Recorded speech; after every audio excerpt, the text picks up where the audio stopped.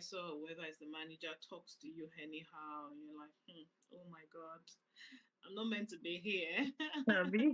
I'm meant to be, but one of my friends then during masters, I remember we used to do these hospitality jobs in the kitchen, the student kitchen. And there was a day one of the managers was just, I don't know if she was having a bad day. I just came and she just said I should go. I just stayed 10 minutes and she just said I should start going back. I'm like, what do you mean by that? Start going back for what? What have I done? I'm going to lose my money. Oh. You know now that you've calculated the time you've left and you I'm didn't add in telling this per you. hour money. I left. I was now calling one of my other colleagues. We're doing masters together. I was ranting to her over the phone. She was not like, oh, Demi, don't worry. You're a doctor. You will soon have your exams. That's where she would remain for a long time of her career. You won't remain there. In Mm. fact, I just said that, I knew that, but I didn't even think of it that way. But at that moment, it was what I needed to lift me up of the way my mood was at that time. You know. All right. You're welcome back to my YouTube channel, everyone. And I'm so excited that you're joining us today. As you can see, my wonderful guest, Dr. Gbemisola, is here. It's our first edition of No Limit Connections. Here, we're going to be celebrating, people from diverse backgrounds. And I believe that, all of these global connections have brought, wonderful things to the UK. And it's just so good to be able to share our experiences with one another, celebrate each other's hard work. So if you're an international student or you're a professional who have recently moved to the UK or you're thinking about coming to the UK, wherever you're at, I think No Limit Connections is really going to be a blessing to you. And we're so excited to be launching this first with Dr. Gbemisola, who is currently a trainee at the NHS, and she did her master's here in the UK. She was a student ambassador, and she has over 9 years experience, as a medic. She had an MBBS first degree in Nigeria, University of Ilorin. And yeah, I met her years back, very wonderful woman. She has twins, she's a married woman. She's a very strong woman. And I'm sure we're really going to learn a lot from her. Welcome, Dr. Gbemi. So Thank excited to have you. Thank you very much, Dr. MC, for having me here. It's a privilege, and I appreciate you for inviting me to your channel. Yeah, she's the real doctor. Me, it's PhD I have. Oh. They are the real doctors. We're all doctors. All right, we're just going to have a few icebreakers. Are you a tea or a coffee person? I'm a tea person. Oh, I don't really do you don't coffee. do coffee. You didn't do If coffee I do too. coffee, I do decaf. I don't really. Okay, I'm Oh, not a coffee person. I go for you're tea. not one of those medical students that were drinking coffee to read at night. Occasionally, when I'm pressed for time, then I have to maybe one or twice. But it's not like. Okay. Good. One more thing. What book have you been reading recently, or is there any book that has really caught your attention recently? Well, It's unfortunately, okay to say the Bible. It's okay to say the Bible. I've not really been reading. Yeah, maybe one or two excerpts online, but Yeah. I have books, but I'm just pressed for time. Like I'm only Adio, reading for everybody is. exams.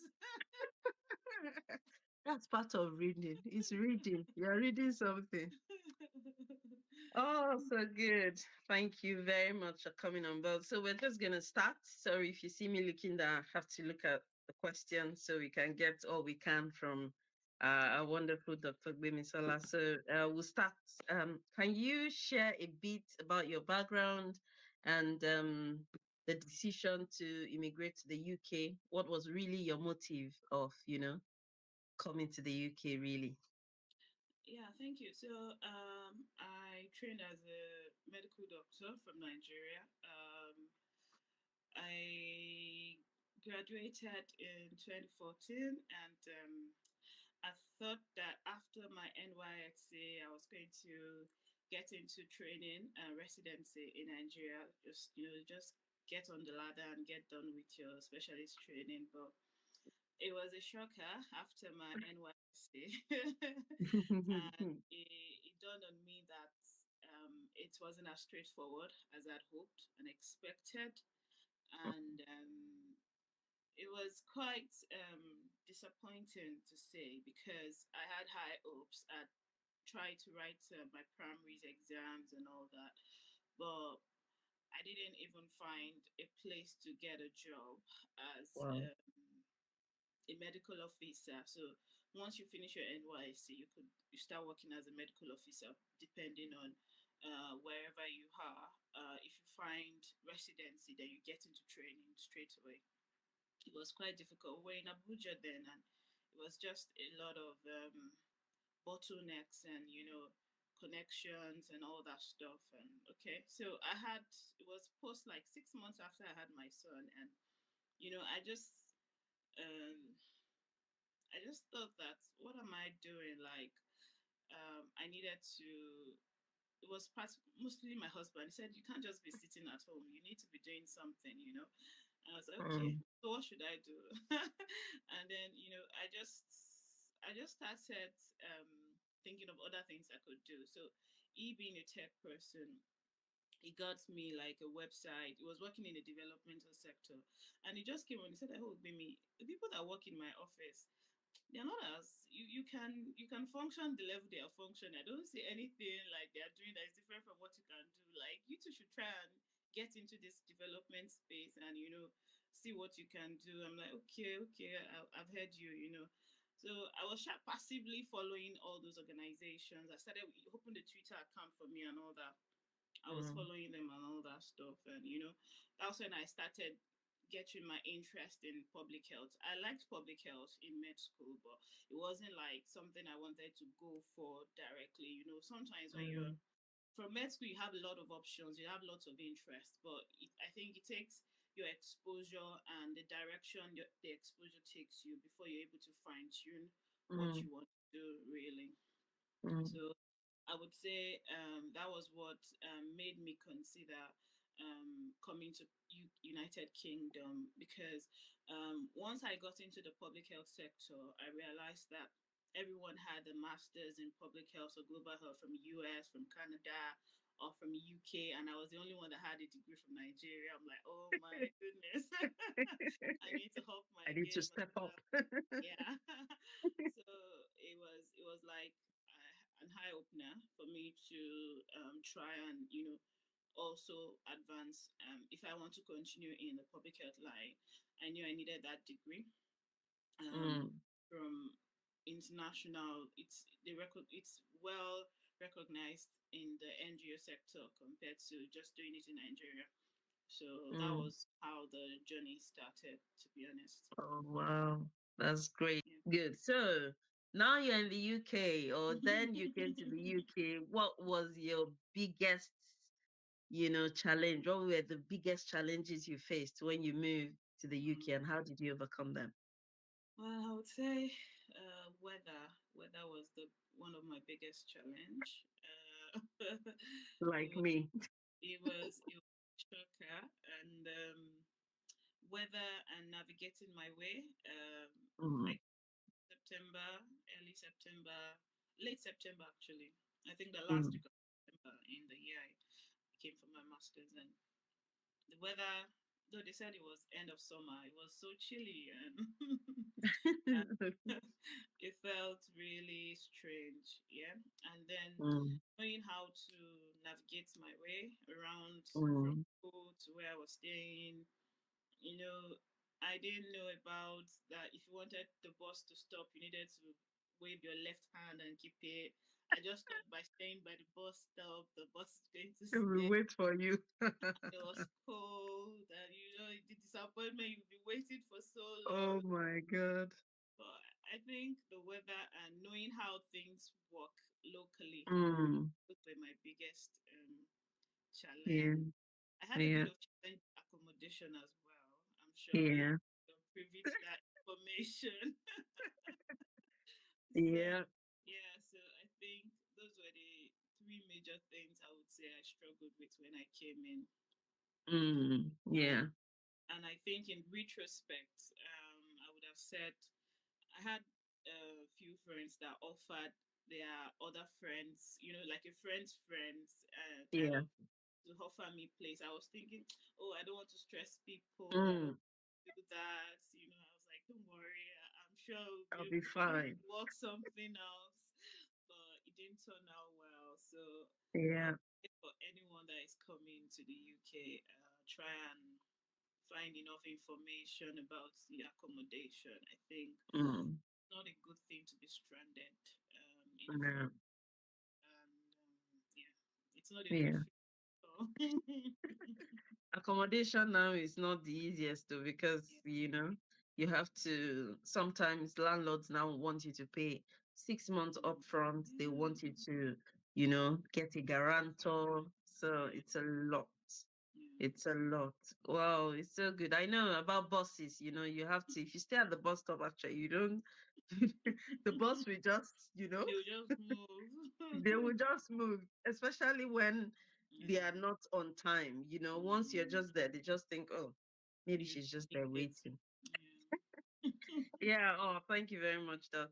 So we just want to know a little bit about your career path in the UK, how it started, and then how it has evolved over the years. I knew you came here for your masters. From there, now you're training in the NHS. So can you kindly just describe your career path and how it has evolved over the years? Thank you.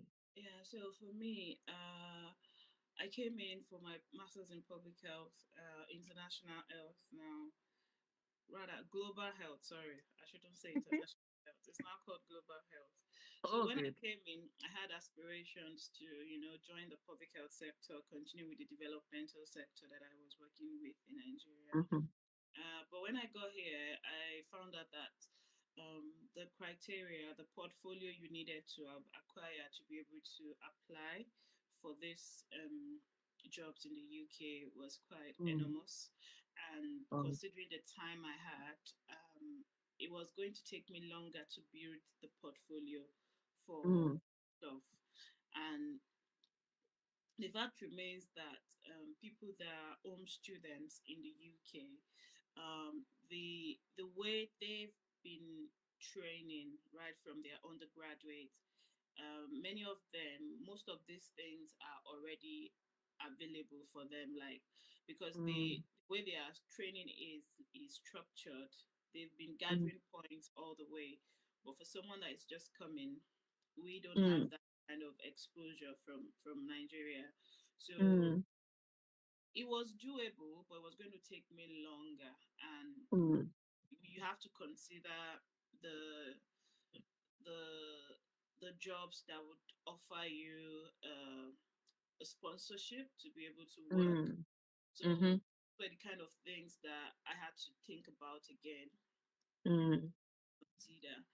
And also at that point in time, sometimes you want something so much, but when you get into it and you realize, am I really ready for the That's what I details want to of this do. job? Yeah, so because when I came Yeah. in, one of our amazing tutors then in global health was, she was very amazing in the way she exposed us to what the job entails. And I just felt that at that point, I wasn't ready to be traveling all over. So that's the thing about developmental sector. You have to travel, like there's a job here. The more you travel, the more you rise, the more your exposure, Mm. the more your experience. And I just Mm-hmm. felt like at that point, I wasn't ready for that. I wanted Mm. stability for my life at that point. So those were the things that made me reconsider. Yeah. So, but to be honest, even before I left Nigeria, it was a two-pronged approach I had. So I was already working on my qualifying exams before I left Nigeria, anyways, Oh, to okay. practice as a medical doctor in Nigeria. So the masters just came in like an icing on the cake because I was already like three-quarter of the ways done with that bit of the qualifying exams. We call it PLAB to write the Oh, exam. okay. So before I left Nigeria, I'd done PLAB one. So I was only left with PLAB two by the time I came into the UK. Oh, So okay. because I was thinking of coming for masters, and I knew that the funding was going to be a bit challenging. So, and I was applying for scholarships and all those stuff to just see how I could get some financial leverage to make it easier for me to come in. So I Mm, would say when I got in, those were the things that changed, and I mm, had to think about other things I loved. So before I left Nigeria, I loved hospital medicine. Anyways, I loved internal medicine. So when I came in, people were like, "Oh, it's a difficult specialty to get into. Why not try general practice? It's more easier for mm, people to get in." I'm like, "Okay, yes, I know I can do that, but is it that mm, not obtainable at all? Like, mm, so for me, if I'm looking for something, if I'm applying for a job or something or a role, mhm. if the time I'll be qualified will be 3 years time, I'll start looking at the criteria from this year. Wow. Start looking at the things that I know I have, the things I know I need to work on. So Mm, those were the things I did actually. So mm, that's why my career path changed. So when I finished my public health masters, I started looking for job as a medical officer, as a senior house officer in the UK. So that was how my career path changed uh, for mm. this period of time. But Wow. the thing about it for me is I believe there is so that's part of what I was telling you about when if Mm, I want something, I start reading ahead and see what the criteria are. So I found that mm, okay, there is still a link, there's still opportunities for me to there's still a lot of specialties in internal medicine that I can interface my public health interest and into mm. so that's my plan, going forward. So when I saw all those criteria and I felt, okay, these are the things I can achieve in the span of Yeah. 1 year so that I can apply. Yeah. So, Yeah, wow, that's so good. I think you've answered pretty much the next question about your initial career aspiration and then yeah. how has that changed and then how you've also grown over the years, which is so fantastic. It means that if you really want to, get going on something, you need to start planning, you need Yeah. to start thinking, what are those criteria that I require? Look at what do you have? What are your own qualifications? And then here it is, you're training now in internal Yeah. medicine, Yeah. which is what you've always wanted. I'm sure Yeah. you'd have Yeah. done a bit of locum here and there had Yeah. your after you finish, I think your plab 1 and 2. Yeah. And Yeah. then yeah. Wow, this is so good. So, so, so good. So I know being in a new country, is often a lot. I'm sure from being a student that you were then, I'm sure starting work and all of that is a Mm. different ball game entirely. So I Yeah. just wanted to ask, how have you been able to adapt to the work culture? And then how did you navigate this transition? And, what lessons have you learned along the way? Transitioning from being a student now to, a medical doctor in the UK. How have you been able to um, adapt to the different work culture? Yeah. So, thank you. I believe that work ethics is the same all over the world. It's just that oftentimes the culture where we find ourselves makes us be, would I say, complacent about certain things. I Mm, think there are certain rules that are basic universally. So as a student, I think the student year helped me to learn a lot about the people, about the mm, the um, the culture in terms of how things are done in the British way. Um, because I understand, I know certain of my friends that came to work directly in the UK, mm, they struggled more in the workplace compared to the way I struggled, because I think the master's year kind of opened your eyes to how you request for things, a British way of doing things. So as yeah. and when you come into a place, they ask you to do a job, you just say, "No, I can't do it." Or you just say, "Oh, yes, a Yeah. British way of answering things. There's a British way of Yeah. doing things. So it's just part Yeah. of the nuances that we need to pick up on our way. So one of the things Mm. that it was I ask questions a lot. Good. I ask questions a lot from people that Mm. have been in the country before I did. I think you're one of those people that were very resourceful for us then.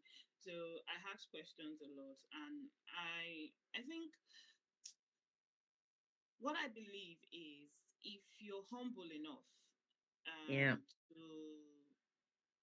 to ask to they some people believe by asking they think it belittles them, but I don't think Mm. anybody if Mm. you're in the midst of counsel or how I don't remember, Yeah. sorry. But you get what I'm saying, like Multitude of counsel, there's yeah, wisdom. there's wisdom. So I believe if someone has been here a year before I did, I don't see any reason why I shouldn't be able to say, "Oh, hi, I'm Nigerian." This. I know some people have some bit of issues with meeting people that are from Nigeria like that. Yeah, well, I understand their reservations, but I believe that experience it's not picked on the streets. It's by the Yeah. years of encountering Mm. real life situations, and so I was on certain Facebook groups that was very helpful. It was like a medics group, and people were sharing their experiences. So for me, I Mm. had questions. I asked questions a lot. So, I read about information about those things on the website. So that's something about the UK. I think mm. some of our people are also very lazy. Yeah. People just want to be spoon fed. So Mm. Mm. type anything on gov.uk, countless of information will come out for you. You Yeah. could one or two information from there. If you go a Mm. step further and just put it as a chart, you could see some Google. Google will bring out certain maybe room chats or group chats or different people that you don't even know, Yeah. random people. You just see their Yeah. review. There's a way all these things kind of gives you information, so you're not like so Mm. nothing comes like a shock to you. So for Yeah. me, I ask questions, I read, I go to websites of official things I'm looking for. I read information there. If I'm applying for a job, I look for the person's specification. You know, Mm. I do my own job. That's all I would say. Yeah. So I think if you want something, you should ask questions. And Good. if you don't even have people to ask questions, and that's something about the British that is good. If you're looking for something and you don't even find the information, but you can only see maybe an email address of the office or something, if you email them, they will reply They you will like, give "Oh, I'm you. Yeah. and I just find out Yeah. what I do," and they will reply you. That's something about them. They're not stingy with Yeah. information, like the Yeah. culture they're coming from. So Yeah. that's something I would say helped me. Oh wow, that's so good. Yeah, so experience is the best teacher, I guess. So ask lots Mm-hmm. of questions if you have to. I think I'll pick a line from my husband. He said something. He said, experience actually is not the best teacher. He said instruction is, which brings me back to what you said about people have experienced this. People have been here years before you, even if it's a year before you in the Yeah, UK, that it's a lot of it. experience, you know, it makes the difference. So experience is not the best teacher, instruction is. So the person who has gone through Mm-hmm. everything you plan to do can give you an instruction, can give you an information that will really, really, really Yeah. help you, to succeed in your workplace. And so, yeah, so this is so good.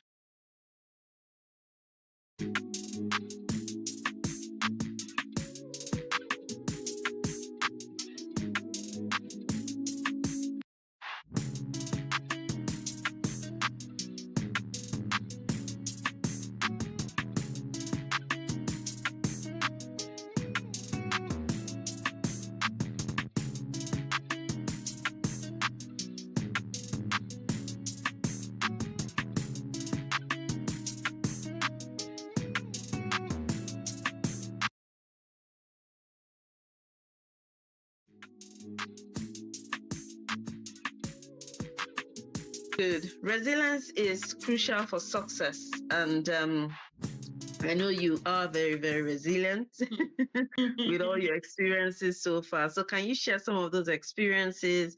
What are the setbacks you've encountered in your career, and how have you bounced back from it? Wow. Setbacks. Well, there are lots of setbacks. I Mm, think sometimes it's human nature to look at someone and say, "Oh, they don't have any problem." we mm-hmm. every human being have very difficult times that they've gone through. Yeah. And I think that for me, I would say my first challenge, my first setback on my trip on my decision to come to the UK, after I've made up my mind, and Yeah. was when I first, so we do this high LTS English proficiency exam Yeah. for our PLAB 1 for the qualifying Yeah. exam in the UK. My first attempt at that exam, I failed by 0.5. Wow. And it was like the first time I failed in my life, like from primary school. I can't remember failing an exam. And I was, Wow. it cast a doubt on you, and you feel like, am I good enough? Mm. For me, I think for me at that time, I would say my husband was very helpful because he was just like, he had checked the results. And even before I got to me, had booked me for another exam. Like, guy, Ah, calm down now. motivator. was like, Extraordinary. "Hey, go and do it again." I was like, it was, I just needed to share it because some people just think that, oh, maybe I aced all my exams all at once and all that. No, I also had some ones that I didn't get at the first sitting. So I'm saying it how for people that maybe I know lots of doctors, nurses, certain jobs require you to do these English proficiency exams, and I know a lot of people just try and kind of drop the towels when they didn't get it the first time. I Mm. don't think it's if you want something, there will always be obstacles. It's you. Yeah, I know finances can be challenging. The fact that you have to gather money again to go and apply for these exams, but I think the mindset to know that yes, the fact that I fail doesn't mean I won't pass if I try again. Mm. Yeah. Think the highs of retrospection when you're attempting an exam again. The second time you're going, you are if you're not going in fear, you are more confident because it's like you're Mm-hmm. revision. Yeah. So you go in the exam more confident because you've done it before. It's not strange anymore. It's not Mm. whilst it's not something one would want to do again, but if you ever had to Mm-hmm. do any exam again, I don't think you should be afraid. I think you should go for it and give it your best shot again. So Yeah. that was one, by the way. Then what other setback did I have? So yeah, when I started working in the UK, yeah, I did a couple of exams to get into different training. So that's something about me. I don't go for one option. I try to leave my options wide. So I try one, two, three. I rate, I scale my preferences. So if I don't get one, Wow. can I get two? Can I cope Mm. with two? Mm. I don't get two. Can I cope with three? Okay, yeah, I can cope with three. I can still, it might not be my preferred, but I can still function in it. So I did some of those exams. I didn't pass it. I was But like, I'll do it again. it was good No. for my knowledge anyways. But I later got my preferred one, so I wasn't bothered. I didn't pass the number two and Oh, that's good. number Good, good, good. three. Oh wow, that's good. Just to pick you up on IELTS. So did that in any way help your language proficiency in the UK? Because I know lots of immigrants sometimes we struggle when we come with, language and all of that. Did that help in any way?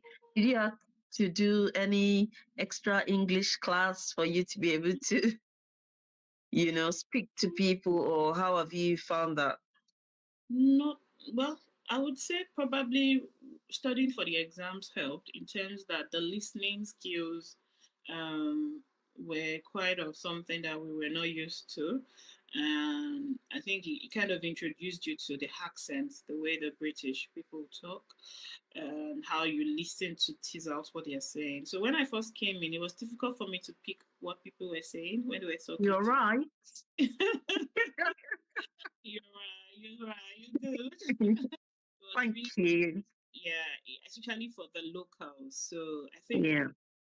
actually, and I think Nottingham is one of those cities that have this very strong local accent. So if you meet like a local Nottingham person speaking, like the English is different from someone from London. You can easily pick the clarity of the what they're saying from someone from London. But I think with time, it's I found out that I can always say, "Excuse me, I didn't quite pick that. Can you repeat yourself?" Yeah. So like, don't be afraid to ask them to repeat themselves. They would gladly repeat themselves.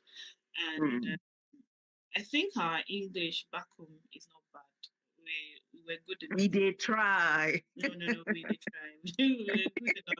So I think probably the only bit I would say is um, maybe the way we enunciate some words back home is not the way they do here. So I think those are the things I just needed to learn how to, not necessarily by Mm. changing your accents, it's just by enunciating the words properly. Set your priorities right with language. Just speak clearly as much as possible. And you can always ask question if you don't understand somebody. Don't come 1 week ago and be forming. Yeah, yeah, you're right. Nobody will hear you. All right, all right.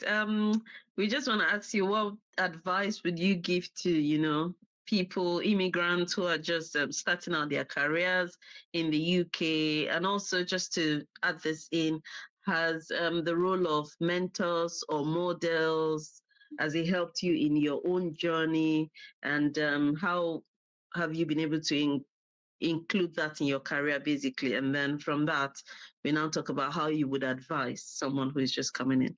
Thank you.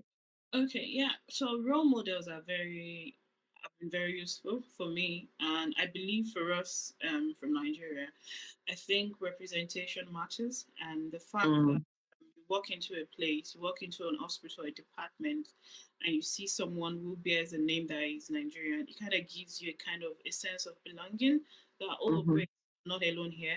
So I think role models have been very useful for me. I've got amazing friends that have been here and senior friends that have been here for a few years before I came in, and they've been very wonderful, and they've been very helpful in resources and pointing you in the right direction. So mm. I say it. You what you learn. They say I've learned to grow further because I've stood on the shoulders of giants or something. There's a saying like that. Yeah, So I think we all need role models in our life. And I think as women, for us, I think there are lots of limiting beliefs and stereotypes for us as well. And the fact that the way nature has made it, sometimes because once you become a mom, you often want to, just pipe down and don't chase anything anymore because motherhood is a job, is a huge job on its own. So mm, sometimes when some days when I'm just tired, I'm just stressed, I just go to like Wikipedia and I just start typing different names. I just see one name pop up in US, like a Nigerian who is already like a very top consultant, and I'm like, this man is a woman, no, and she has done this. Random people that I don't even know from anywhere. I'm just like, well, that's if they so can good. do it, me too. I should be able to, because sometimes, the stress that comes with working and training during your career, taking care of the Mm, children, it's a lot on us as women. So I think mm. we all need those role models. We all need those people, even the ones that we can't see, but the ones that we can even see, that we can talk to. We can, let them hear us rant, hear us, I know. when you're just like tired and you're just overwhelmed. They Yeah, just hear you say, yeah. "Don't worry, I hear you, I see you, I feel you. Don't worry, you'll be Um, fine." I've been there, done that. You Yeah, will be okay. Yeah, yeah. yeah, yeah. I think that rule is very is important. My husband says something which I believe. He says, "As we let our light shine, we will cautiously give permission for others to shine." So it's a quote Awesome. from one of these very popular. I think it's from I learned from the Aquila and the Bee. That film Mm, from a long time ago.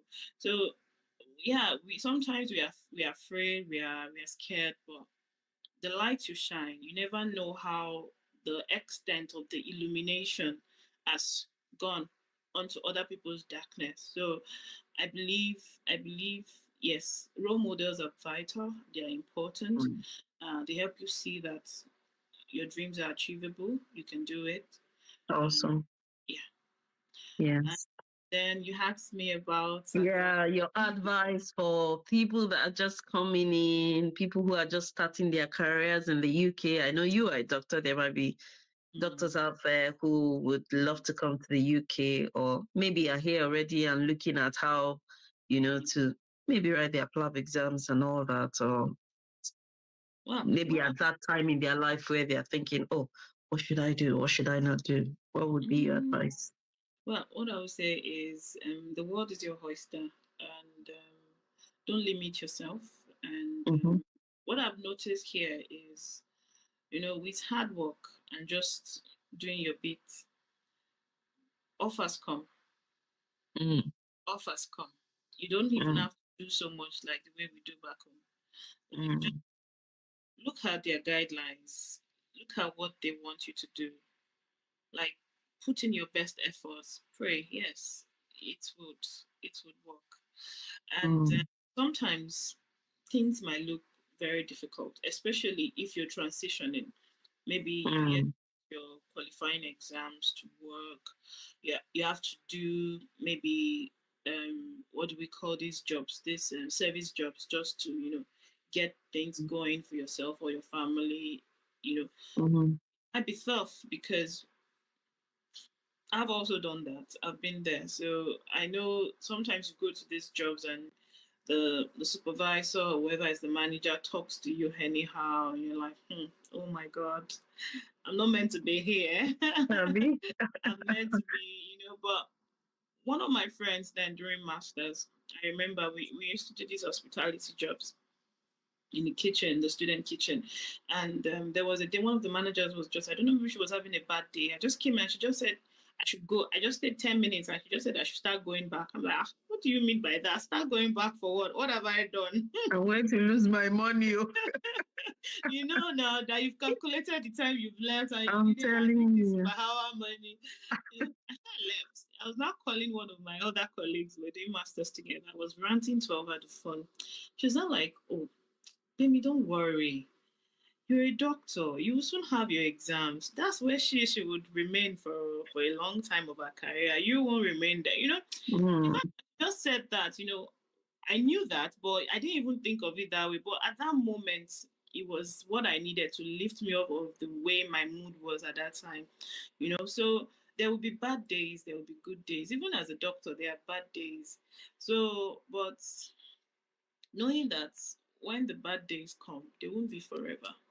And mm, the sun will shine, the morning will come. Yeah. So I believe that we I don't think there's any human being, even the richest people that we admire, I'm sure they will have their own down moments as well. So yes. I think not giving up, I think that's the most important thing. Daily little efforts, I think it counts a lot. And I think another thing that people overwhelm themselves with is looking at how soon things would happen. Mm, Instead of looking at how soon things would happen, why not look at what can I do today, no matter how little, towards what I'm mm, aiming for.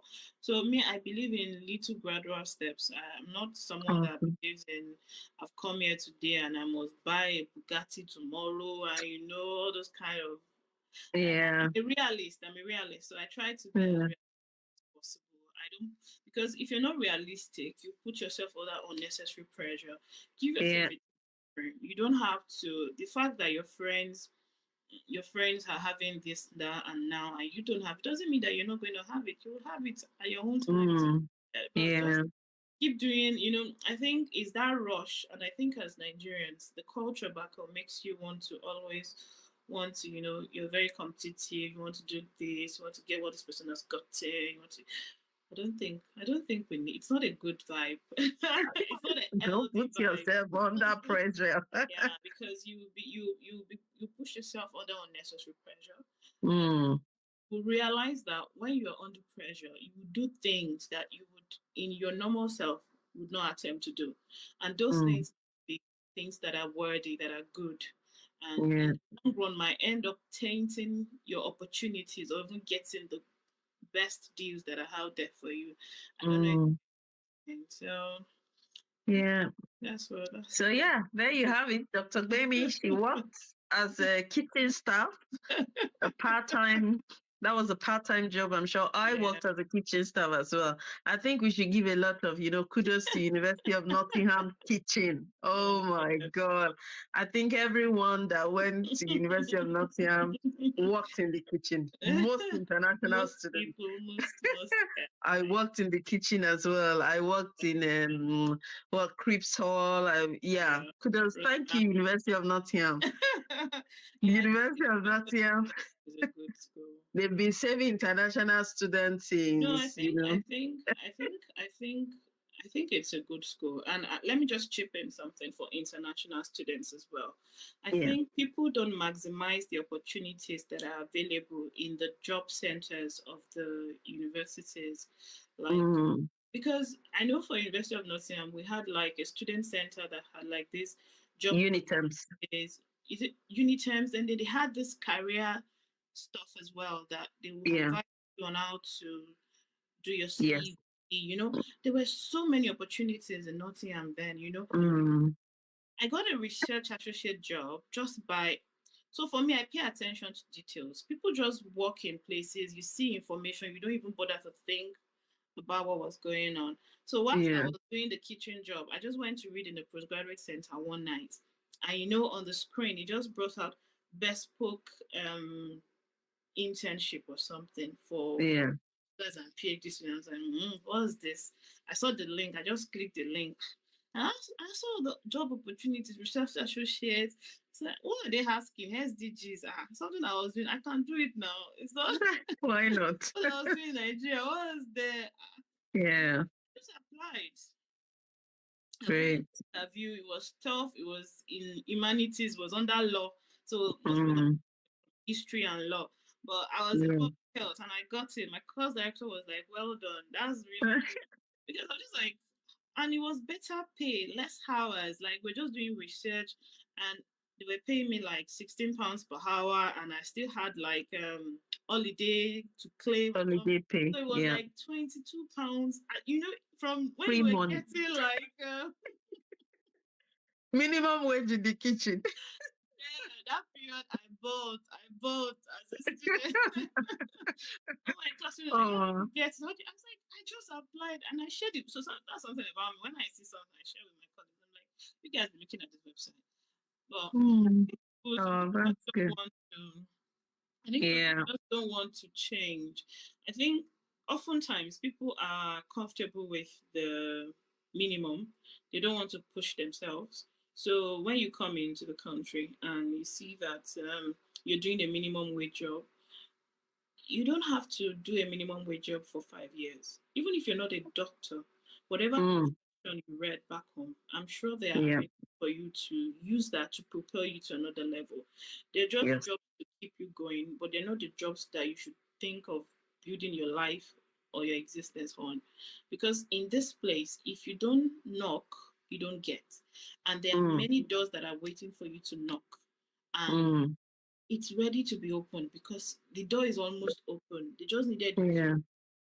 You get what I'm saying? So Yeah. I think people should not limit themselves to. Uh, Great. yeah, they should try. If you need to do an additional course, if you need to do an additional training, and that's something about the work market here. Um, you use money to earn more money. Sometimes you need to Mm. classes that are expensive. Yes, not Mm. the sacrifice you're paying for you to be able to, get to the next level. Sometimes you might need to take a loan or borrow from friends just to, but I just believe that constantly working on yourself, that you're Yeah. not where you were last year, you're not where you were 2 years ago. You know, Oh. no matter how little it is, make, Mm. yeah, That's what I. Yeah. Oh, awesome. So as you make progress out there, don't stay where you are. Don't stick to warehouse jobs. Don't stick with kitchen jobs. There are lots of opportunities here. And, from what Dr. Gbemi has been saying, it just means no experience is lost. Every experience you have does count. And we're trusting God that those opportunities will come your way as we begin to close down, shut down, this wonderful interview session with Dr. Gbemi. We just wanted to ask what are any specific achievements or milestones in your career that you're so proud of, and what lessons have you learned from them? Okay, It's so time to blow your I should trumpet. blow my trumpet. So, well, I would say that getting into internal medicine training, I would say, was my highlight, because when I was applying, a lot of people even told me that you would need to move, or that means you might not get Nottingham. You have to move to another place. And I just was Mm. like, I don't want to move, and I applied. I just did everything I needed to do, and I got into the job. There's this imposter syndrome that keeps coming each and every one of us at this point in time. And, Mm. you do some job, you do some, you're meant to be getting feedbacks, and you send feedbacks to seniors, and they give you good feedback. Like, okay, so I'm not that bad. Like, I'm good. I'm doing my best. So I think I would say that was my highlights. And then I think I pulled a stunt whilst I was on maternity leave. I attempted one exam then. Wow. Just tried it too, but I passed. So, She yes. had twins, so she was pregnant for twins. And I guess I think it's just making efforts. Yeah, Wow. we can do it. It might be draining Awesome. physically because I think it kind of Wow. gives you a sense of satisfaction that the time wasted is not in vain. Mm. Because if you want to start comparing, there's no point. One of my one of my senior friends said, "Don't worry about there is no classmate anymore. After medical school, there's no classmate anymore. Forget it, because it is not there." And I actually believe it because there is no point. Everyone's journey is different, Yeah. but I Yeah. believe that um, making little efforts, as I say, and where your weaknesses are, you work on it. Yeah. Um, Mm. Even the most brilliant people, the most efficient people, they've applied themselves to maybe learn their skill, study hard. So I don't Mm. think anything good comes easy, to be honest. We all have to pay that dues of hard work. And depending on the support we have around us will now determine how easy it is. If you're more financially buoyant, you can employ people to do some work for you to ease the stress. Beautiful. But if you're not, you just have to work around what you have. That's what I believe. Yeah, thank you. That's just, so wonderful, Dr. Gbemi. We are so grateful. And that's why we have no limit connections, because it just means we can't be limited in our abilities. Her pregnancy wasn't a limitation for her to pass the exam. She went for it. Go, mommy, go, mommy. I'm sure the twins in her womb were just saying, Mommy, you can make it. And yeah, we're so excited about your journey. Thank you so much for sharing your journey with us and your experiences. And I'm sure, yeah, we have to bring your husband here, the tech man. We need to invite him here to come and tell us. Oh, thank you very much, Dr. Gbemi. We're so excited for this wonderful time we spent together. Thank you. And if you're out there, this is the first edition of No Limit Connections. And yeah, we're going to be bringing more people on here to share their experience because we believe that all of our experiences are unique, and it's so limitless what we can achieve as immigrants when we come to the UK. We've been able to contribute, to the success of this country, and we just have to celebrate ourselves and thank God for it. So thank you so much, Dr. Gbemi, for taking this wonderful time. And yeah, so if you're new here, kindly subscribe to this channel for more valuable content. More is coming, more is coming. And yeah, thank you to all our wonderful community for watching. I hope you watched to the end because we're still here. And Dr. Gwemi have dropped a lot of gems in this wonderful interview. So watch out for the next No Limit Connection, visit. Thank you so much for having me, and thank you Thank for you. all that you do for the community. I must say that Dr. Yemisi is a very, very fantastic person. Oh, I got to know her on the WhatsApp group that was created for we that were coming into Nottingham then. And she was always giving information, and everybody asked questions. thank you. Very resourceful. She doesn't even have to know you from anywhere. She'll just drop like information. So I believe in what she's doing. I believe she's got the Oh, experience. thank She's you. got the she's done the work. She's been through the process. She's been through the loops, and I endorse any information she gives on. Thank you so much. Dr. Gwims, thank you so much. All right, sis. Thank you so much for your wonderful time. And see you next time on No Limit Connections. Stay connected, subscribe, like, share. We love to hear your comments. Connect with Dr. Gbemi. She's on LinkedIn. She's Gbemisola Peter Ayeni. She's very wonderful and resourceful as well. So if you're a doctor wanting to come to the UK, she's very helpful. Connect with her on LinkedIn. I'm sure she would not disappoint. Just reach out to me if you need to hear more from her. Thank you very much for joining us today on No Limit Connections. See you next time. Thank you. Thanks, Doc. Bye.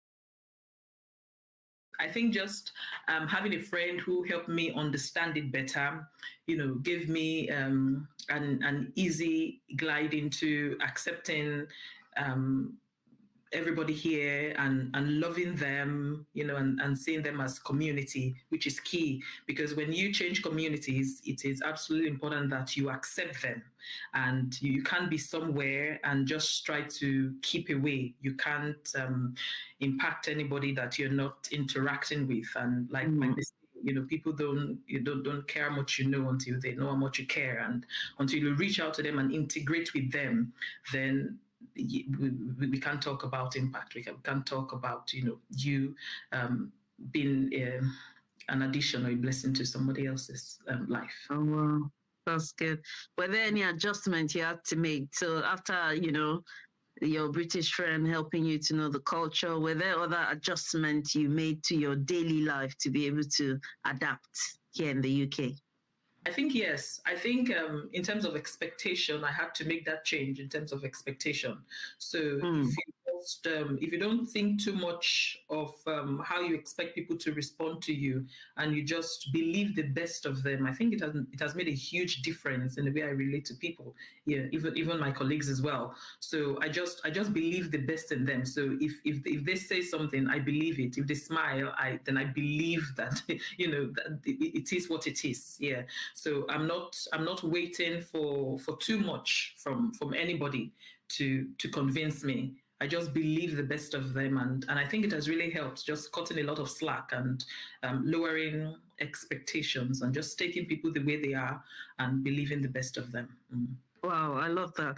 Taking people the way they are, believe the best of everyone around you. And with that, you don't put too much expectations, and you're not disappointed because you just take what you see is what you get, because you just believe this is who this person really is. Wow, love that. The nuggets are gradually, coming out. Yeah, so now let's talk about your career journey. Can you walk us through your career journey in the UK, and then, highlighting milestones and transitions? Okay, thank you. So, as I said earlier, I came in to further my studies and to move on in my science career. So, first, when I came in to 2009, that was on my MSc. That was a 12-month program, and then I went back to Nigeria, and then I came back so working back at the University of Benin lecturing, and then I came back in 2015 for my PhD. And after that, I had I had a postdoctoral research position for a number of years, and then I am now a lecturer at the Nottingham Trent University. So that's how it has progressed for me in my career. Wow. Awesome. Are there any milestones you're very proud of during this time of transitioning from being a student to a lecturer now? Yes, absolutely. I do have moments in my life where I have been really happy and proud of the achievements. So I'm happy about them, but I'm very much humbled and grateful because I do not consider myself to be a self-made woman at all. Yeah, I know everything that I am is a direct function of God's grace. I have had some awards during the course of my PhD.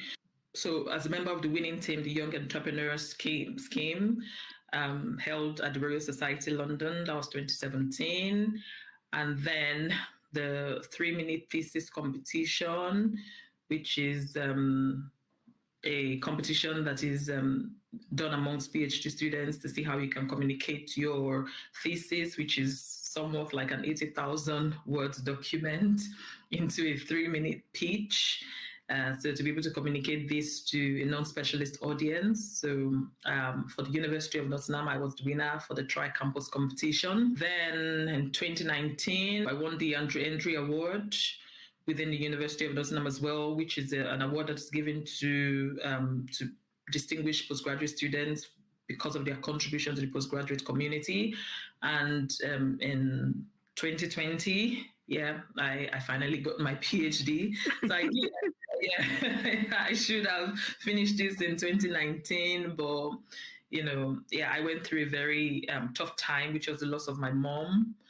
So I had to take a mini break, and then so I finished in 2020.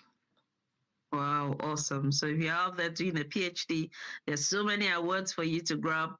Don't just do your PhD being in lab. You can be impactful in your community, and there are so many awards that are available. So check out your university and check out the 3-minute thesis. Is very, very wonderful. So wow, awesome. Were there any specific opportunities or turning points that significantly shaped your career path?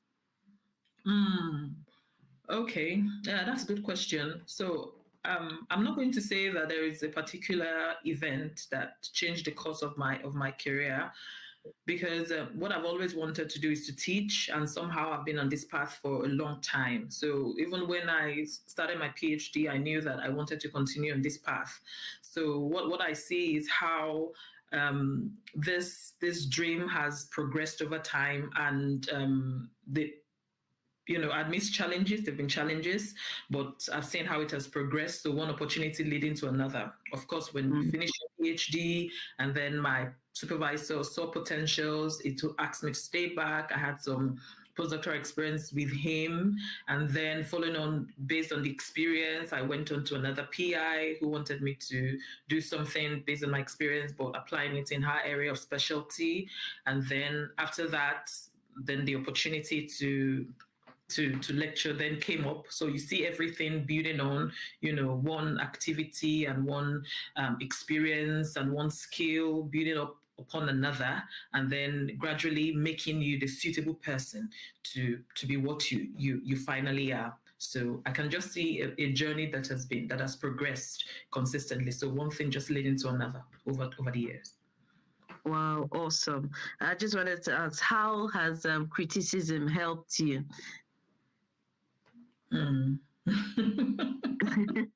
It's amazing how people attack things that they don't understand. Yeah. So yeah. So when people don't understand something, many times they just talk, right? They attack it.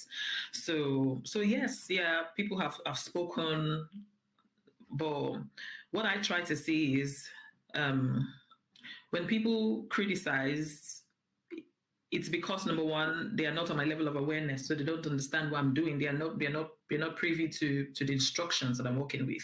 And secondly, they are not acting in a mature way to learn not to attack what they don't understand.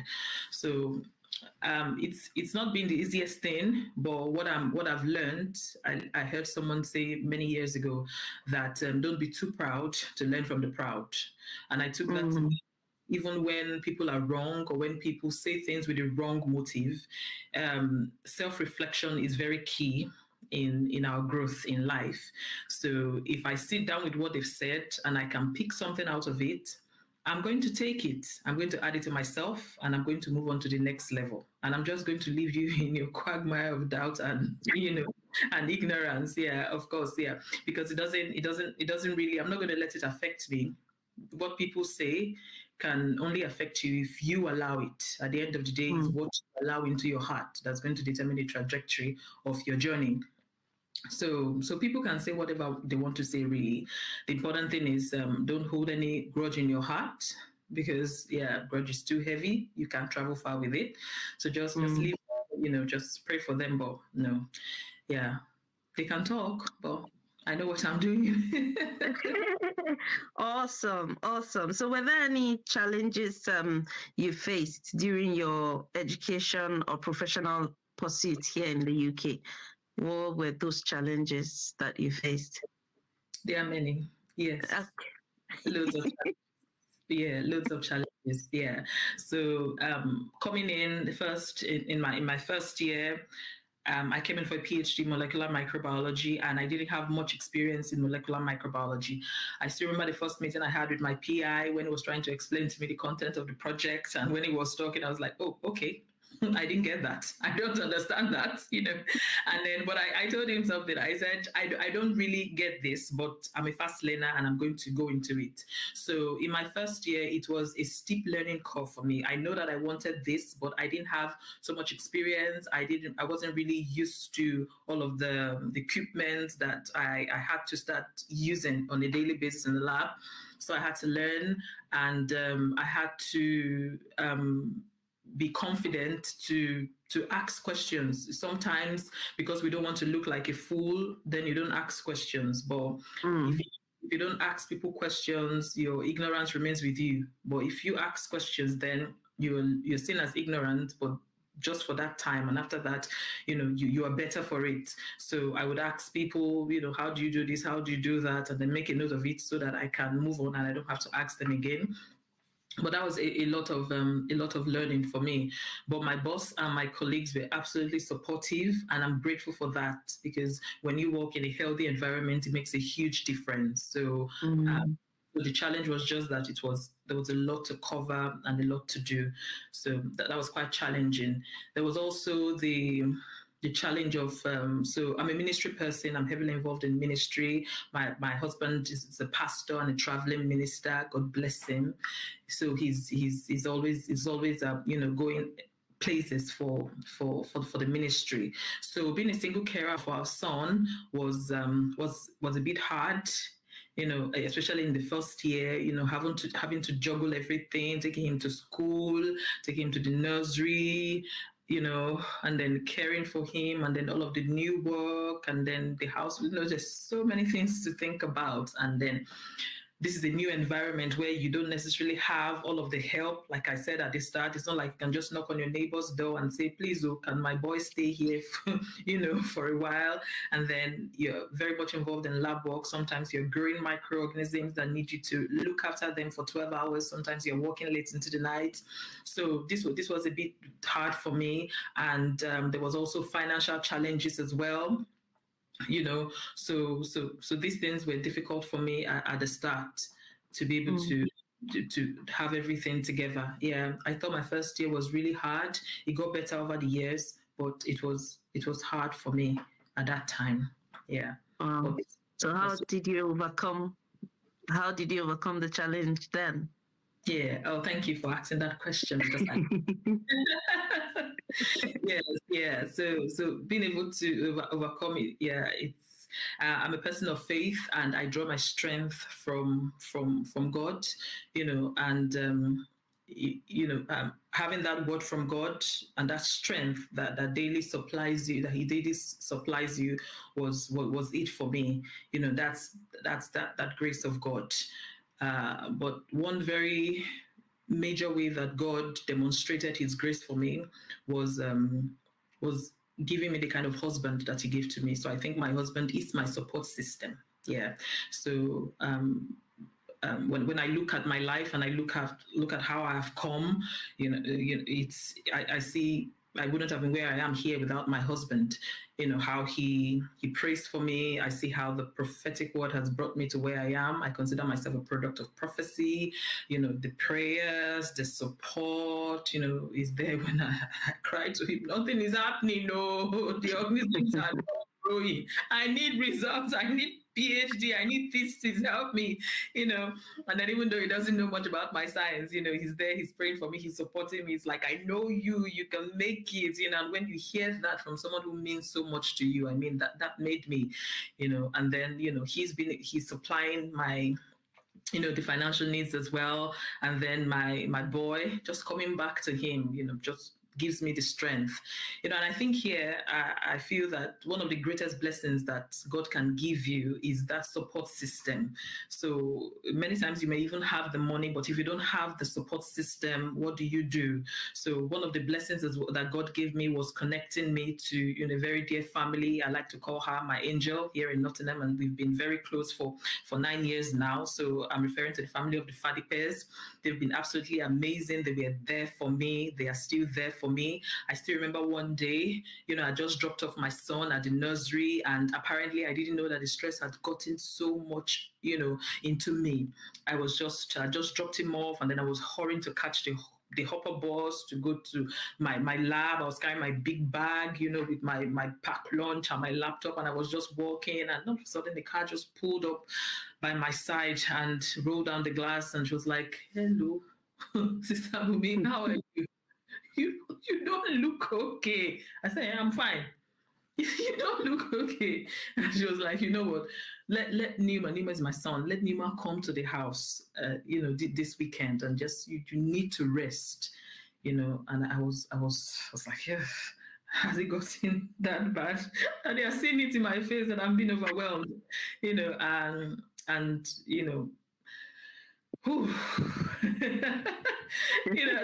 said I'd never allowed my son go anywhere. I was like, no, I can't let my son go for a sleepover anywhere. But then, trust had to be developed. And then my husband told me, this is good. This is of God. Let him go. And that was how he went that weekend. And truly, I was able to rest. I was able to get myself up. And just looking back at how that family has been a blessing to me, I see that God is faithful. So to people who are coming into this place, I think just be open and trust God to bless you with this network of support, true people who have a good heart towards you and are happy to help you. So it's amazing how this relationship has evolved over the years, mutually beneficial. We feel like family, and this can only be God, this gift of relationship. So being able to handle these challenges, really, I would say this is just the grace of God, and I wouldn't be here without God giving me the kind of husband I have really. So that's awesome. Awesome. It's so good to know how, you have overcome these challenges with support system, the network God has blessed you with, and the people, sometimes we take it for granted, the little things people can do for us. I know. It can always be a blessing when you just get that one person that would just be there to, help you. I can imagine what that rest would have done to you. Like a lot of good. I didn't know I needed it, but someone saw that I needed it and gifted Yes. it to me. Yeah. Yes, and I love that when you said, be open when you come around, because, God brings you the gift of people. And if you're not open, you might not be able to receive it, really. So be open, and for you to be able to receive that help. Wow, this is so good. Dr. Bumi has been talking to us. She's been giving us a lot of nuggets, about her own personal journey. And I'm sure you have been inspired by her journey. And you are the next to be celebrated, with so many awards. Success is repeatable. I keep telling people. That's right. Success That's is repeatable. You That's can right. literally just look at someone else's life and follow, through it all.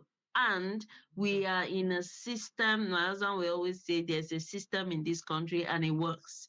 So if you can just, connect yourself into the system, you will be able to repeat exactly what someone else has achieved. Okay, yeah, so we're going to draw the curtain here. You can see that, Dr. Bumi has been giving us a lot of nuggets. She's been sharing her journey with us. And I like to keep this video most often than not as short as possible for the first part. So watch out for part 2. Come back here to watch the part 2 and get blessed and hear more of, Dr. Bumi's journey on how she transitioned from a student into her professional career. So connect here, subscribe, like, share this video, and come back to watch part 2. See you soon. No limit. See you soon. Thank you. Like, share, subscribe, and comment. Let's have your comments in the comment section. I will be responding to all your comments. Thank you.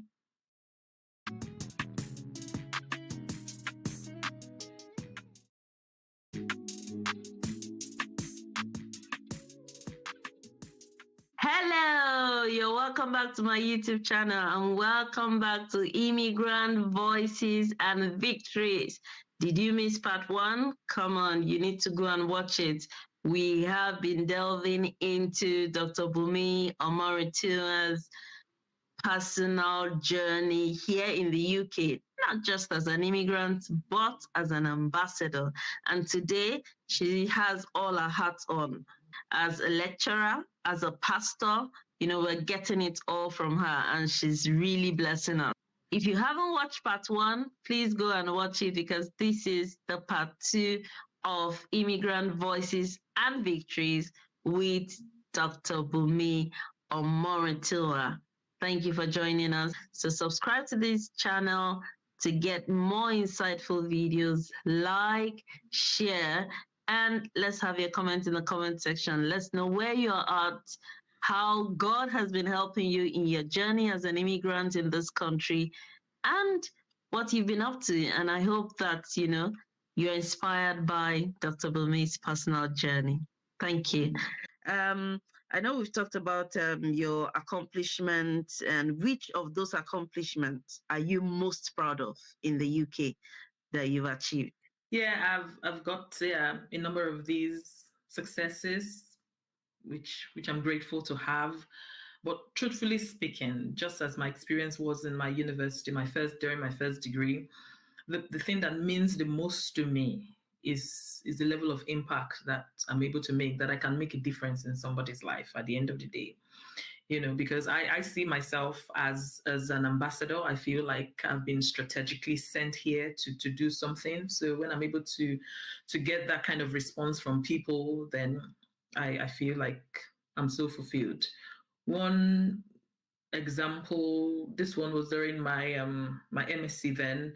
So I'm always actively talking to people about my faith and inviting them to Christ. And I had a group of Chinese friends, and I remember the first time I told them about Jesus, and one of them was like, "Oh, what's Jesus?" I was like, "Oh my God, where do I start from? Where do I start from? I need wisdom." So I started inviting her to other meetings. I felt, okay, maybe I don't know how to break it down, but I started inviting her to other meetings. But I continued, and I was on them. So about 2 years later, I got this email from one of them, telling me that she's now a Christian, she's now baptized, and she's now married to a Christian African man, a Chinese. I was so excited. excited. I still have a photocopy of the card she sent to me many, many years ago, and I have that in my prophecy book. So at the end of the day, these are the things that mean the most to me, because if I can have this level of impact in somebody's life, then I feel that I'm living. I feel that for every gift and for every opportunity that we have, it is not just an opportunity for self-aggrandizement. It is an opportunity to serve and to make Jesus known, really. So that's what I live for. So all of these are beautiful. I love my words. They are good.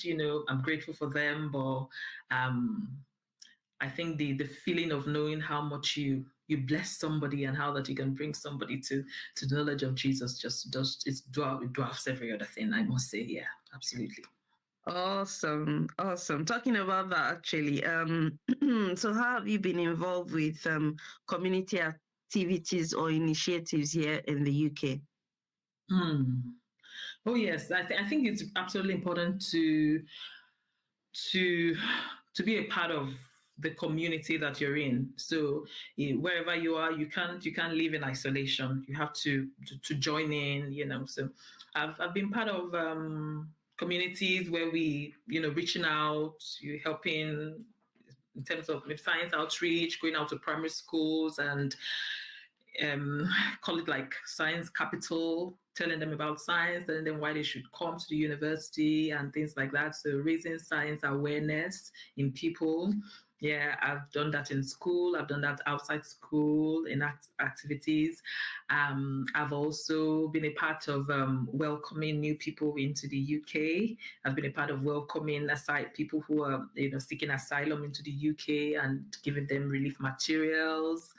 And also some of the Hong Kong people that came in recently, we've also been actively involved, welcoming them into England. So yes, I've very much been involved with things like this. So while being involved with the community and all of that, how have you been able to navigate and balance your cultural identity with the cultural context in the UK? Okay. Yeah, that's a good question. Thank you. So as I've earlier mentioned, there's a place of accepting people for who they are. So when you go to a new place, you learn how they do things, and you sort of adapt. Yeah, you have to adapt so that you can, be like, learn how they're doing it and do things the way they're doing it. But in adapting, you must never lose your identity. You must never lose where you come from, because you're representing somewhere. Yeah, so I think I've been able to blend in, but I'm still very conscious. I'm acutely aware of who I am, of where I come from. I love my heritage. Yeah, and my son is African to the core. He loves, he loves his Nigerian meals. He doesn't joke with them whenever I'm able to make them for him. So yes, yeah, we should adapt. We should see how things are done and do things the way that these people do it. But be who you are. This is who you are, right? So if you don't have the British accent, you don't have it, and speak the way you are, and just be who you are. So I have to do presentations, talk to different kinds of people, mixed crowd, international as well as indigenous. But I'm who I am. I'm not going to change the way I talk. I'm just going to make sure that I'm legible enough, but no other extra thing. Now, this is who I am. I'm proud of who I am. Absolutely comfortable with my skin. Yeah, so my skin is a blessing. My skin color is a blessing. It's just who I am, and just celebrating my uniqueness and my identity. So wow. Awesome. Yeah. So celebrate who you are.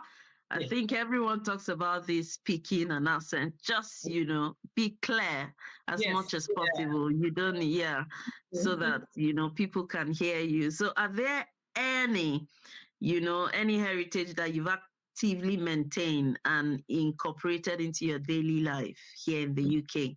Okay, I'll say dancing in the Nigerian way.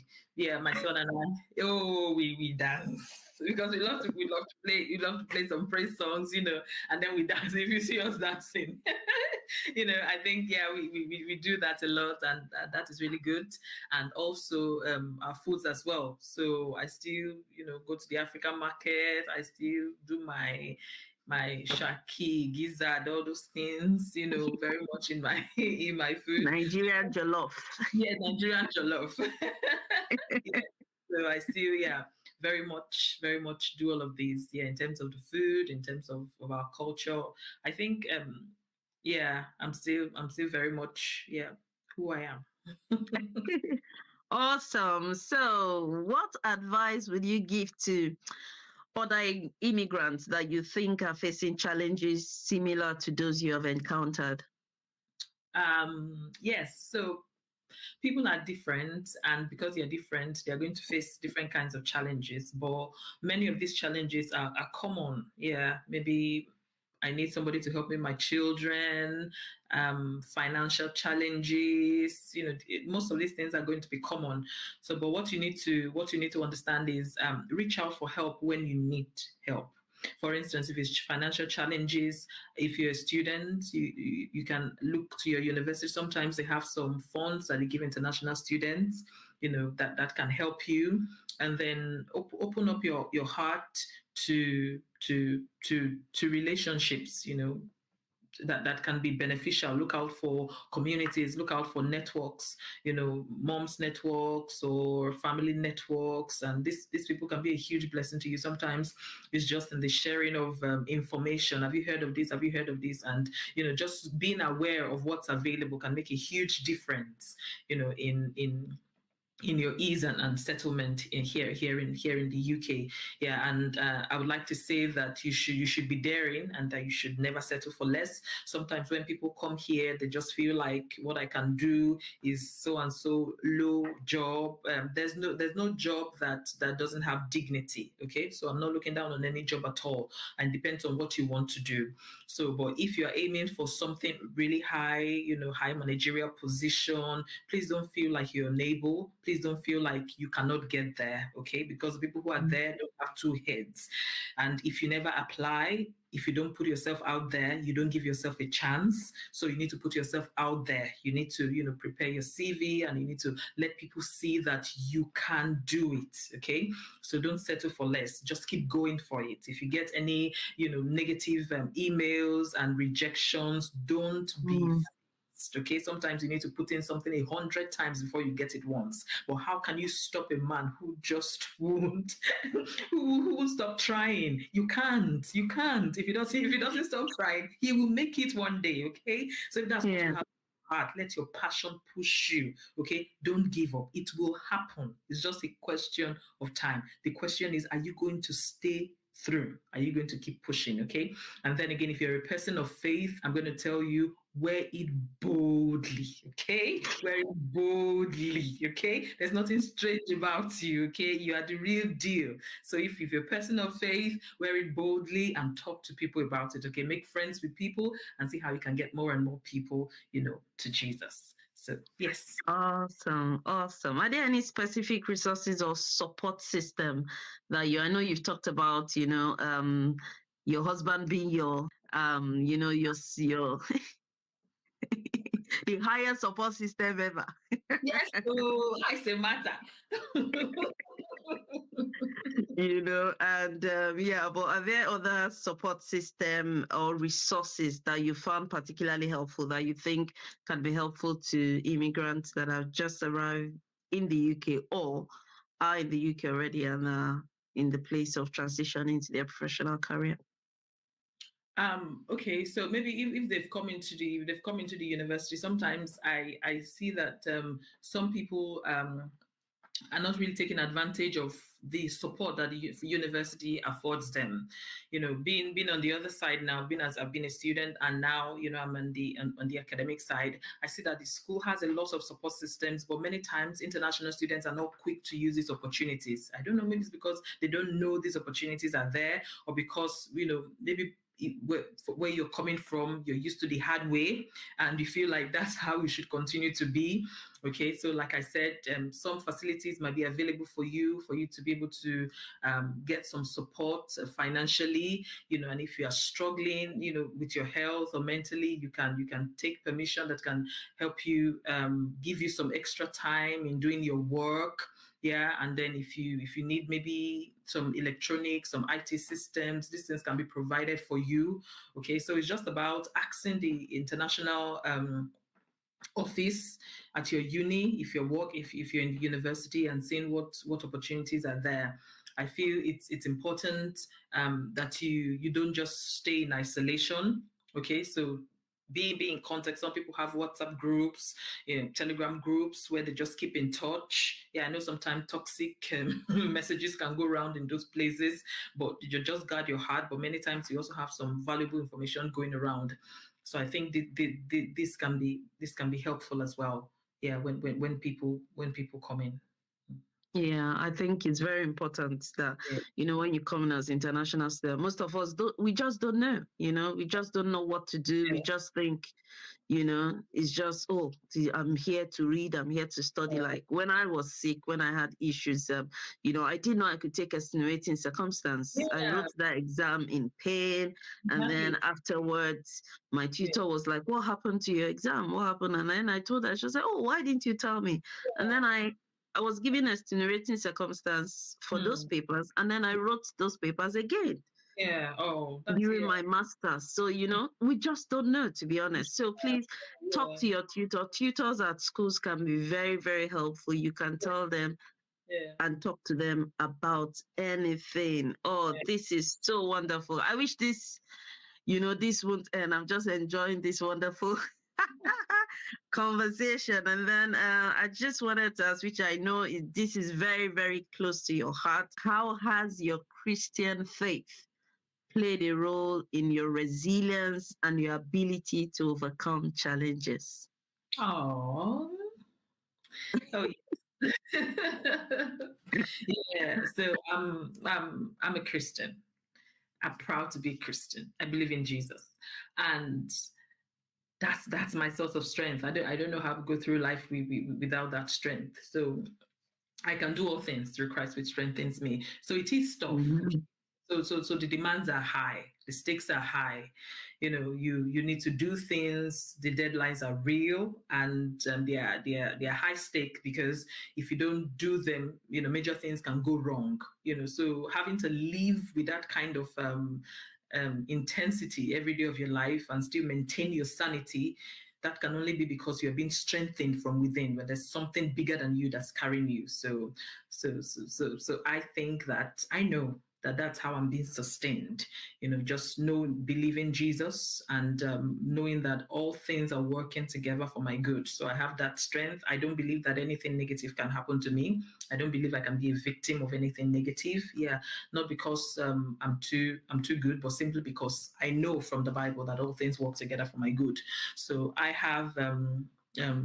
So I see things from that perspective, and that gives me so much strength. So my faith is precious to me, and that's that's how really I'm able to go on, and having that community of believers where people can strengthen you, and you can share your challenges with them, and they can they can pray with you, they can encourage you. I think that's the way we live. That's how the city is taken. Yes, it is taken. Yes, it is. Our lives are beautiful. Hallelujah. Yes, our lives are beautiful. Can you share a specific experience where your faith was a guiding factor? Okay, I think I've always allowed my faith to decide things for me. So I wouldn't do things, for instance, except I'm convinced that this is what I should do. I believe that, yeah, I'm living by prophecy. Okay, I've been invited. Once I was invited for a talk, diversity talk, and then I was picked to talk. And one of the things I was supposed to talk about was how I've coped with the challenges. And so I emailed the organizer and I was like, I'm a person of faith. There is no way I can talk about how I overcame this without talking about Jesus. And she was like, okay, go ahead. And, you know, I started talking and I realized that as soon as I started talking about Jesus, everybody went quiet. See, I spoke. I didn't keep quiet. I continued. I was so proud of myself afterwards. I wasn't talking to a religious group. I was talking in a purely academic setting. But then you can't ask me how I coped and then I don't talk about my Jesus. So I think in decisions like that, my faith has always taken preeminence. But the latest one now, which is how I got my job, that's the typical example of how my faith took priority and my faith led me to take these steps. Of course, finishing for my postdoctoral fellowship position, there were several opportunities that I could have embraced. So several pathways that I could have gone. Industry, teaching, business, but I heard, in my heart that this is how I was going to get my job. And what I heard in my spirit was, it was going to be a specific job, and the way you're going to know that this job is for you is that somebody's going to call you and somebody's going to tell you, have you seen this advertisement? It suits you, apply for it. So I remember meanwhile, my husband has been telling me, don't worry, don't bother yourself. But I was busy applying everywhere. But that's a story for another day, how I would just apply. I knew I shouldn't be doing that because in my heart, I knew that it was going to come to me. I knew that was God. And I knew that I was supposed to just wait and let it come. But that factor of, I need to apply, I need to get something, So I was everywhere. I put in, more applications than I should have. My husband just looked at me, now sit down and listen to what I'm saying, but how this one came then. So I saw the opportunity, and when I saw the advert for this job, which I presently am in, it looked so perfect. Everything was good. It fit my qualification just perfectly. And I knew that this was good. It was good for me. But the way I had seen it wasn't the way that I felt God wanted me to see it. I had seen it on jobs.ac.uk, and that was not how I was supposed to see that job. But then I knew that this job was for me. And then the following day, the person who's now my line manager called me. She had known me because I was an hourly paid lecturer in this university previously. And that was just for a month. Something came up and then I had to stop that job. So not for long at all. Called me and she was like, you've advertised for this. I think your CV suits this job. Do you want to apply for it? I was like, yes. So I was like, yes, I know this is my job now. So I took it. I was happy, just that fulfillment of knowing that you're in God's will. I mean, just knowing that you're in the center of God's will. It doesn't absolve you of challenges, but it gives you strength and you can pull through. So so I applied for it and, I went for the interview and I got the job. And I was really pleased because, that's just a typical example of the triumph of faith. So God, you see God come through for you. And that was it. So I feel so at ease, when you just being confident and happy that you're where God wants you to be. No other feeling, can replace that. So I'm just really happy. And if you're listening to me, I'm going to use this opportunity. I use every opportunity that I have to talk about Jesus. I mean, he means everything to me. If I shine, it's because he's my glow. You know what I mean? So I always talk about Jesus. I always tell about Jesus. He's my Lord, he's my Savior, and he calls out to every man and he says, come to me. You don't have to be perfect, you don't have to have everything working for you, but if you just come to him, he will make your life beautiful. He's the author of life in the first place, and then knowing Jesus is knowing life, knowing Jesus is knowing purpose, knowing Jesus is knowing true joy. Yeah, so that's it. Oh, awesome. If you know Jesus, he becomes your glow. I love that. Love it. So, to close this up, is there anything else you would like to share about your unique journey? Because Immigrant Voices and Victories is all about, the challenges we faced, how we've overcome, and, we can't do this without, the help of God, I must say. Yeah. Mm-hmm. So is there anything else you would like to share about your unique? journey? Yeah, so like you said rightly, Dr. Yemi, see, this is my own journey, and everybody's journey is going to be different. Yeah, so you might not be able to just take exactly what I've said and put it in, into your situation. But one thing that I would like to encourage you is don't give up. There are going to be times where you want to give up. Okay, it's going to be hard. There are going to be times when you can't get like money is hard.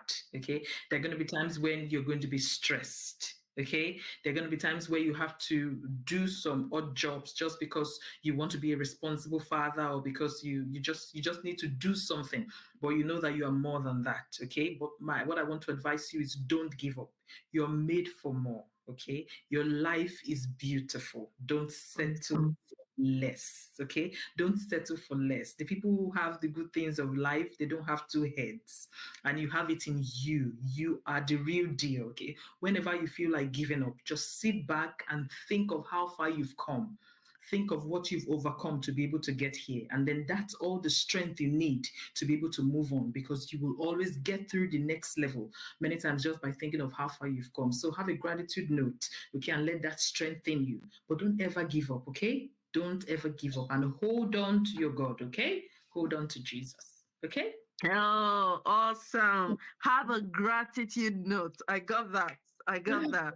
Have a gratitude note, which means be grateful per minute, per second, per hour, per Mhm. everything. If you're not great, if you cannot think, you can't be thankful.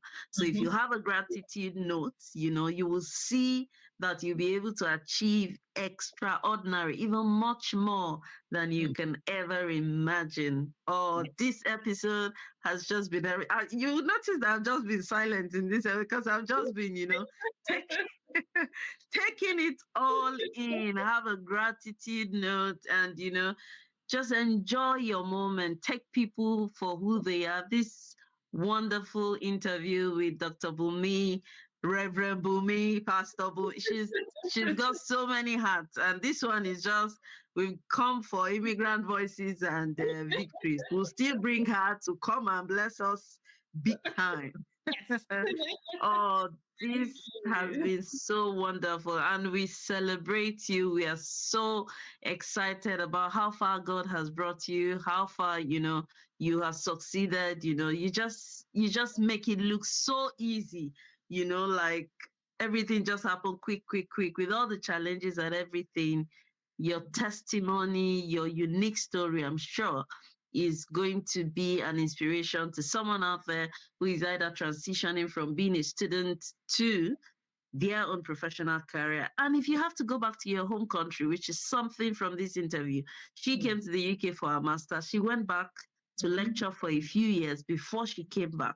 So sometimes, timing, That's can also be very important. If she had stayed back then, maybe she won't be where she is today. So yeah. know your time. And like she said, everyone's journey is unique, and that is why we are celebrating and sharing all these unique journeys, so you can learn from it and be inspired that yours can only be better. Your life is beautiful, why not?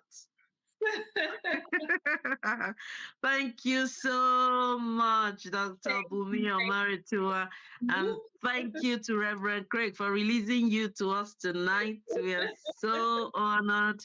Thank Thank you. you so much. Thank you. Thank you. Thank you for the opportunity. Yeah, we are so grateful. So, if share this video, like this video, it's a wonderful time to be celebrating personal journey of wonderful ambassadors. We are not just immigrants, we are ambassadors. Yes. We crossed oceans to come to this country, and we are indeed ambassadors from different countries, and we've all come together. So, like this video, share it. Let's know where you are and where you are at in Mm. your own immigration journey in the comment section. Let's know how you're doing, how you're getting on. Follow Dr. Bumi Amaritua. She's on LinkedIn. Her life is so beautiful. There's so much to learn from her. And I know your own life can be beautiful or is beautiful already and can only get better. So thank you very much. We've had a wonderful time. Thank you so much, Dr. Bumi, for Thank you. coming on Immigrant Voices and Victories. Thank you. And thanks to your husband and to your lovely children. Thank you. Thank you. So I'll see you next time on Yes. Immigrant Voices and Victories. We have new episode every month and there is more. Trust me, this is just the beginning. There is more and more and more to come. Like, share, and subscribe to this YouTube channel. No limits. Thank you very much. God bless you. Bye. Thank you.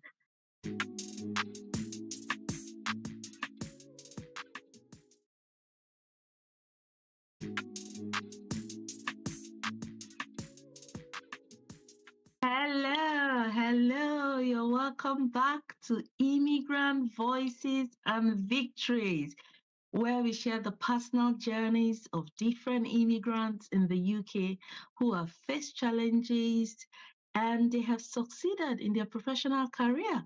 You know, some of our guests moved to the UK as professionals or students or as even dependents of a professional. And today we have a wonderful guest with us, Naija mom in the UK, Mrs. Aminat Ayodele. She's such a wonderful person. I met her on YouTube actually as Naija mom. I was like, who is this lady speaking Yoruba on YouTube? By the way, Yoruba is a language in Nigeria. It's one of the major languages in Nigeria. And so I was like, yeah, I've got to interview this lady on Immigrant Voices. We need to hear her voice. We need to, hear her personal journey. And so we have her here. Thank you so much for joining us today. It's my pleasure. Yeah, you're welcome. And if you're new here, why not consider subscribing to this YouTube channel?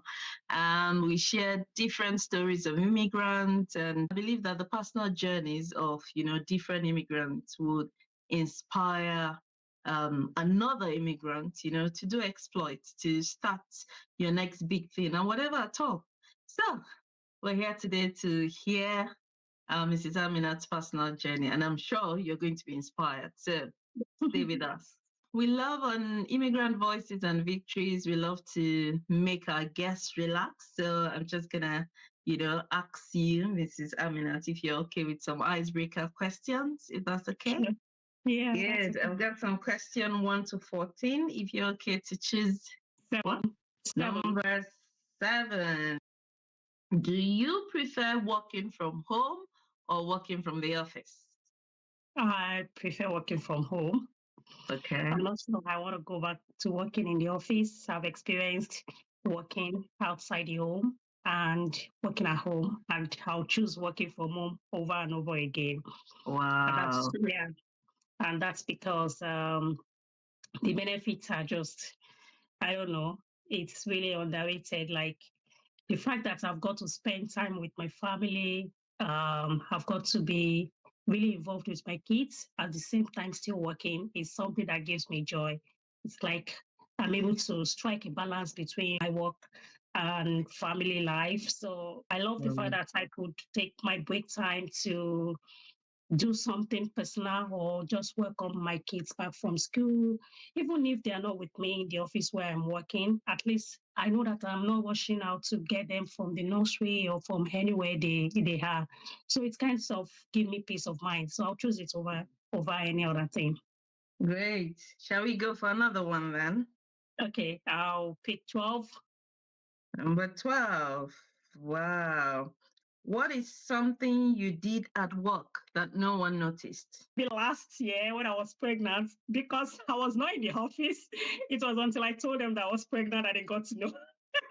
But ordinarily, if not for all the formal things that need to be put in place, I think up until I would give birth, nobody would know. Yeah, that's the only thing I would say that I did while that no one actually knows about. Okay, great. Now let's get into the interview. Can you tell us about yourself? Okay, so my name is Aminat Ayodele. I'm a mom of 3.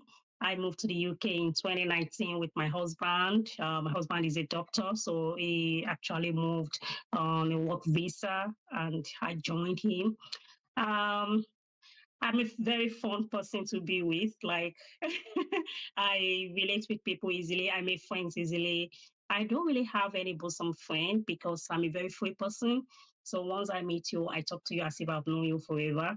And I think I've got, aside my career, I've got a very good personality in terms of listening to people. I must say I'm that person that people come to with their problems, and I have that listening ears. I have that skill of sharing stuff with them and make them happy after talking to me. So I would say that is one exceptional thing about me. I'm not proud, but it's something I admire about myself. It's Oh, one of of my course. strengths. You should be Yeah. proud. Yeah. So, but in terms of my career, yeah, I would say I would say I'm diverse because back in Nigeria, I've worked in different sectors, both private and third sector NGOs, and I've worked in different capacities: internal audit, external audit, procurement, admin. And when I moved in the UK, I think it was pretty easy for me to apply for admin jobs and procurement jobs because of the experience I had back in Nigeria. I did my master's in the UK when I moved. I did my master's, and I just graduated this year. I did my graduation this year from University of Suffolk. And at the moment, I'm still studying. Yes, I'm always studying because I feel bored when I'm not studying. So I really don't know when that is going to end. I feel bored easily. So I always want something to keep my brain active, to keep my brain busy. So I'm still studying. Oh, wow. That's so great. So, what prompted your decision to move to the UK? Well, marriage, because wherever my husband goes, I follow. I love that. So, yeah, so I would say it's marriage because ordinarily I'm not sure I would have given it a thought to say I want to move, especially because I was already married right from Nigeria. If I wasn't, maybe it would have been a personal decision of I want to move or I don't want to move. But I would say I'm that moving train. Marriage is what is moving me around, at least for now. Wow. Yeah. Awesome. So, marriage, mother, a professional. Tell us, how do you balance all of this? And also being a mom, Naija mom in the UK, you need to follow her chronicles of a mom on Facebook. She's making puff puff, she's making jollof fries, she's showing us her exercise routine. How do you balance this? How do you balance all of it? I'm not going to say it's I'm not going to say it's easy, and I am not going to say that perfect mom. I am not in any way. I am not in any way. The struggle is real, especially in this environment where one has to just double up. So, well, balancing. I'm not sure it can ever be balanced, to be honest. I'm not sure it can ever be balanced because once you are giving in something, something else is actually feeling the heat. So, yeah, for example, when I do my exercise, if my kids are not joining me to do it, or if my little one is not really in the right state of mind, he is in a good mood to just leave me, that will not be possible. I am really intentional about the things I do. I am intentional about the time I spend with my kids. I'm intentional about the food I cook. I love cooking, so I don't really see that as an extra chore to some extent. I love cooking, even if I'm alone and I want to eat semo right now, I'll stand up and make that semo for myself. Love it. So yeah, and that is why I really don't see it as an extra task that I need to make out time for. And then I'm not saying I can't really say that I'm a very good time manager when it comes to balancing it. I can't really say that because I've got other factors, I've got other people depending on me. Sometimes they go out of my control. Like I can predict when my son would sleep, but I really can't predict if he will get sick or if he will get cranky. I really can't predict that. So, but I think it's just my ability to adjust to whatever comes to me is how I've been able to manage it. For example, when I was studying, I was also working and I had my two girls. I was pregnant. It was a lot of things together. It was a lot of things. But we pulled through. I always tell myself I've got this. And when things don't go my way, I think I am that person that will beat myself up, but not for a long time. I'll feel bad about Wow. it, but I am not going to stay on it and start complaining about it. I'll move on. I move on easily and just look at Wow. other things that have I done love that. better. Yeah. So yeah, with Wow. the right Love it. spouse as well, I must say that I've got a very understanding spouse, because sometimes house chores can be overwhelming, cleaning, folding clothes with little children. But even when my husband is always, he is also someone that always writes exams, so he will always be reading. So for that fact, there are times that I will be the only one to step in for the family. I'll be the only one to put things in place. So at that point in time, I'll have a support, moral support this time around, to say, I think this one can always wait. Just leave it and rest. And there are times you'll just feel like, I think once the kids have eaten, they are not going to die if they don't take their bath in the morning. They can take it later at night. So I don't have that negative energy that will not say the little things I manage to do. I don't have that energy around me that will just condemn only the things that I'm unable to do. And to Wow. a very great extent, I must say I am not doing it alone. Is really Mm. involved, even if I'm busy with chores and things like that. It takes care of their academics, it get busy with their Quran class and things like that. So for the fact that I'm not going to add all those ones to my schedule, I think it gives me that joy. Joy. Yeah, it Wow. gives me that joy to say that I am not alone in it. So Wow. Awesome. mhm. So if your mom out there, don't beat yourself down. You can hear that. Don't Yeah. beat yourself down. Just move on. When things, don't always go your way, just move on. Yeah. What were some of the initial challenges you experienced as a newcomer in the UK? Tell us. Well, I think one of it was the fact that because I'm a very sociable person, I love to make friends. So coming into an environment where it feels like no one around, Mind your like, business. yeah, it felt so. I mean, I really do not like that, to be honest. I really don't like that. I just had to live with it. Even though it's still not part of me, there's a Niger mom in North Wales group that I created. We are close to 60 members there now. And Wow. yeah, that's because I love a community where women can share their worries, share their ideas, especially moms, where people can feel that they are not alone. So, but I didn't get to be in such community when I newly came. Everything you have to just figure it out yourself.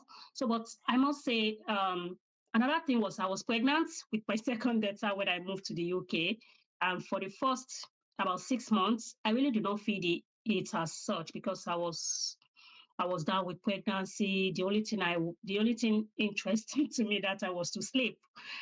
Yeah, so but after that, with kids and COVID, it felt so boring. Even though I have a family, I have a husband, I have my older daughter, but it still felt a little bit lonely to a great extent. So, but I think I'm not lonely again. I don't feel that way again, because at that time I have not really identified what I wanted to do. Unlike Mm. now I am busy with many things. And I think it was even that COVID time that I created a female speak up group where women can talk about what they're facing. So a lot of ideas eventually came when I was less busy and with no one to, yeah. So, yeah. So, but another thing is pressure from home, pressure from friends back home. But I would say that really didn't get at me as such, because I was working in Nigeria. And when I moved to the UK, people want to, your friends, they're always asking you, so what are you doing now? So what are you doing now? So, and seriously, I didn't really let that pressure get to me, because I was always happy to tell them. I was not even giving the excuse of I was pregnant. That is why I'm not doing anything. I was always telling them I am still studying the environment and enjoying myself, if that is what they care to know. So, but I Wow. understand a lot of women, they come to me, they say things like, when am I going to start working now? Which work can I do? I tell them, you guys should just calm down. especially when you've got little kids. This place is not just where you jump on a job. You have to factor your family demands into whatever you're doing. So yeah, pressure from home too was one of those things I didn't really appreciate. Even though I know some might think maybe they are looking out for me, but I am here. I am the one that understand my situation. I am the one that understand the environment I am in. And it's difficult for me to be giving excuse of why I wasn't working there, you know. So yeah, Wow. loneliness, yeah, and that pressure I would say were the only challenges. And the fact that you no one, no nanny, no support, you have to be very hardworking. DIY, do it yourself, yeah. Yeah, you have to. I mean, I had to be doing many things. Unlike when I was in Nigeria, I was practically not doing much when it comes to home management. I had someone coming to clean. I had a sister living with me. So moving to the UK with two children, I mean, when I had my baby and had to do everything all by myself, it felt overwhelming. But I had just said that now I don't think I'll wait for anybody before I get my things done now. Wow, so good. Yeah. Awesome. What would you say was something you really did that helped you to overcome those challenges?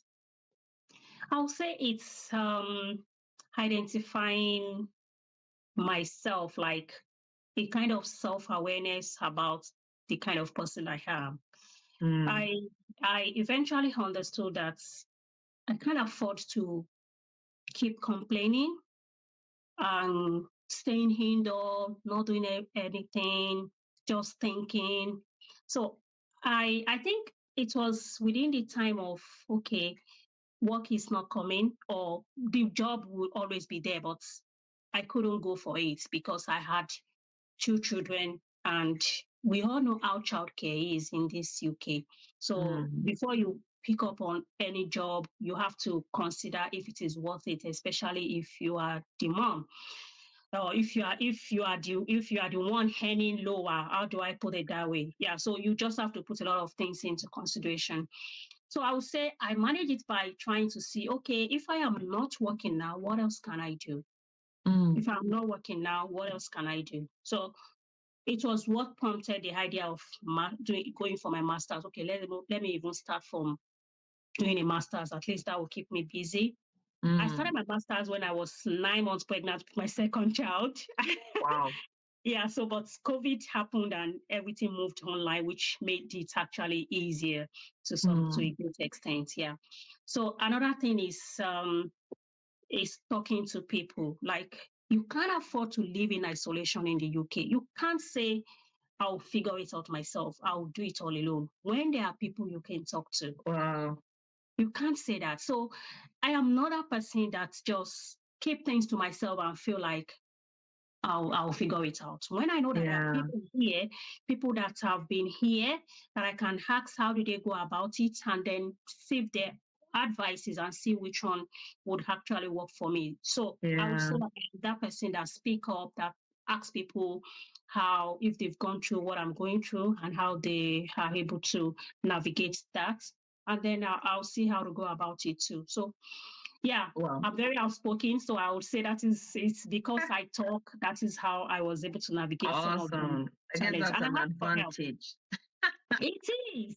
It is not even when you are in it. It is an advantage everywhere at work, everywhere. You need to Mm, just be able to use your mouth to ask for things because yeah. it is a kind of impression people have about you. That is the way they will treat you. Yeah. So yeah. So, Finding a support system would definitely, help you mm-hmm, face your challenges. If you're new to the UK, if you've just yeah. moved, if you can find a support system, always Mm-hmm, just find someone to talk to, ask mm-hmm. questions, and all of that. And also, if you're in Wales, come on, there is a Nigeria WhatsApp group. Like So, that. uh, you know, connect with Aminata Ayodele on LinkedIn. She's on Facebook, Nigeria Mom Chronicles. So, if you're in Wales, you have a community already that you could Yeah. join. Wow. So that brings us to cultural integration. So how did you approach cultural integration, for yourself and your family? in terms of that difference in culture, it's in fact it's pretty easy for anybody to see me and my kids and know that we are not from here. We are not white, and we also dress in a way that is totally different from the way they dressed here. So we are Muslims, which is another thing. Well, I would say it doesn't really make much difference for me, so to say, because of the fact that I relate with people. I deal with people before even identifying the tribe or wherever they come from. Awesome. I deal with you as a human being, as a person. So, and that is always my expectation of how I want people to treat me too. So if you are not treating me that way, I see that maybe you are treating me in a way because of my color or my religion, I'll definitely talk. So, but I haven't really had that experience, a bad experience of how people treat me or even treat my kids. Well, I would say I know in schools, there are issues in school in terms of bullying and things like that. But because, as I always say, I am not a very quiet person. If my child reports anything to me, I don't let it slide. I don't let it slide. I go to the school, I hear my opinion, and so to a very good extent, even if my child forgets something to report to me, they know me now. They know that I am interested in everything that is happening in this school, everything that my child is going through. So they call me themselves to tell me this is what happened today, and this is how we have been able to manage it. Wow, that's good. Yeah. So I would say and my kids, they dress exactly the same way. My children, the two girls, they cover like this, and that is how I was just about to ask that. That I've seen your videos and I see that the girls are in hijab, and I was going to ask, do they wear hijabs to school? They wear hijab to school right from day one. My 7-year-old daughter, she has changed school now since we moved. She started nursery where we were living before. And right from the day I took her to school, she's been on a hijab. My toddler that I took to school this afternoon, she's just started nursery this September, and she dressed to school in hijab.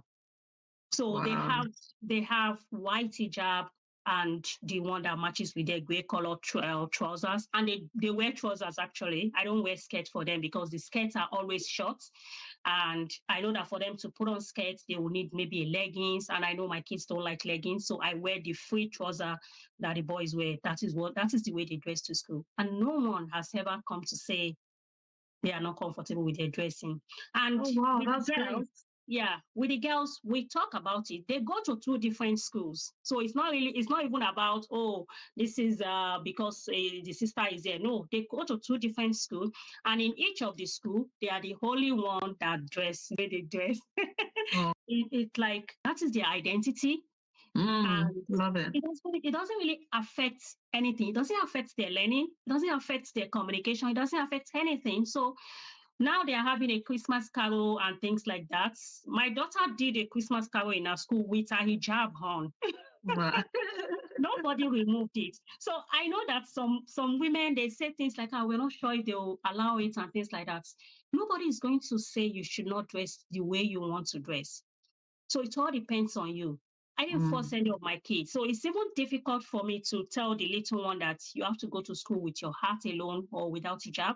She's not going to find it funny, probably because they've seen me dress outside like this. So they've understood that this is the way we dress as Muslims. And in school, they've identified them as Muslims such that whenever anything relating to religion wants to happen, they tell my daughter to come to the front and tell the whole class about our religion. Wow. So so we feel so comfortable. And in terms of church activities and things like that, they respected our opinion, they respected our stand when it comes to church activities. My 7-year-old, when she was in nursery and reception, she was participating in Christmas carol. Then there are other church things like they would say Saint something days that they do. At the time, she herself said she was not interested in participating because she doesn't want to go to church. And the school respected her. What they always do is to call me and say, we're going to church today. And Aisha said she's not going to church with us. So we've put her in another class that is not going, and we've kept her busy with some activity work. And that is it. We don't argue. We don't. In fact, the teachers, there are days they will call me and say, Aisha said her head is itchy. She needs to remove her hijab. So we want to confirm. Are you sure that it's okay for her to remove her hijab? Yeah, so the teachers help her to adjust her hijab if not well fitted. So I would say I'm not sure about other people's experience, but at least for me, we've not had any negative feedback around why are your kids dressing this way, or them telling us, okay, because we have an activity, we cannot allow them to dress this way. We have not had that experience. Also, we don't make it complicated for the school in such a way that my 7-year-old has withdrawn from church activities. She still participates in every other things, but they've understand that, okay, she can decide for herself which one she wants to participate in. But my 4-year-old, at the moment, even though we talk at home, okay, we are Muslims, we don't celebrate Christmas and things like that. At school, they pray in a Christian way. She say amen. They're having carol. She's in fact she knows the song more than even a Christian person. So at that point, we don't insist that, oh, we don't want her to be part of it. At that point, we know that the girl is still little. She has a very little understanding of the religion. So we will never say, as my child should not participate. And it becomes a problem because the child at that age cannot really understand why she shouldn't participate, even though she knows that she's a Muslim. So for now, we let her involve in all the activities because it's difficult for you to tell a less than 4-year-old and say, I don't want you to join your friends that are singing, when she already knows all the song, when everything will be practiced in her presence, So yeah, so and my kids will not feel different in a way. They've already seen the way they dress as their identity. So they don't ever feel different as if, oh, because I'm a Muslim, I'm different from these people. No. We talk about it at home. It is what they love to do. Yeah, that's very good integration, which is something, as mothers, we should be able to portray in the UK that, we should be able to let our children know their identity. We as Christians, our daughter as well, whenever there's an activity, I always say it in our school, Rema knows the Bible. This is something they always say. I was like, oh no, she knows it. And on her report, her end of year report, they literally wrote, it was part of the comment that was put there, that her contribution to religious session is exceptional. Wow. Yes, it's very, very important to let our children know their identity as we integrate into the culture. Because, I am a Christian, this is who I am, this is who you are, and this is who, we trust God that you will continue to be. And it is very, very important because there's a lot of pressure out there. We keep praying that as our children grow, they will stay in that path. But, these are the foundation years. The Bible says something that if the foundation is destroyed, what can the righteous do? So we must, lay that foundation and be able to tell our children, this is who you are. I just love it, how you're integrating. So to integrate into the culture as an immigrant, you need to be able to speak out. You need, as well, you need knowledge. You need to be able to know the choices that are available for you to be able to make that choice. Children go to different schools. There are lots of things, we as well, during Halloween, our daughter has an understanding that, this celebration, what is this celebration? Why is this celebration happening? So, it's very, very important to have that dear heart conversations with your children as you integrate into the community. Wow, I'm loving this. I always like to keep this 30 minutes. So this will be the end of part 1. If you're still watching, stay there. We are with the Naija mom, Aminat Ayodele, on this episode of Immigrant Voices and Victories. Why not consider subscribing to this channel? It's so lovely to be able to share the personal journeys of different individuals, real experiences. There is no, there's no two way about it. We give it to you as it is. So subscribe to this channel and we'll see you in part 2. Don't go nowhere. See you in part 2. Good. Thank you. Subscribe, share, comment. See you soon. No limits. God bless you.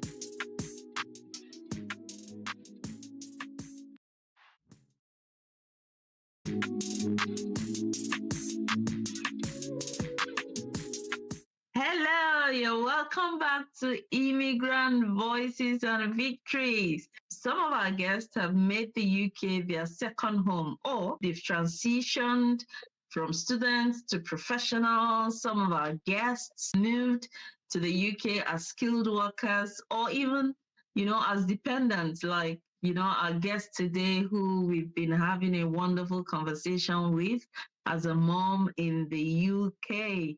And she does the chronicles of Ninja Mom in the UK on Facebook. And yeah, we've been having a nice conversation with her. On our part one, we're talking about how we've been able to integrate into the UK system. And then I just wanted to, take it up from there, since we're talking about children. I just wanted to know, how did you find a school place for your child when you moved into the UK? Okay. So I would say I looked around on the internet. I looked for school around, and then I visited the school. At that time, when I newly moved, I really don't have anyone that I would say, let me ask for information around schools around. So I had to just search for schools, and then I went to the school to have a look at how they look like. And the way they structure here, they will say you should pick a school that is close to your home. So which was exactly what we did that time. We picked only one school that was very close to us. And then when we needed to move, when we needed to change our to change from where we were living before, at that time I have already made quite a lot of friends, and I know some of them lived in the new location where we were planning to move then. So I asked them, okay, which school are your children going, and if they are good schools. So yeah, they recommended. And I think one of the things I was actually interested in was for my child to go to a school where at least there are other Black children, so she doesn't feel alone and things like that. So I actually picked a school where I know that I have someone whose child is there. And then I talked to the school. At the point of applying and calling the school, I had to let them know that I wanted this school because I don't want my child to feel alone here. I know that there is a child here. I mentioned the child's name. So, and they are friends already. So I would want her to come here if possible, so she at least feel welcome because there's someone that she already knows there. Yes. Wow. Yeah. So talking to people actually really helped. Like at the moment, my child's school ends at year 2, so which means she needs to transition to year 3 in another school entirely. So looking for schools like that, I had to make lots of phone calls because the only school they moved to, I have not had a good thing about that school. So I have to look elsewhere, ask people details about the school their children are going, and if they can recommend the school. And that was what I would say was what guided our option as to which school we want our kids to go. But my little one is actually going to a Welsh speaking school where they teach them with only Welsh. Yeah. Yeah. Wow. How is she doing that? Well, she's 3+, so they teach them only in Welsh, not English. So we started her there because we feel like, yes, we are in Wales. Why should we be in Wales and we can't speak Welsh, or our kids will not be able to speak Welsh? So at least one person should go to a Welsh school. So she's So there in a Welsh school. Yeah. That's cultural integration on another level. And she's loving it because she comes home and tells us different things in Welsh, even though we don't know, but we love that she is really picking it up. And we have an assurance that by the time she gets to year 1 or year 2, she'll be speaking so fluently and we'll be struggling to understand what she says. Yeah. Wow. Yeah. So good. So what do you speak at home with your kids? English or a Nigerian language? Mixed. Okay. Yeah, I would say mixed. but the Yoruba is a deliberate effort. Like we have to speak Yoruba to these children. They must understand. And yes, my kids understand Yoruba. I'm very proud to say that I gave birth to my first child when we're in Nigeria, and that was in the north. She has never lived in a Yoruba state for up to 3 weeks in her life. Wow. So, but she speaks Yoruba. She speaks Yoruba fluently. She speaks with her little one. So it's a deliberate effort to make them understand Yoruba at home.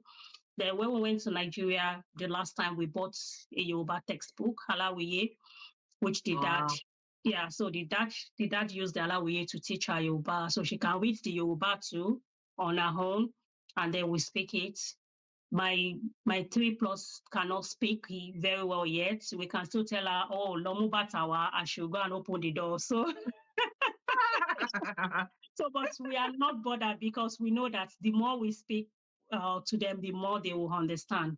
And for the fact that she is learning Welsh in school and she's understanding it, we are so convinced that she will understand Yoruba. I'm not sure there's any language the child will not understand unless you don't speak to them. So I speak to them right from when they are babies. Wow, that's very encouraging. We try to speak to our daughter as well. She understands, but she can't speak. But I think it's the confidence we're getting too. there. It is the confidence too. If we don't also build their confidence to love the language, they might feel like, why should I be speaking a language that I can't speak outside in school? Yeah, I know. So we need to also develop that confidence in them that this is our language. And I think even my daughter that was struggling before, like she understands, but when you tell her to say something, she'll say, I don't want to say it. I'm feeling shy. When we went to Nigeria and came back, she said, I can't believe it's like everyone in Nigeria speaks Yoruba. I want to be speaking Yoruba now. So I think she was encouraged.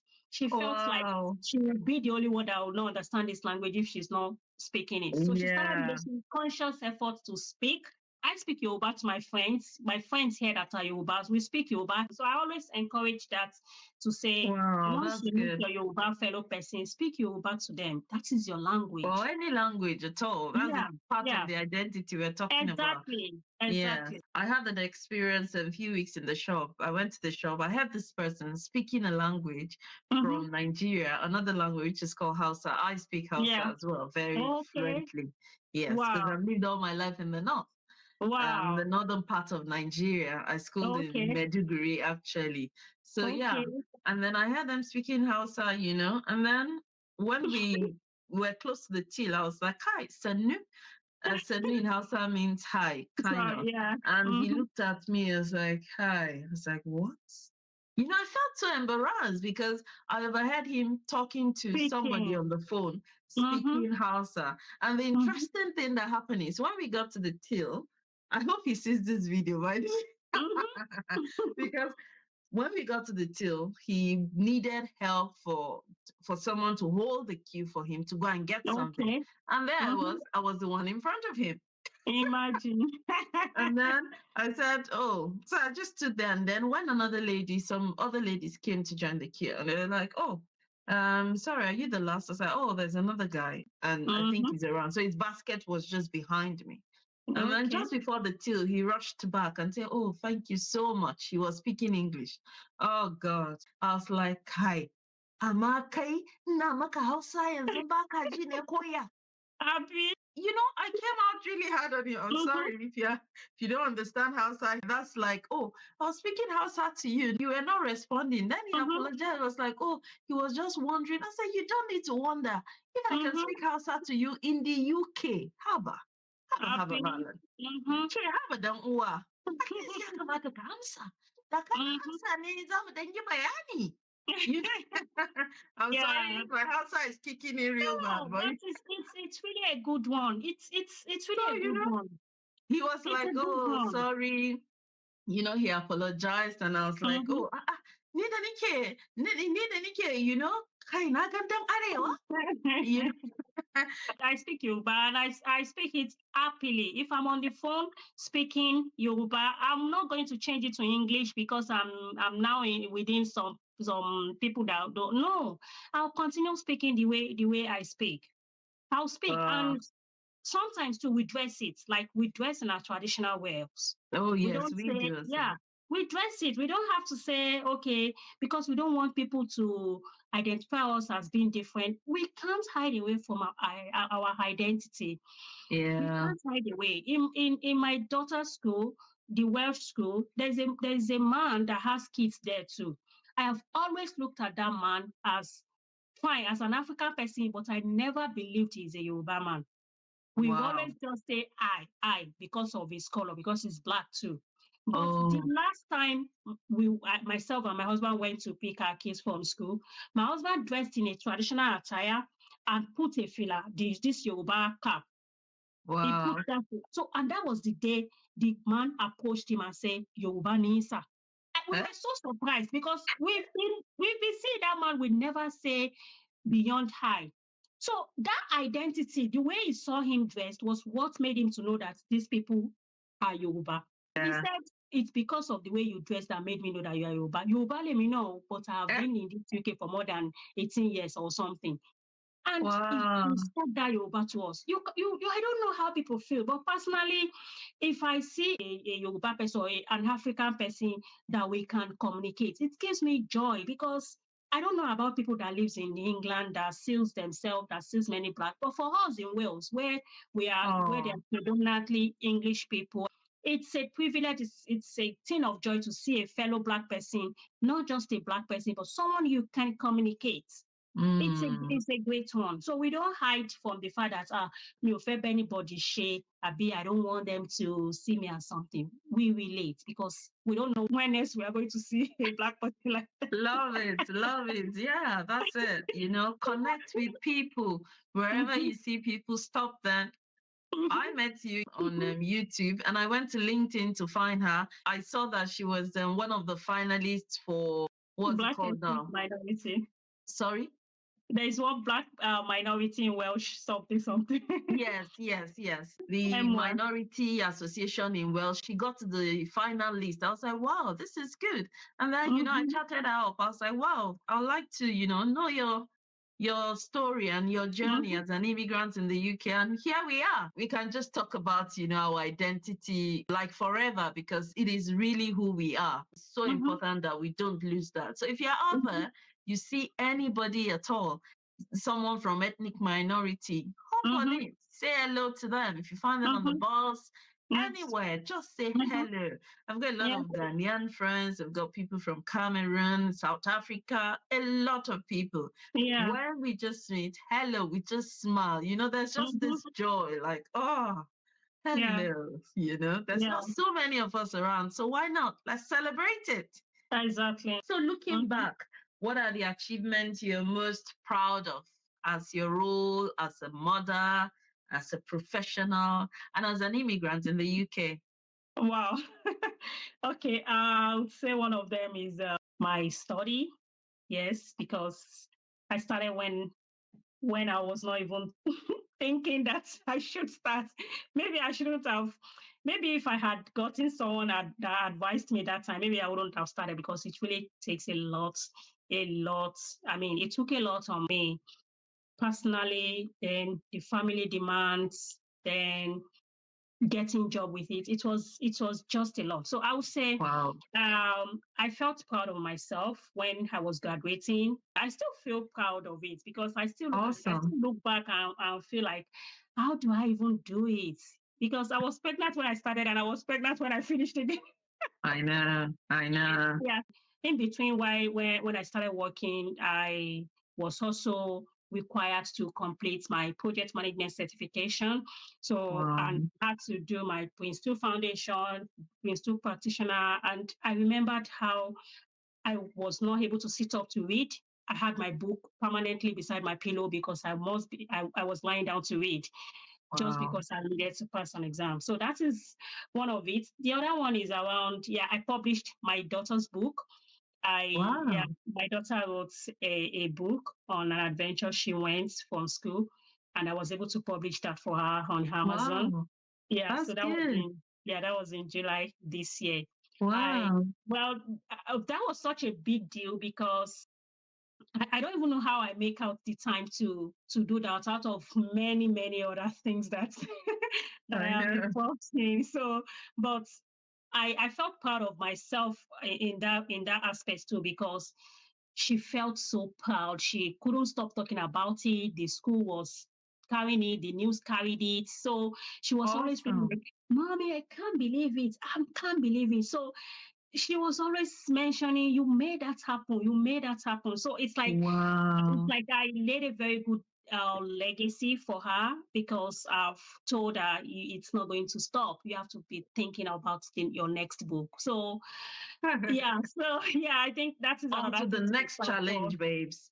Yeah, exactly. So yeah, and the fact that um I could still appear smiling, I could still help people, even Yeah. though I've got so much handy. I know how much people do call me. I am not saying I am not proud, but I sometimes I also wonder where I'm getting the strength to do some of the things I do. I know how much people call me in a day. Sometimes I'll be at work now. I'll be using one hand to work. The other hand, I'll be using it to make call. I'll be talking to people that will be crying, and I'll have to be talking to them, calming them down. I think it's one of the things I'll pride myself to have achieved so Wow, far. that's good. Yeah, be proud. Why not? As a mother, as a professional, you balance all of this and you still Yeah. find time to give back. And this is what Immigrants' Voices and Victories is all about, Hmm. to be able to share journeys, Yeah. to inspire other immigrants to know that you're a mother in the UK, you can still be a go-getter. You can Yeah. still aim at that thing and achieve it. Hmm. I also was pregnant when I was doing my PhD. Some people were Wow. like, how did you even do it? Yeah. But God was faithful, send me helpers. God will always just show up for us and send us helpers. Exactly. As mothers, um, there's this extraordinary superwoman strength. I tell you, I don't like to call myself a superwoman, but sometimes too, I Yeah. feel like every woman is a superwoman. When I Yeah. was on maternity leave, I started going for school runs when my little one was 2 weeks, because that was when my husband's paternity leave ended. So I Wow. was out with him when he was 2 weeks old. And in one of those days before I went back to work, I had a reason to go out and not do school run. So my husband had to do the school run with the little baby. He came back after I came back from where I went, and it was like, you, these women, if not that you guys insist on working, no woman should work, because this is a lot of stress already.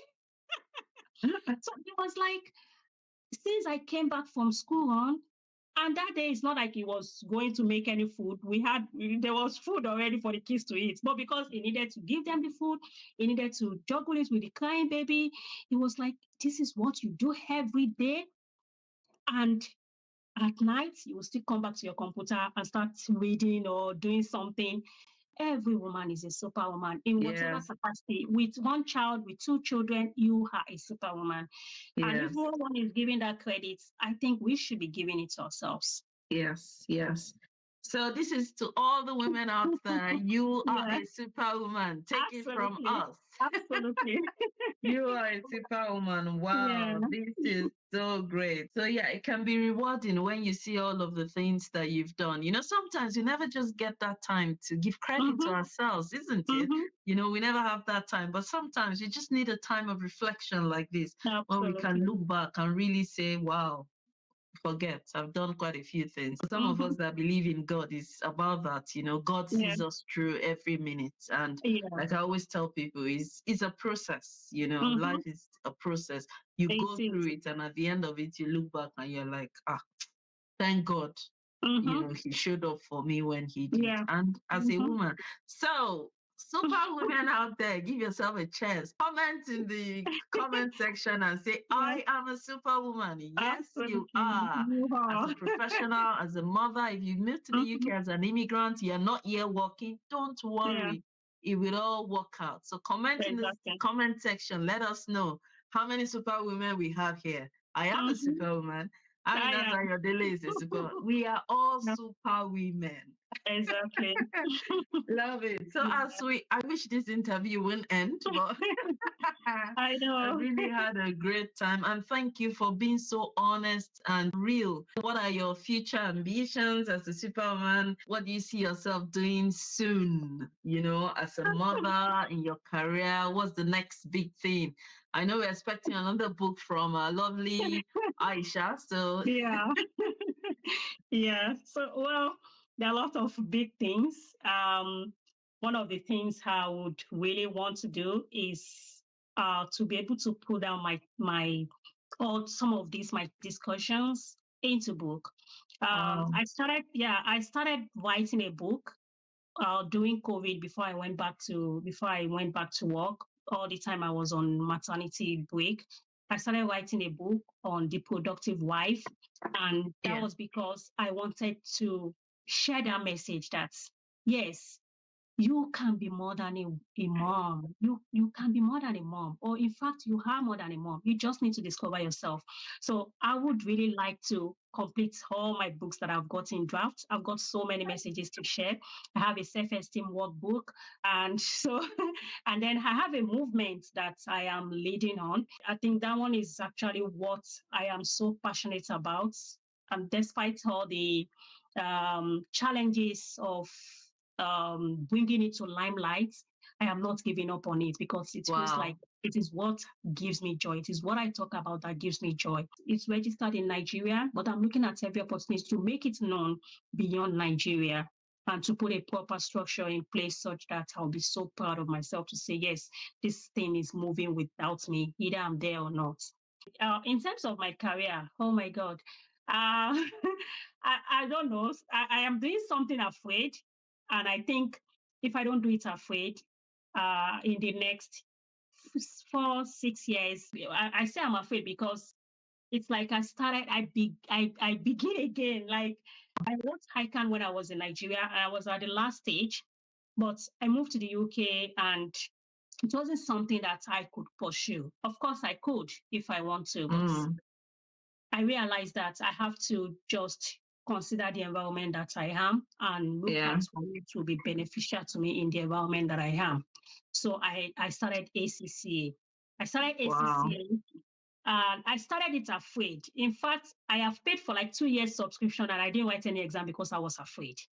I was afraid of starting all over again because I didn't want to go for the exemption. So it's a very big thing for me, to be honest. And because I know it's a long journey to complete, I was always complaining about, oh, how old would I be by the time I will complete this course? But then I have that encouragement from my spouse, especially, that will say, even if you don't do it, you will still be that age, God willing. And so why not just do it? So that is actually a big thing for me. If God willing, if God allowed me, it's something that's, if I'm able to do it, it looks like I'll be so much, much, much fulfilled.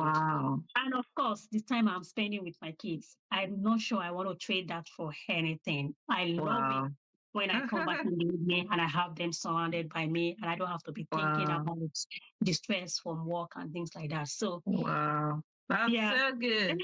So as we finish, what advice do you have for immigrants who have just moved to the UK? As we round up on this interview, it's been so lovely talking with you. Aminat on Immigrant Voices at Victories. So what are your closing remarks? What advice do you have for moms out there who have just moved to the UK, professional students? You've been there, done that. So what advice do you have? I would say is to take a chill, like calm down. Take a chill pill. Yeah, take a chill. Like, don't let anybody put pressure on you. And if nobody is putting pressure on you, don't put pressure on yourself. Come Don't on. put pressure on yourself. It's a new environment. It's a new life. I tell people it's a new life. And for the fact that it's a new life, you don't expect everything to just be working the way you have planned it. Fine, you have to plan, you have to pray, but expect some, oh, it's not going as planned. Oh, it's not, expect some of those things. And that's because you don't own the environment. you are only trying to integrate, just like you said. So a lot of things might not actually go as you planned. For some men especially, they might have to begin all over. Maybe they are bosses in far back from home, they are managers. When they get here, they might have to pick up something that is not even of their status.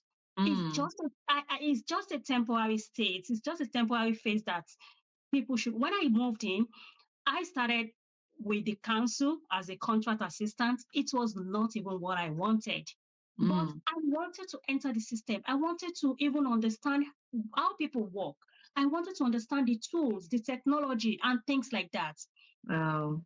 So from there, I can now start admiring other big positions. So every phase, I would say, as you are moving in, it's a temporary phase. Whatever, however you're feeling like, oh, this is not the type of life I had imagined for myself. That expectation, you should at least take a chill and calm yourself down, because that you are at that phase now does not mean you're going to be there in 5 years, in 10 years. And except you are planning to quickly move back to Nigeria in 2 years or 3 years, I don't see why you should put pressure on yourself when nobody's chasing you away.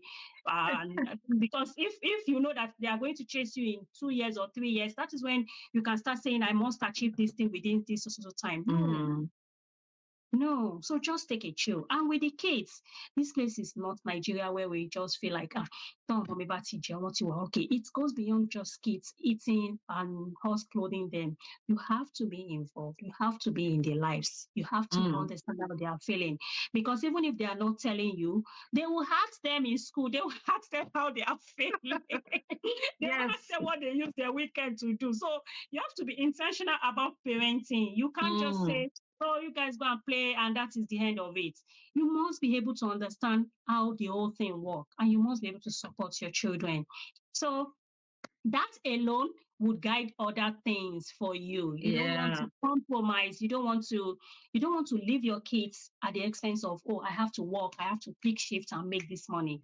Because you come back and before you know it, this is a place where if you're not careful, you will lose your child. I'm not saying you will lose your child to social service or something, but you might lose your child to the world, because Love it. it is that tender age that's they are exposed to a lot of things. There are movies that we don't watch in our house, but when my child come back from school and she start telling me, do you know on BBC there's this, there's that? If we don't have that conversation, I won't even know. So you have to be involved. You have to be involved. Wow, so good, so good. I wish this thing have to end, but we had to draw the curtain here. Thank you so much. So that is it from Aminata, your daily she study.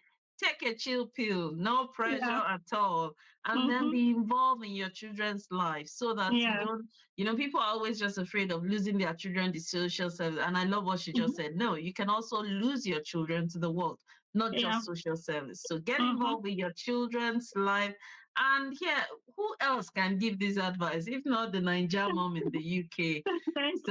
She's on YouTube, she's on Facebook. I'm going to put her links in the description section. Thank you so much, Ma, for coming on Immigrant Voices and Victories. And we look forward to your success. We're going to be bringing you back.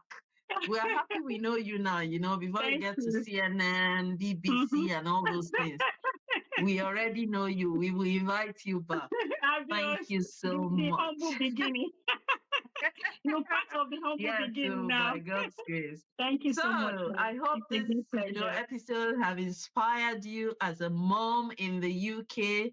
Immigrant Voices and Victories, we share personal journeys of immigrants in the UK, and we just want to keep inspiring you because we want you to succeed. We've all gone through this. We want to share our challenges with you. We want to share our failures with you and our successes. So God will help you go through yours. Enjoy your process. And see you in the next episode. Thank you. Not consider subscribing to this channel? Come on. Thank you, Ma. Thank you so much, Ma. God bless. Thank you. No limit. See you soon. Bye.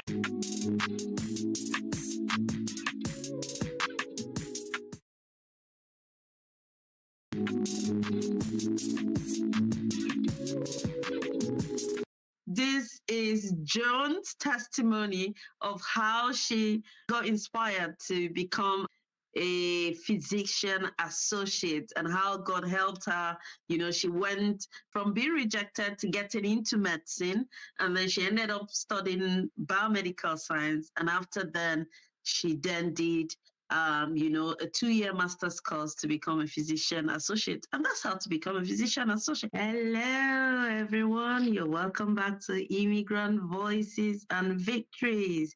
I am Yemisi Adedeji. And today with me, I've got a wonderful, wonderful woman of God. She's Love Qualified on YouTube. She talks about her faith. She's an entrepreneur, and she talks about her lifestyle. And what a joy to actually host her today on this channel.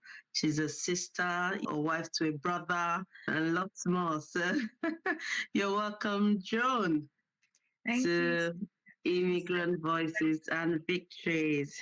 Yeah, so just a quick one.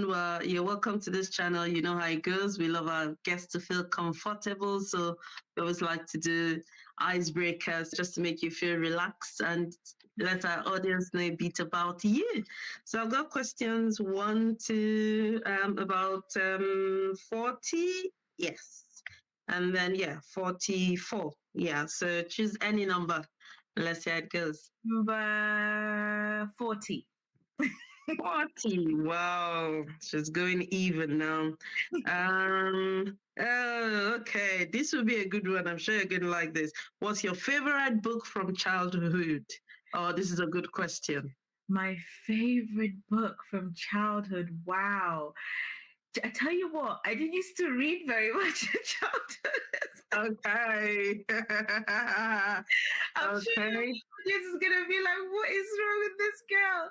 I didn't really read much. I think it's probably because, where I grew up, like in Cameroon, I don't think we used to, my parents used to read very much. So yeah.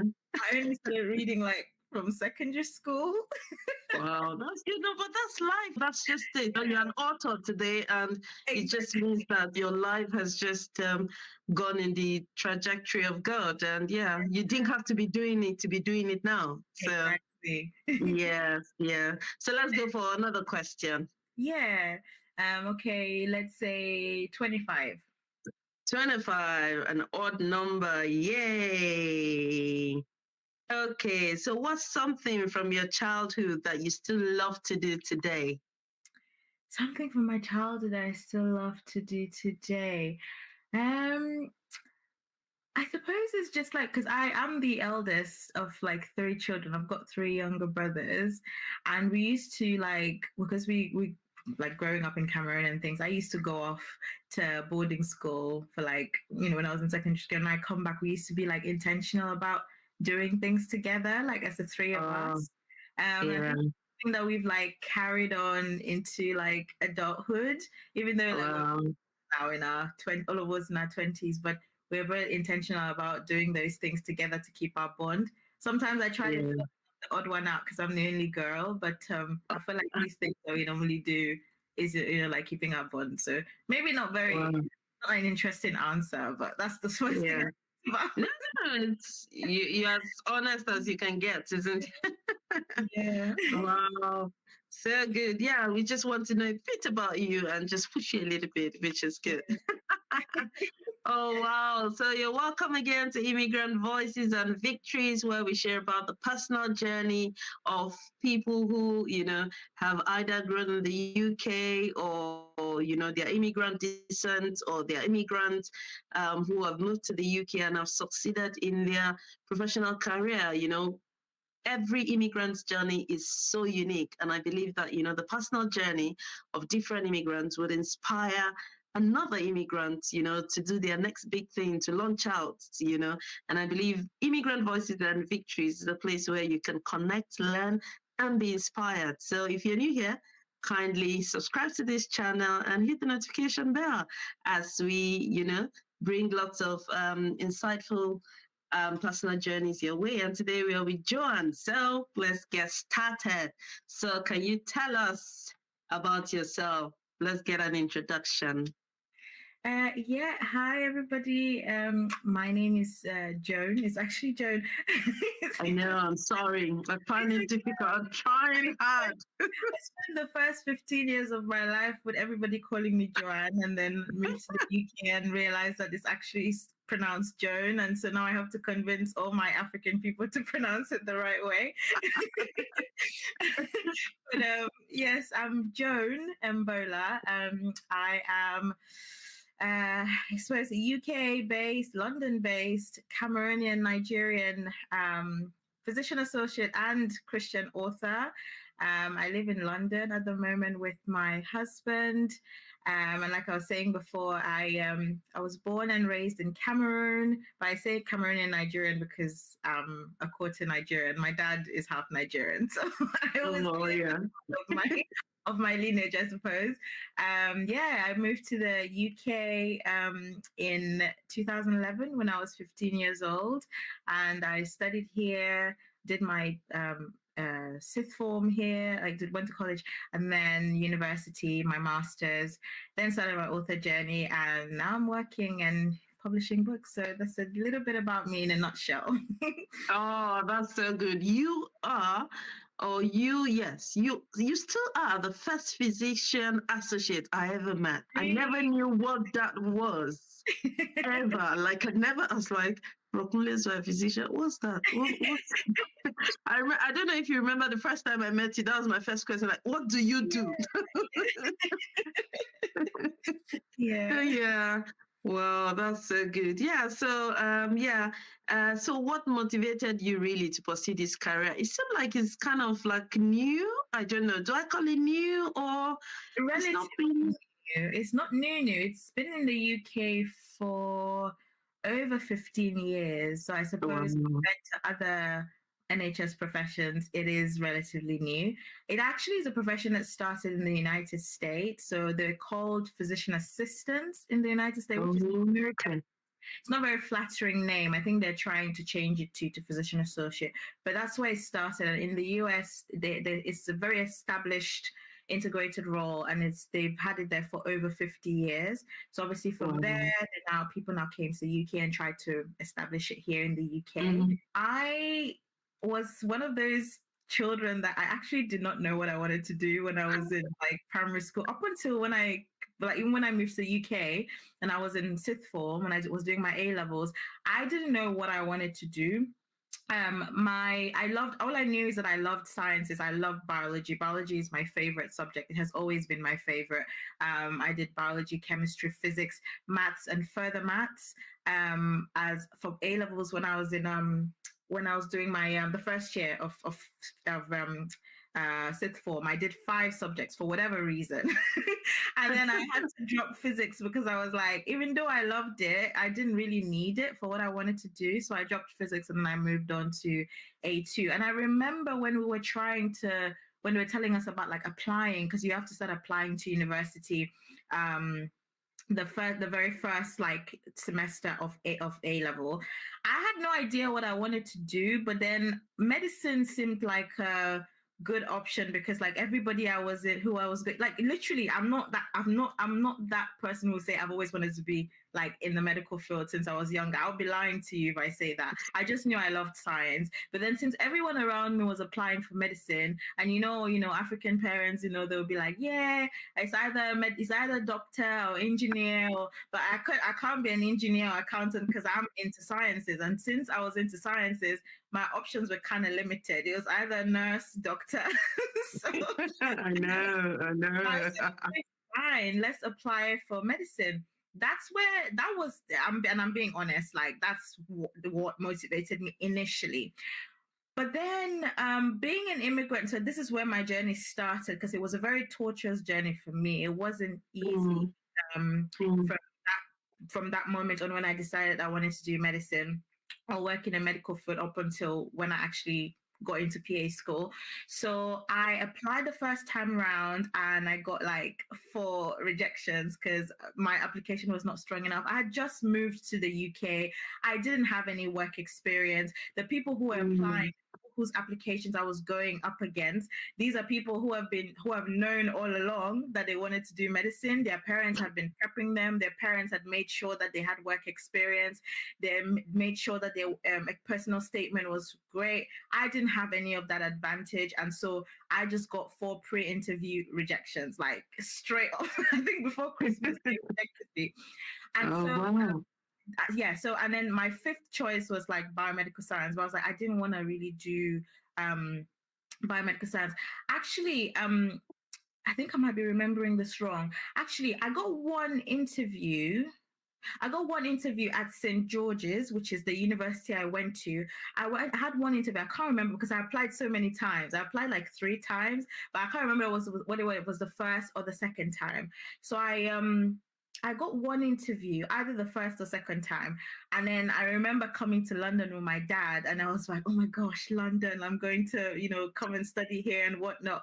And then I did that interview. I thought it went well. They put me on the waiting list for like months. And then they later on rejected me and said that I wasn't, I wasn't good enough or whatever. And then A-level results, they came because I did those 4 the 4 subjects. I did biology, chemistry, maths, and further maths. I got a B in biology, my favorite subject. Like I cried. I remember crying so hard. Oh my God. I got A's in the other 3 because you need 3 A's. Well, at the time, I don't know whether it's gone up now. I don't know whether because some unis wanted A star AA, but at that time, majority of universities wanted 3 A's to get into medicine. So I needed, and a lot of them were saying you need to get an A in biology and chemistry. So because I had an A in chemistry, but I got a B in biology, a lot of universities were just disqualified for me. I couldn't apply to those. So okay, now I remember it right. So the first time around when I applied for medicine, I got rejected, pre-interview rejection. But after A-level, I took a gap year. So I took a year out of after my A-levels because I didn't have an offer. I didn't want to go and study biomedical science. I didn't want to. So I said, let me take a year out and then apply again. And to be honest, one of the reasons why I even was going to take that year out was because I had not been in the UK for up to 3 years. So even when I was applying the first time around, I was deferring my entry because if I was going to start straight after uni out, they would have classed me as an international student and I would have paid international fees. So so actually I was going to take the gap year anyway. So when I got rejections, I was calm. I was okay, no worries, I'll apply again. But then when the A-level thing hit me and I got the B in biology, I was devastated. And so now I had to start researching all the different universities that want an A in either biology or chemistry. Those are those I had to start researching. So there were only 4 unis in the whole of the UK that said in their eligibility in their entry requirements biology or chemistry, and those universities were St. George's, Sheffield, Aberdeen, and Dundee in Scotland. Just those 4 unis out of the whole. The rest of them were like A's in biology and chemistry. That's how I ended up applying to St. George's. I'd never heard about St. George's before. It wasn't on the top of my list. When I was applying the first time around, I said I wanted to go to King's. I even applied to Cambridge. I think I applied to Cambridge. I want to go to, King's College London. That was used to be my dream university, like in the heart of London. Like, when you watch all these movies when you're growing up, like I want to study in like the city, stuff like childhood. That was my dream. Like, I want to study in King's College University. So that's how I learned about St. George's. And you just see how God was just like ordering my steps. Like, okay, this is what I know. Looking at, but no, you're going to go to Tooting, all right? So, that's Tooting. That's where St. George's University is. So I applied that first time round, got the interview, and then they put me on the waiting list for a month, and then they rejected me. So that was round 2. And then I thought about, I was like, okay, fine. It's either I go to university and do biomedical science, or I apply again another time. My parents were like, "What? You're gonna stay home for 2 years? Like, why aren't you going to uni?" Because my classmates they were like going into their second year of university and I was still at home. I mean, I had been in the UK at that point for 3 years now, so there was no need for me to stay at home. But I genuinely did not know what to do with my life. I feel like at that point I would probably say that was probably like the lowest like lowest I'd ever been. If you want to talk about like mental health and like mood and stuff, like it was very low. That was the time I started journaling. I was journaling more, and I was just writing out my prayers to God, and I was just asking Him, please, just give me clarity, just help me. Like I feel like as immigrants, there is that pressure that you have to succeed and be better than your parents have achieved. But also, as the eldest of three, me being like the only girl, and I had two people behind me who were looking up to me, there was no option for me to fail. Like that pressure that they don't need to say it. My parents don't need to say it. And they're very understanding, like they're very supportive, but I just there was no option for me to fail. That's just how it is. So I was so sad about everything. And then I said, okay, I told my parents, I said, let me apply the third time and just try. If I don't get in, I will go and do biomedical science. This time around, I thought, let me just try and do it because I've had the interview experience. If I apply and I get an interview, I feel like I'm going to get an offer. Unfortunately, well, I say fortunately because I still believe everything works out for the good of those. Yeah. So I did not get an interview at all the third time round because there's a score, there's an aptitude test that you have to do. Medicine is so competitive. There's an aptitude test that you have to write, and then every university has a cutoff that everybody that has below that cutoff, they automatically reject you. I met the cutoff the year before for St. George's, but the second time round, I didn't meet the cutoff. So all universities rejected me. So I said, okay, fine, I'll do biomedical science. And so I decided to do biomedical science at St. George's because they did this transfer to medicine scheme where if you have at least 70% average, in your biomedical science degree in your first and second year, you can interview to transfer into the medicine course after you finish your biomedical science degree. So I was like, okay, fine, let's go to St. George's because I was looking at, that was my goal, like get into medicine, transfer to medicine, get that 70%, transfer to medicine. And I got the 70% and I was interviewed. This was summer of 2017. I worked so hard. I was living in the library. God really helped me, like strengthened me the whole way through. And then I interviewed the summer of 2017. And then again, they interviewed like 60 students. And then unfortunately, I did not get the place that summer. Oh my God.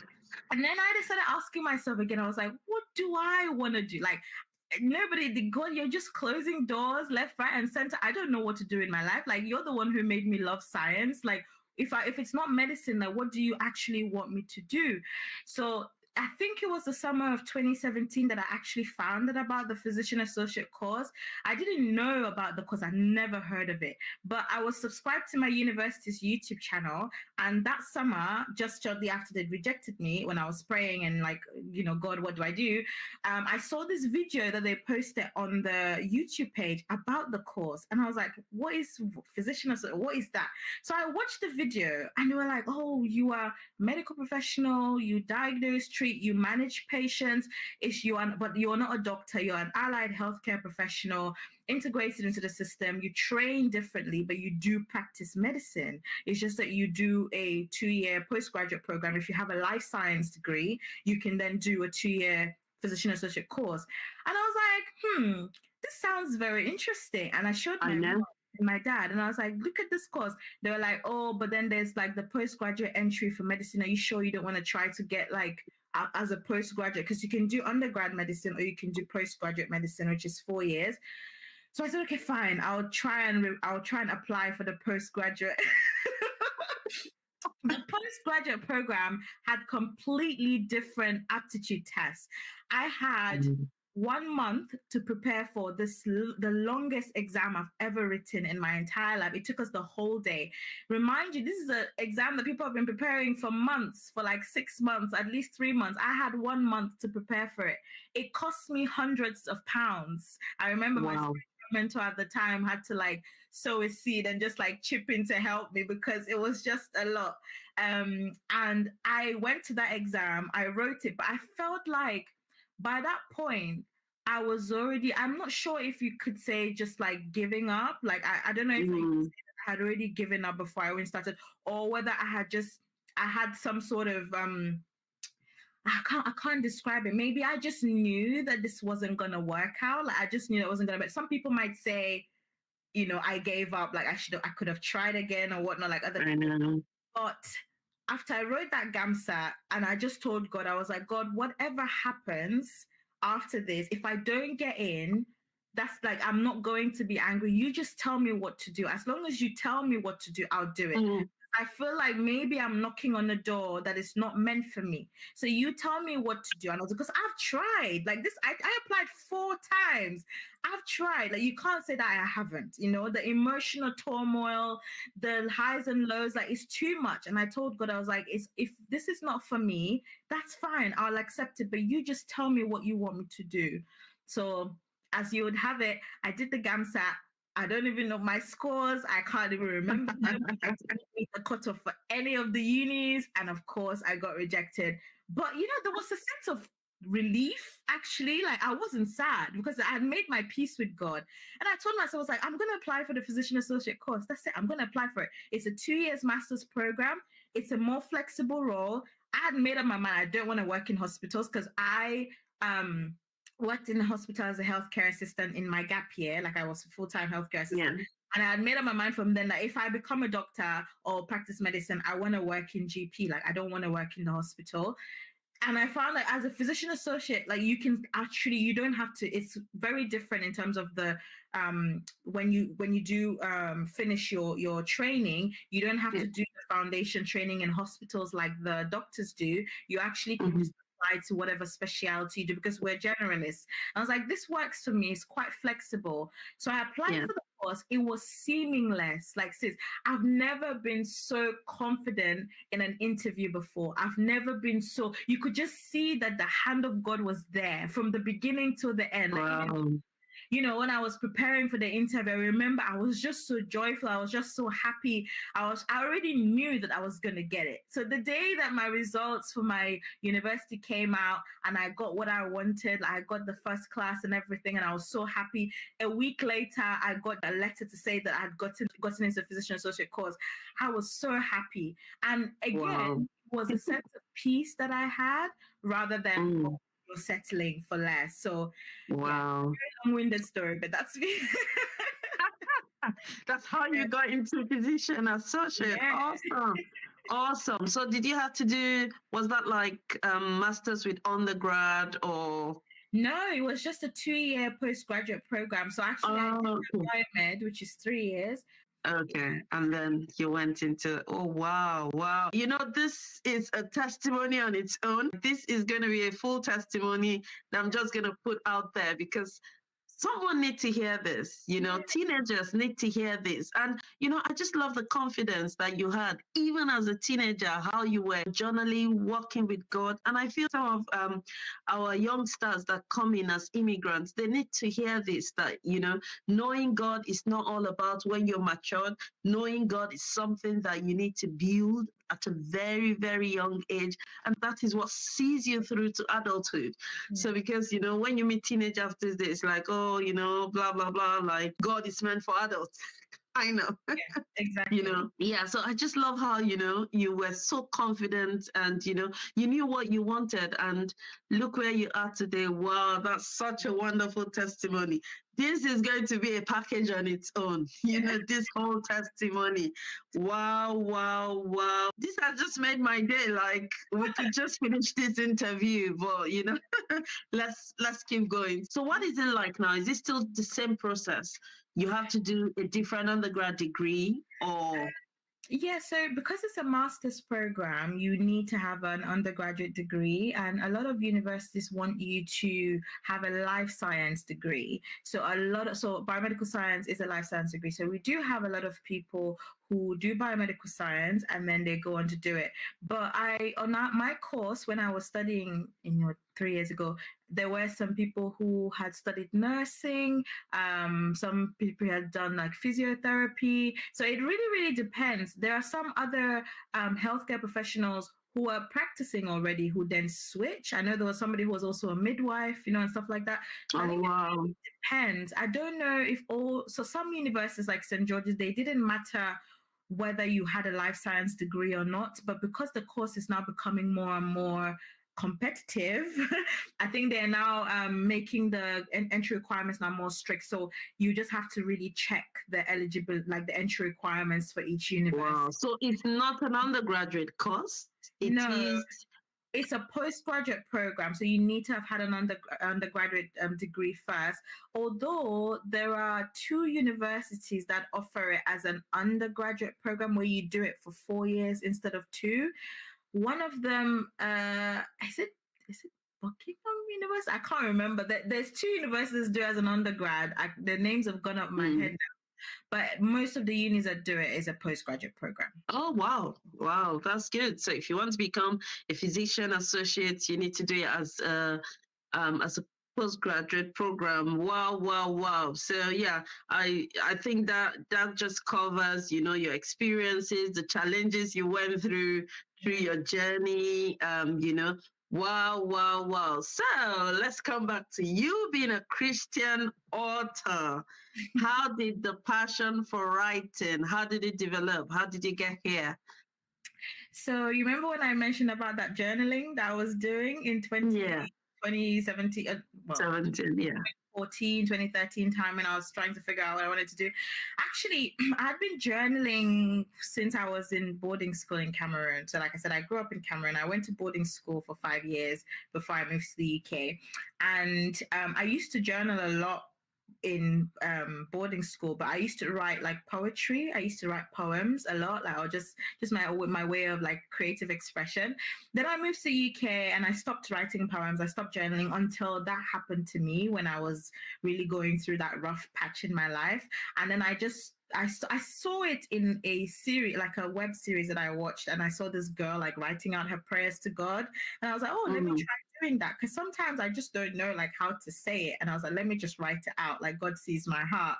And that's how I started journaling and writing. And then one day I was like, oh, where are all these poems that I wrote when I was in boarding school? This was around 2017. And I was like, okay, let me find those poems. And I found all of them. And I was like, oh, I spoke to a friend of mine. This was like the 1st of January, 2017. I remember we were catching up over the phone about like just everything that we'd been through. And then she was like, girl, with your whole life story, you should write a book. I was like, huh? She was like, yeah, you could write a book. And one of those comments that people say and you don't really like pay much attention to it. But that day I remember it was the 1st of January 2017. And I was like, maybe I could write a book. And then there was this YouTube video of this woman I follow who was talking about her story on YouTube. And then she was like, I should write a book. And I was like, maybe this is God telling me to write a book. And so that's how I now picked up my laptop that day and I said, I'm going to write a memoir about my life. Wow. First draft of that memoir today. I just started writing about my life or whatever. It's not going to see the light of day, I don't think. But that's how like writing came about, in terms of like the idea of writing. It was from that thing that my friend said. And I tried to tell her today, she can't remember ever saying that, but that's how God used her to put that idea in my mind to start writing. But I think when I put all those poems together, I managed to publish the book of poetry in 2018. Like I worked out how to do like self-publishing, like how to publish it myself. And I published it as a devotional. And I think it's actually right here. It's this one. It's my very first ever like book that I published. But then in terms of novels, because it's a very different like kind of writing, that story actually, the first book I ever wrote, the first novel I ever wrote was inspired by what happened to me like in those years when I was going through all that rough patch in my life. In 2017 September, I remember it like vividly. I was walking to university because I was in my final year, and I just got an idea. It was in that year that I'd been saying I'm going to write a book. I just got an idea to write a story about a girl who is also struggling with her faith. But when she struggles through like all these different things, God is going to like guide her through it. And then in the end, she's going to look back and say, wow, God's sovereign, like just to see God's sovereign love through it. And that's how I started writing fiction. Like I had not been writing since I was a child. I just woke up one day and I had God put the story in my heart. I picked up my laptop and I started writing it. And that's where it all began. Wow, wow, so good, so good. Wow, wow, wow. That is so good. So what's really the themes or messages that is important to you in your writing? Yeah, so I write Christian fiction. So like I said, I write the novels, which is Christian fiction. And the message and the themes that my heart's cry and the burden that I have as a Christian fiction author is writing, because I love love. I love love stories. I'm a hopeless romantic. I want to write stories, God honoring love stories, stories about love, but that are honoring to God. Because a lot nowadays, especially in the romance space, when you tell somebody you're writing romance, they think of all sorts of things that maybe you're writing, because there's this a stigma about romance books that people think it's about sex, it's about all Milk and booms. a lot of people don't even know that Christian fiction, like Christian romance, is a genre. And they're like, there is Christian books about like love stories.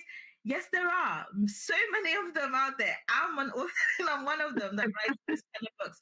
So it's to allow Christians, children of God, to enjoy stories like this about God's love. This interview has been awesome. This first part is just a blessing. And Joan has been talking to us about her career as a physician associate and her testimony. Wow, wow, wow. It's just mind blowing. But we're going to cut it off here so we can come back in part 2 and really dive into her books. And, she's going to tell us everything that is yet to come. And I'm so excited. So please subscribe, like, and share this video. I think every teenager should hear this, her wonderful testimony of how God brought her through her journey as an immigrant. And honestly, it's so, so, so mind-blowing. Like I always say, Immigrant Voices and Victories is a place to learn, connect, and be inspired. And indeed, her testimony is one to be inspired by. So thank you very much, everyone. We'll see you in part 2. And just click it up here. You'll be able to watch the part 2.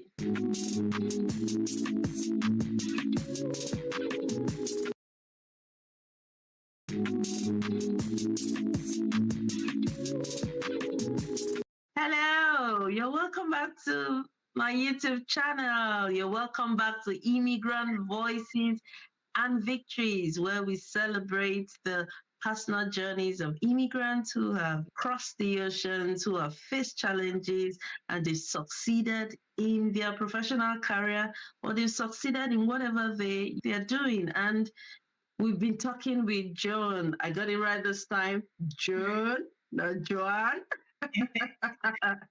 We've been talking to Joan about her personal journey as an immigrant in the UK. It's been awesome. So if you've not seen part 1, you don't want to miss it. You need to go and watch it. If you've got teenagers, or if you've just come to the UK with your teenager, or you've got students who are preparing to go to sixth form, preparing to go to university, her testimony is mind-blowing. And I think in fact, that video should go viral. It's just about telling the world about what God does for us as Christians, that everything we do in life is not just about us, it's just about God showing himself in every bit of our life. And so, you're welcome to part 2. If you're new to this channel, come and subscribe, like, and share. She's Love Qualified on YouTube. So go find her. I'm going to be sharing her link as well in the description section. So where we stopped was when we're talking about the messages that are important to you as an author. And I just thought I should add that how has your Christian faith affected your perspective as an author? Yeah, so because I write Christian fiction, so Christian fiction romance, my books are always about Christian characters who are relying on God to lead them like on a daily basis, characters who pray, characters who talk about God, Jesus, and just make decisions based on what the Bible says and what God says. So the Christian faith is really integrated into the story. It's a huge part of the story. As in, if you take out the Christian themes in my stories, and the book would not be what it is. So it's not just something that's just sprinkled in. It's actually a very core part of all my books. So that's something that you're definitely going to expect, because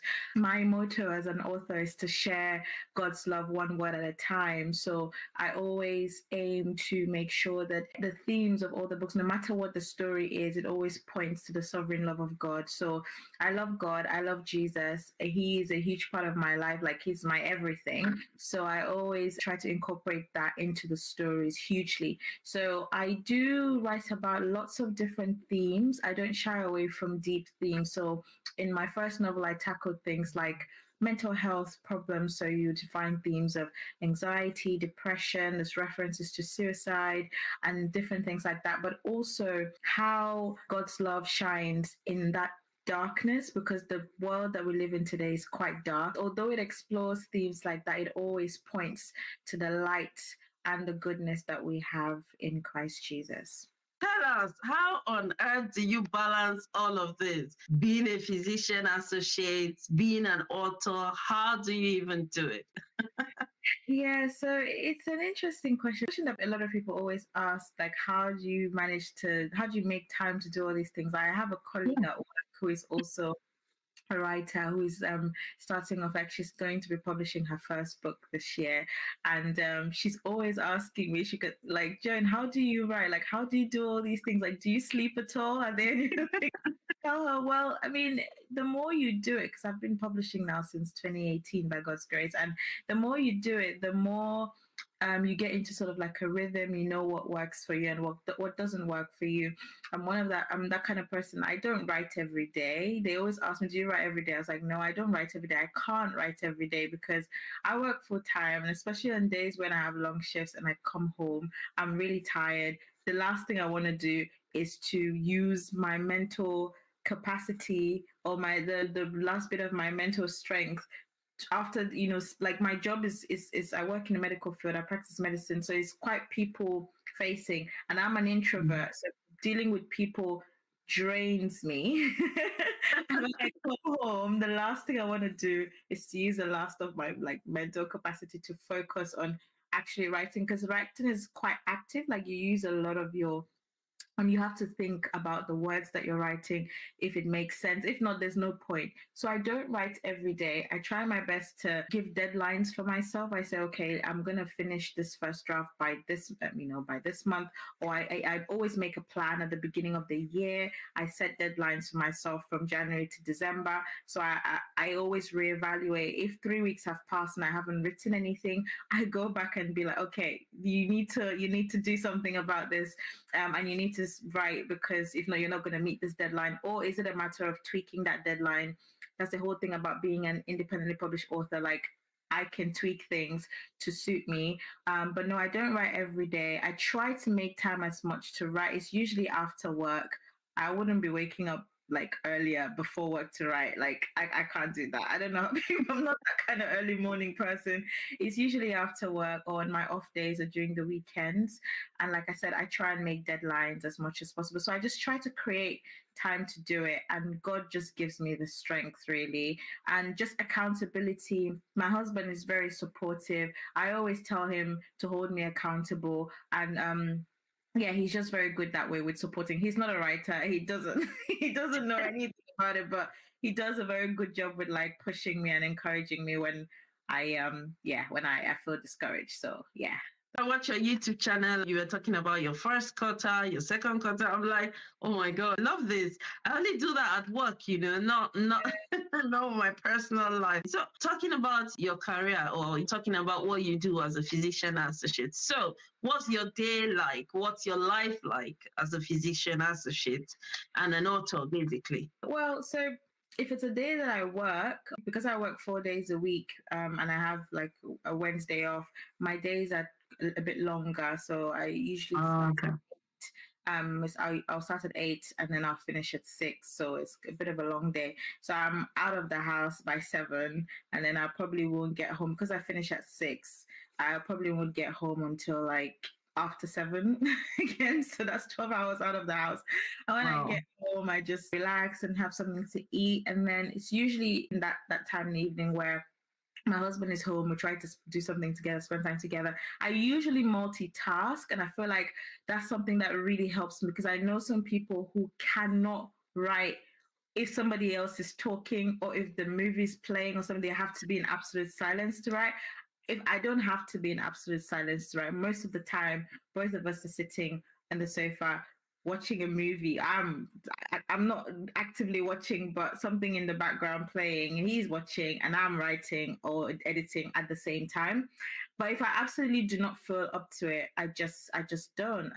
So that's basically how I incorporate it. And I usually have more time the weekends on Wednesdays when I'm not working, where I actually set a plan for myself and be like, okay, by the end of today, I want to have edited 2 chapters. Or like, for example, today is Saturday. I don't work on weekends. I made a plan to edit 3 chapters by the end of today. I've done 2, and hopefully I'll edit 1 by the time I go to bed. So that's how I literally work around it. A lot of balance, I can imagine.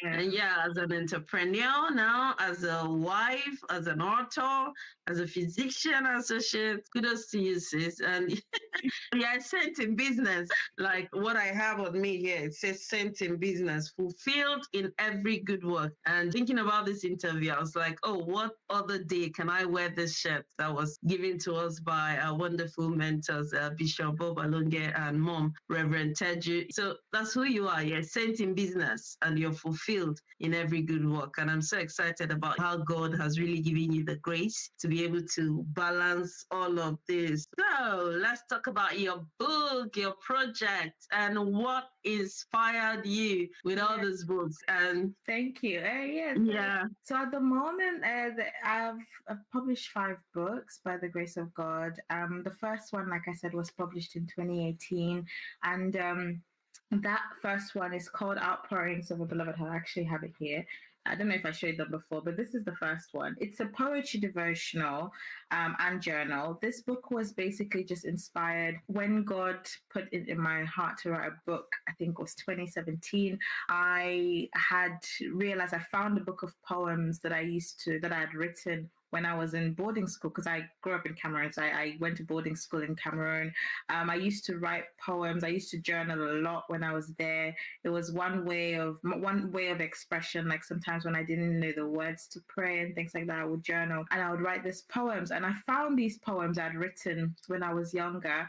And when I was thinking, okay, how can I put these poems together in a collection that all the poems were about God's love? And so I put them together in a collection, made it into a devotional where you had like meditation as well, affirmations, and then some journaling prompts. And then I don't know how I did it, because I was still in university. I knew nothing about publishing before this. I didn't tell my parents I was writing a book instead of studying.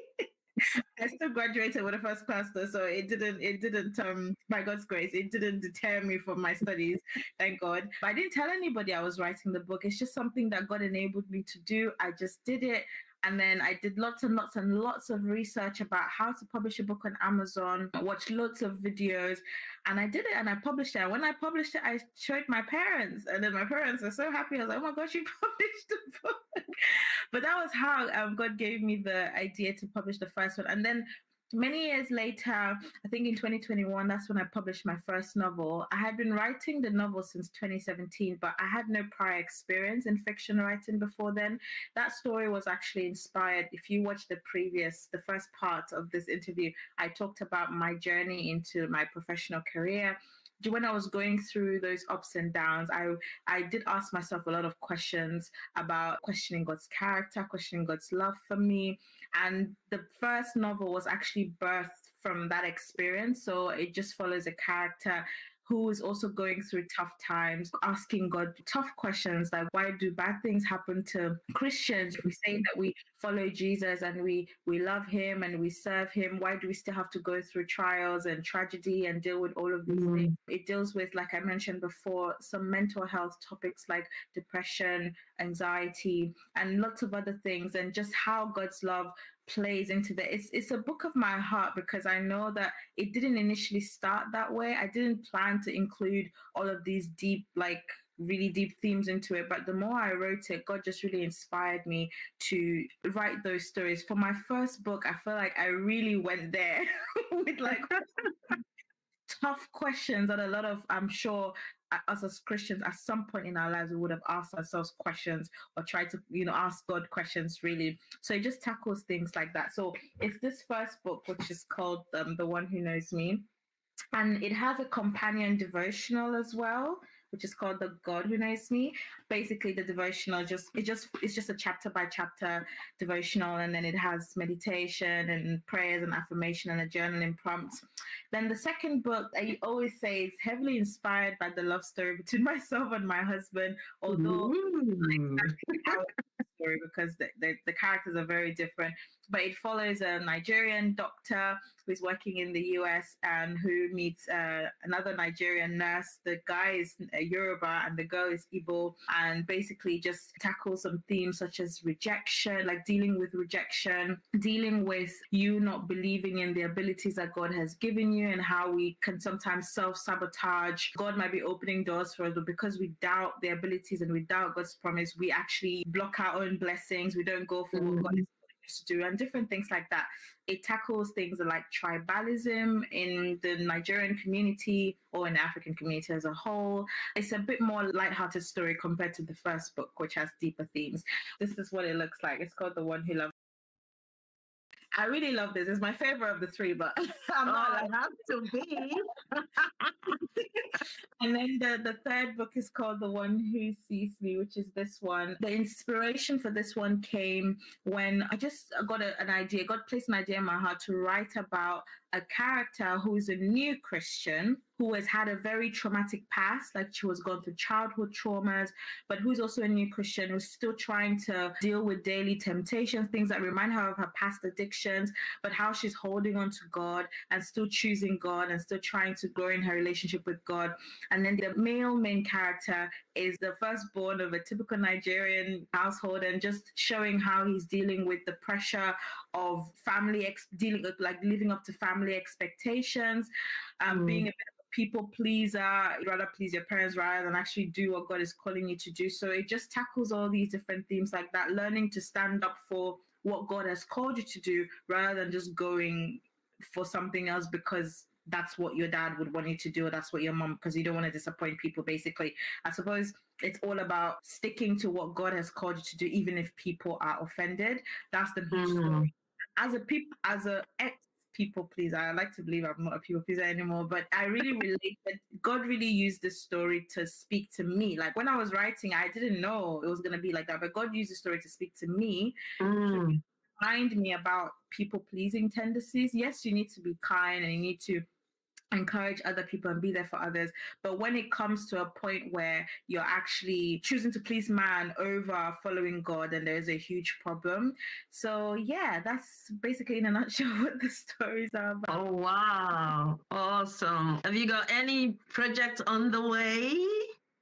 Yes, so by God's grace, at the moment, I'm editing the fourth and final book in this series. So it's called The One Who Holds Me.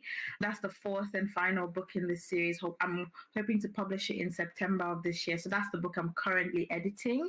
That's my next project. And then after that, I'll be working on another, like a completely different series. So yeah. Awesome. The one who knows me, the one who loves me, the one who sees me, and the one who holds me. What an expression of, God's love. And yay, I've got mine as well.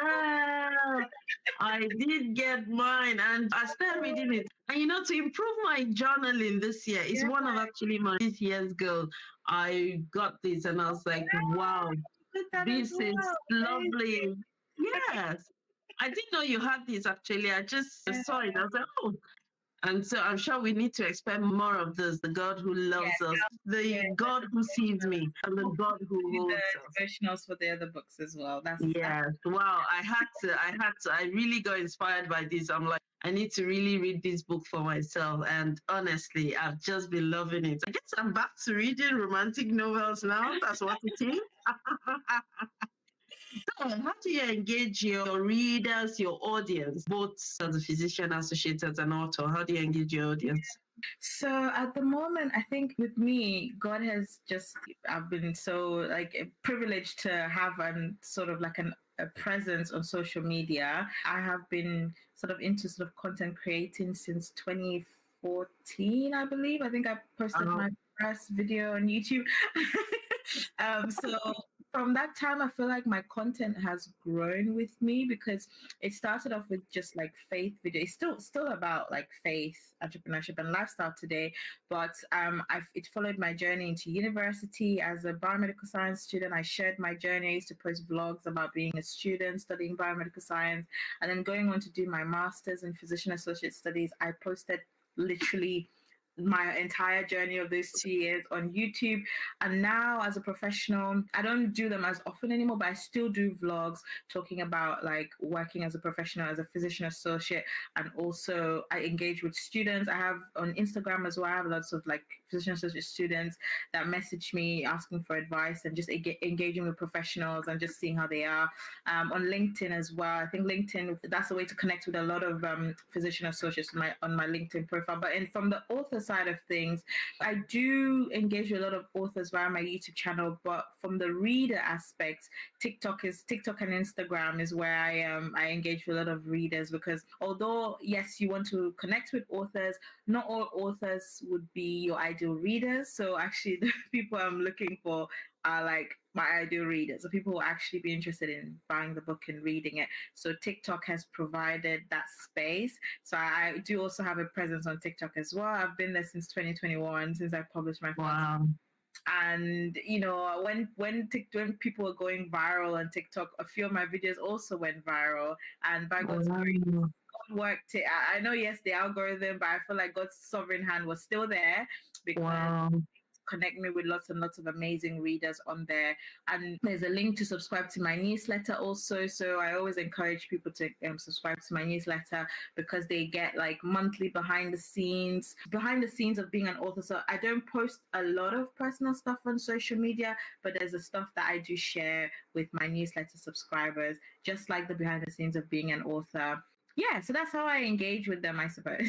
Yeah. Oh, wow. Awesome. So take this moment, go find her on YouTube, Love Qualified. She's on Instagram, she's everywhere. And yeah, drop her a review, order the book, because all the links to the books, they are going to be in the description section. And yeah, just encourage a saint in business. Why not? Fulfilled in every good work. Awesome, awesome. So I've so much enjoyed this interview, and it's one interview I really didn't want to end, because it's just like we're on the Love Qualified channel. You know, we don't just chatting away. All right, awesome. So what advice would you give to aspiring authors, especially people who are trying to juggle between their careers and writing? What would be your advice? Yeah, so it can be really difficult to find the perfect time to start writing a book. I've met a lot of people in the past who've heard that I've published like multiple books, and one of the questions they always ask is like, how do you find the time to actually write this book and put things into place to publish it? I suppose the first thing you have to ask yourself really is, do you really want to do it? Like, is this something that God has put in your heart to do? And if you want to do it, then you have to make time for it, and you need to make a plan. There's never going to be the right time to do something. There's never going to be a perfect time. Well, let me say perfect. There's never going to be a perfect time. The conditions might not always be perfect, but you just have to be intentional. I think intentionality really and self-discipline comes into play to really put those actionable steps. And like I said, what helps me to do what I do is the fact that I'm a planner. I like to plan, although ultimately God is sovereign, but I like to have some sort of direction. Yes, things happen and I have to tweak things and I end up not doing things. That's fine. But I don't like to just walk without, knowing where exactly I'm going and stuff. So I like to put plans in place to sort of help me, so I know that I'm working towards something, working towards a goal. So if you want to publish a book, you can start now, even if it's just starting with research. How to publish a book? Where do I start? what am I going to write about? Who is my ideal reader? Like, what's the audience? Like, even if it just starts with research and you're making notes, those are still actionable steps. Even if it's just like brainstorming ideas of like what exactly your book is going to be about, just doing like a word vomit, like you call it, just like everything on a page, that's still an actionable step.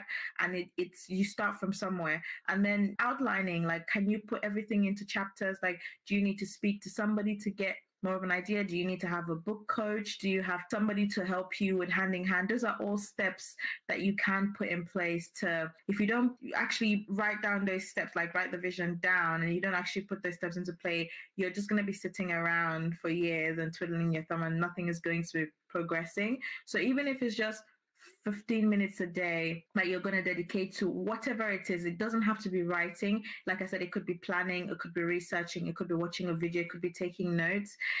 It doesn't have to be every day, but it's about being intentional. I think being intentional, self-discipline, and accountability. Don't be like me when I was trying to do it all on my own when I was doing my first book. But I feel like actually when you have other people around you, it's important that it's people that would support your dream, that support what God has called you to do, not people who are going to discourage you, because that's just going to make you to just stop altogether. So it needs to be people who actually understand the vision as well, who are going to pour into you and encourage you when things get tough. Because let me tell you, being a writer and an author is a very tough and challenging sort of path. So you need accountability. You need people around you who will encourage you. Like I said, there's no perfect time to start. It's all about taking those steps, being intentional, and having good accountability partners, really. Wow. Get a support system, get an accountability partner. And before you know what's going on, your book will be the next we will be reading. So get on with it.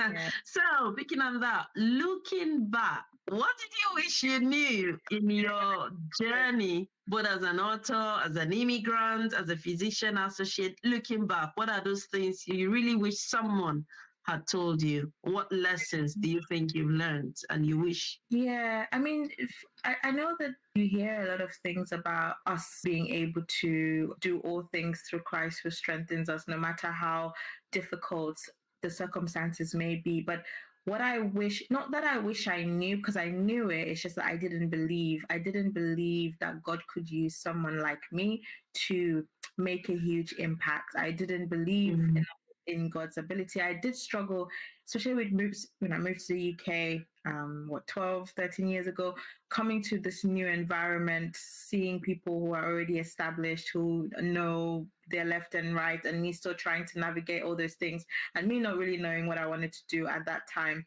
There was a little bit of sort of inferiority complex that I suffered from at the beginning, and I wish from the very beginning I hadn't gone through all those times where I doubted God, and doubted the abilities that God had given me. And I wish I had not been afraid to launch into things.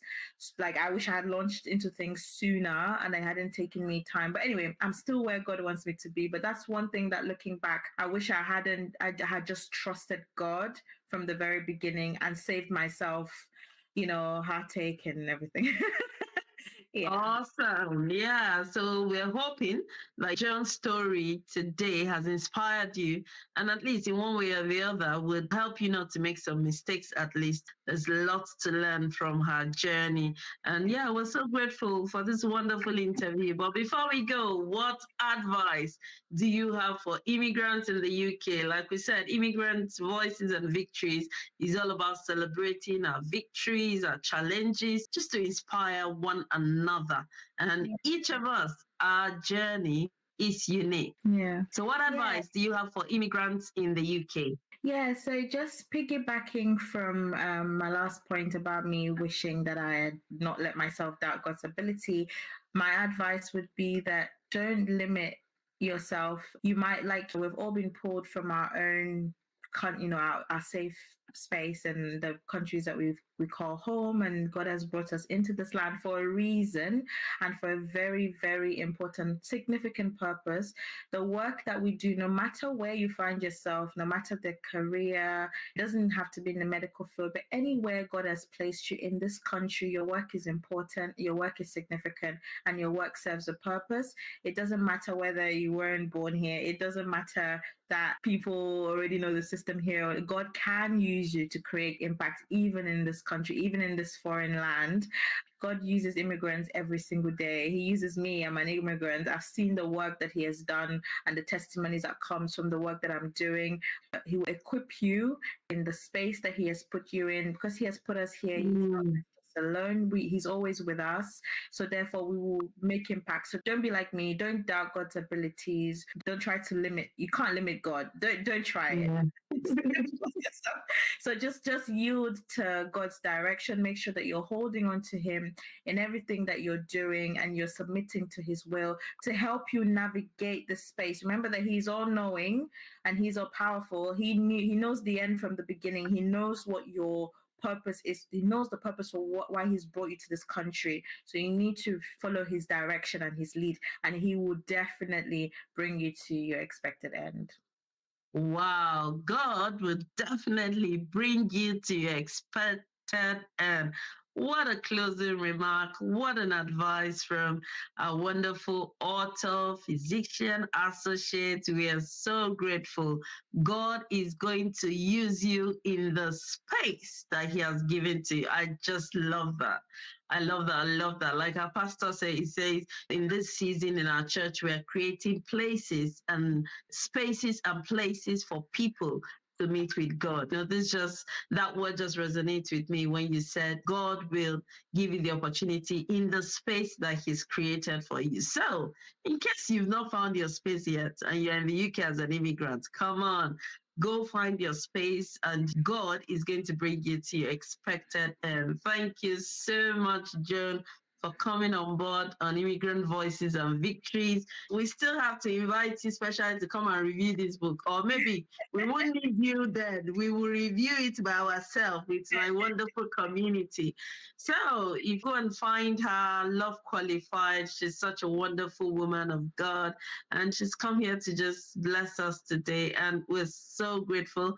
Thanks to our wonderful brother Kunle of God, for releasing you to us. And we wish you all the best. And we can't wait to share so many of your testimonies and what God is going to be doing with you. Many, many more testimonies to come.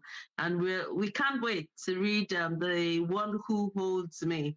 Yeah. And so by the time I have started the series now and I'm glued, so I guess I'll be getting the rest of it. So watch out for all the links to her books in the description section. And if you haven't subscribed to this channel, you are not in the right space. This is a space where you can connect, learn, and be inspired. So share this video, like it, comment, and let us know in the comment section what is your own journey as well today. And see you next time on Immigrant Voices and Victories. God bless you. No limits. Thank you very much. Subscribe, like, and share. Thank you.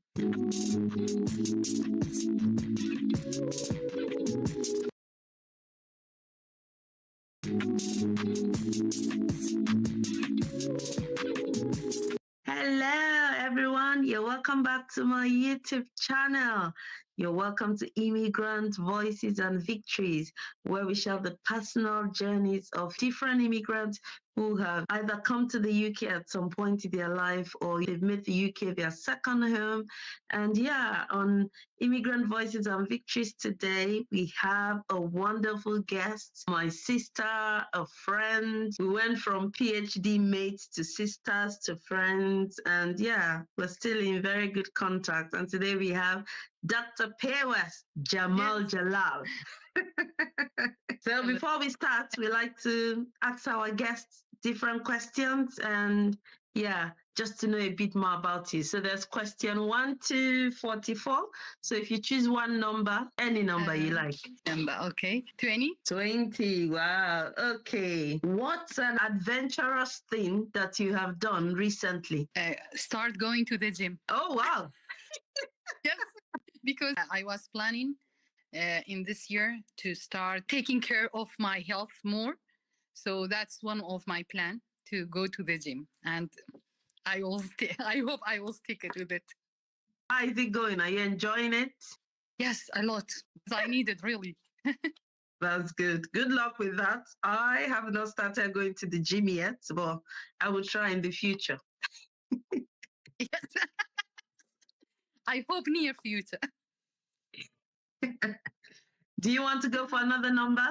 Another number, 33. 33. What do you do to relieve yourself when you're stressed? Doing meditation, because yoga session as well. Oh, good. So yes, reading, and that's it. Oh, good. Pray. So when you're stressed, you like reading. That's how you know a scientist. Yes, I like reading, but not the scientific thing. It's more general and something that is related to be calm, to be not. That's and listening to music. Really, this is one of the my favorite thing that I want to do most. I like music as well, and if you can remember, I like singing. So every time I feel stressed, the singer of our group. So every time I feel stressed, I listen to music.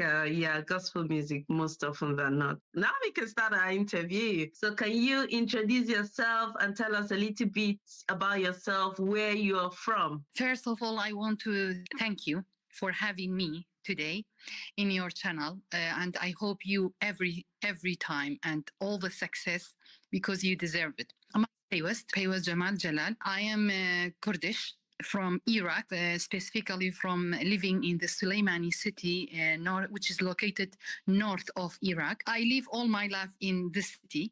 So I have all my memory here. I complete my baccalaureate in the University of Suleimani. Also, I have a higher diploma and a master in degree in molecular virology. For my PhD, I had a chance to go through a program named a split site PhD, which was a collaboration between two universities, my university, University of Suleimani, and Nottingham University. So after that, since 2019, when I completed my PhD, I am a lecturer at the University of Suleimani College of Science, Biology Department specifically. And she's a mother as well, a mother of two beautiful children. Yes, you are right. One of them, she has a 9 years old. Lewan is her names, and Lawin, he is 14 years old now. Yeah. And they were a baby when I was in the UK. I know. Yes, they've grown so well.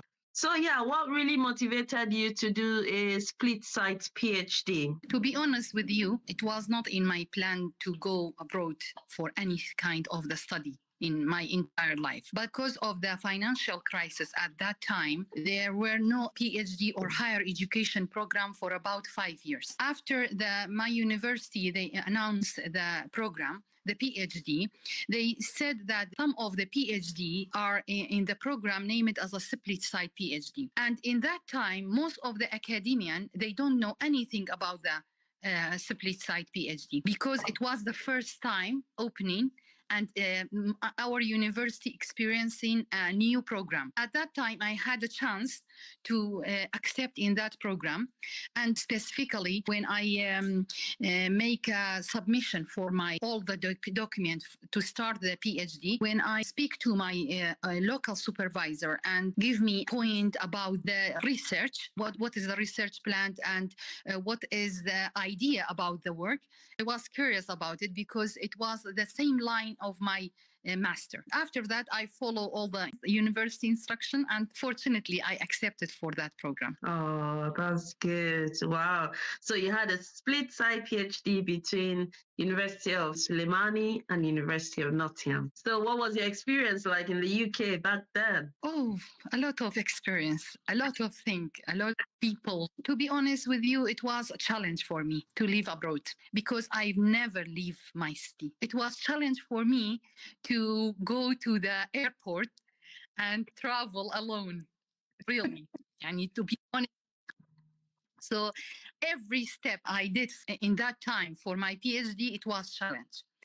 First, when I was here, preparation for the requirement of the Nottingham University, it was difficult as well because it was 2013 and the ISIS was coming and all the places that doing the IELTS exam, they were closed, no one doing it. So at that time, it was very embarrassing because I should wait for a very long time until they came back and doing the exact requirement for IELTS, the exact degree.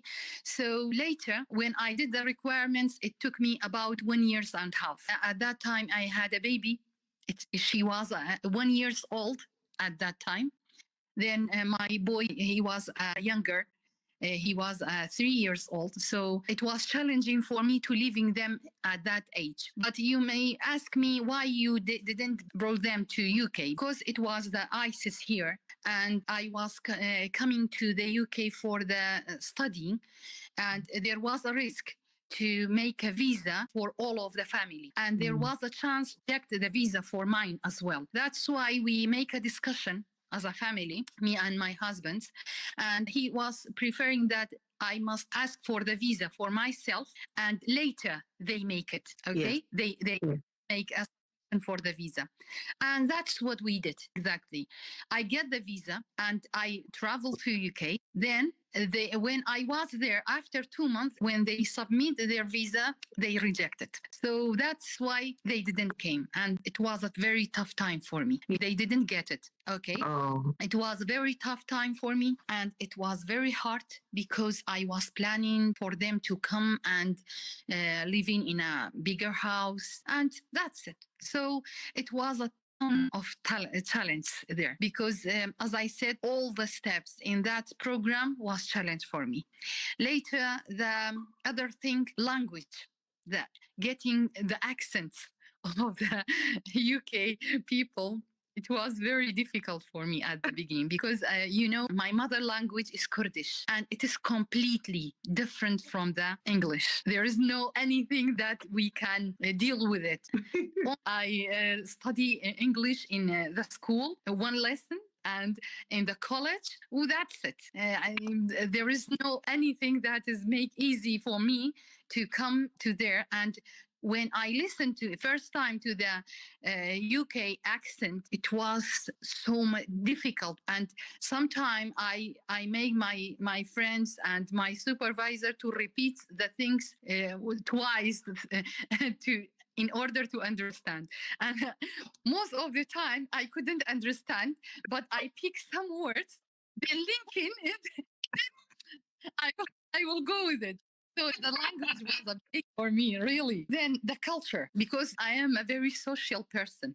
I can't imagine in the morning going to the office, no one talking to the other. That was,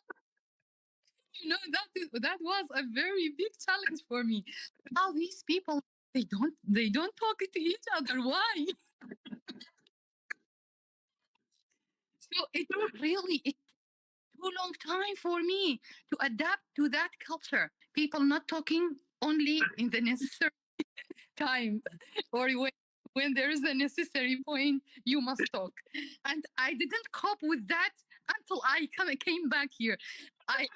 If you remember, at the end, all the time, everyone coming to the when they come to the lab, they said, "Good morning, please," because I used to make all of them the same.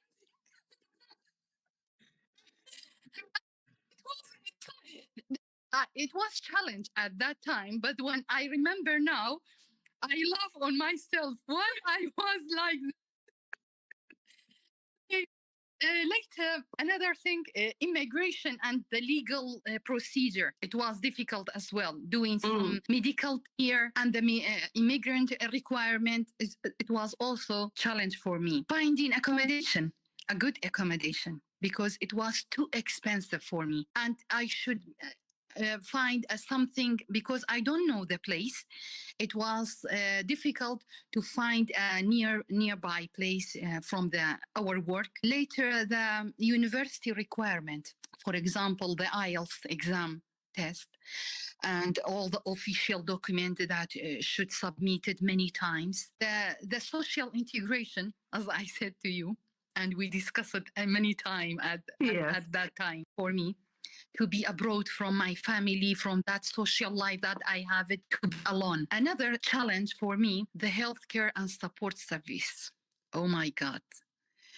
When you need a doctor here in my country, you don't need to go and all the time making the medical description. You can go to any place and you get any medication that you want. But in the UK, no. No, impossible. That was a very, very big challenge for me. Understanding and accessing the UK healthcare system, registration with a local doctor, and potentially finding a support. It was all challenge because I remember I have pain in one of my ears. Yeah, I remember you. I suffered about 4 months. I couldn't get a good medication for it until I get back to my home country. Then I get the medication, and it was solved at that time. And the last thing, homesickness. It was very difficult. Yeah, I know. Because I remember when I was coming through the way to the lab, I was just crying, believe me. And when I came back from the lab to my accommodation, and always, all the time, listening to sad music and always cry. Believe me, my husband one time came visit me and he said, "You are crying because of this music. Why you are listening to this kind of music?" Really? Yeah. He said to me, "That's why you are crying all the time. Why you are listening to this kind of music?" What was it? Because I miss my children a lot. I cannot imagine myself now. You cannot believe this what I said now. Mm-hmm.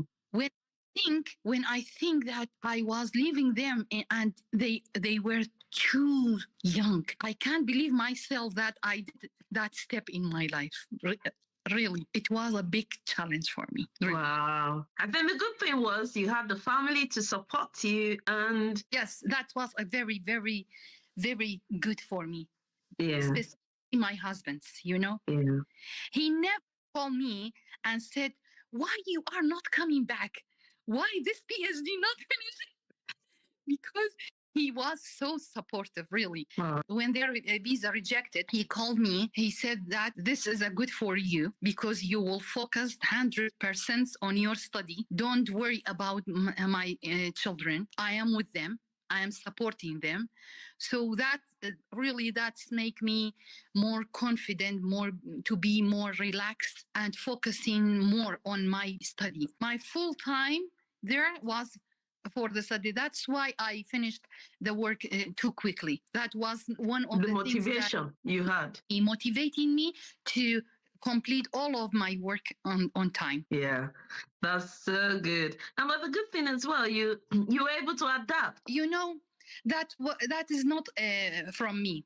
Not because I am a social person. Really, I cannot forget what the people there doing for me. All of the people in the lab, Dr. Alex Starr, our supervisor, the Dr. Patrick, Dr. Richard, Dr. Barney, they all, believe me, they are the most supportive people that I ever see. And they teach me a lot. All the students, Chris, Theo, Dr. Chris, Dr. Theo, you, Yemi,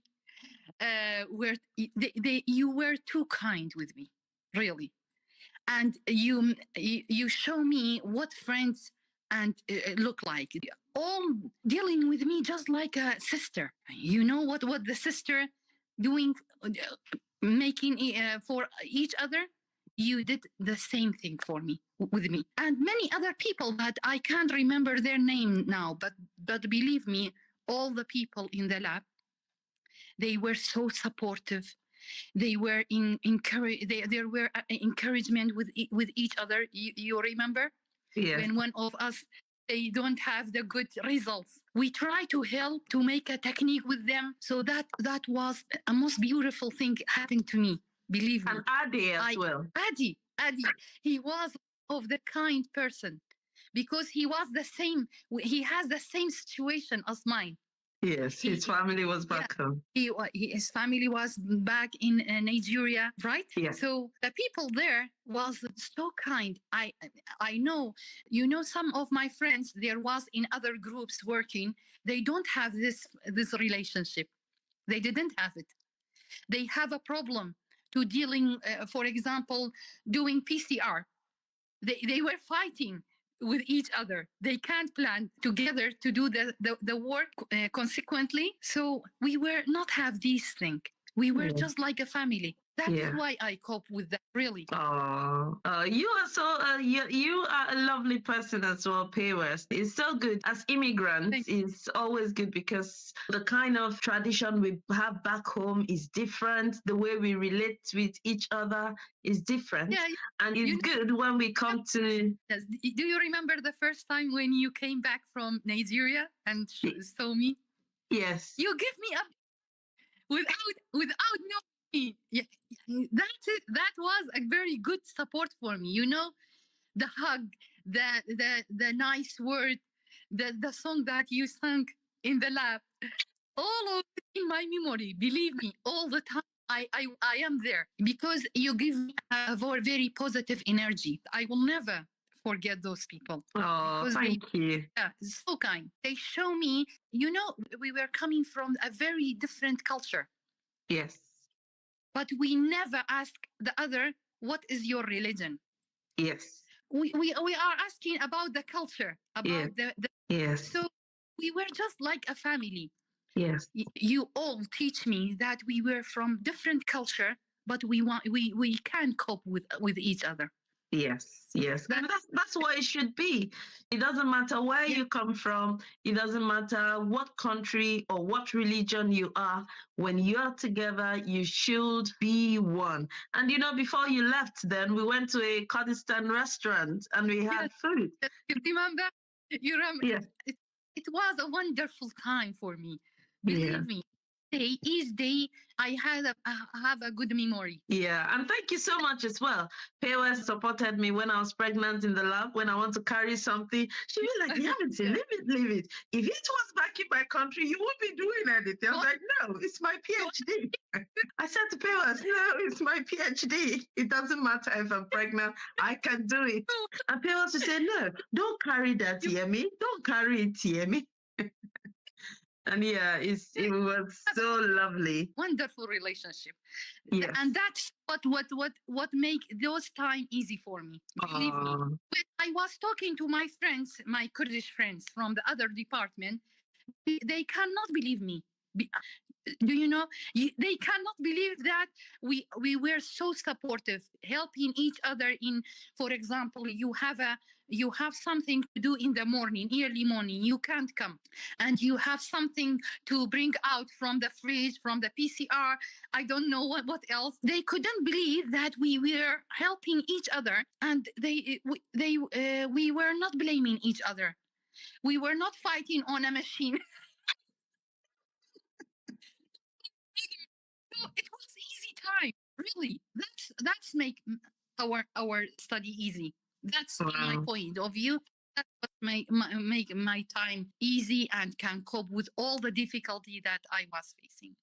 It's so good that you really had a great time and you were able to adapt, which is what it is all about. Life will be filled with challenges. So if you're out there listening to myself and Paywest came to the UK for a split-side PhD. She struggled with a lot of things, but in the end, she was able to adapt. She found what made her happy. And thank God, at the University of Nottingham and the people in our lab, everyone, we made each other feel at home. And all thanks to our wonderful supervisors as well, Alex Tarr and everyone. We are so grateful. It's so good as an immigrant. Dr. William Arvin, Professor William, Arvin. Yeah. They all very, very intelligent people, really.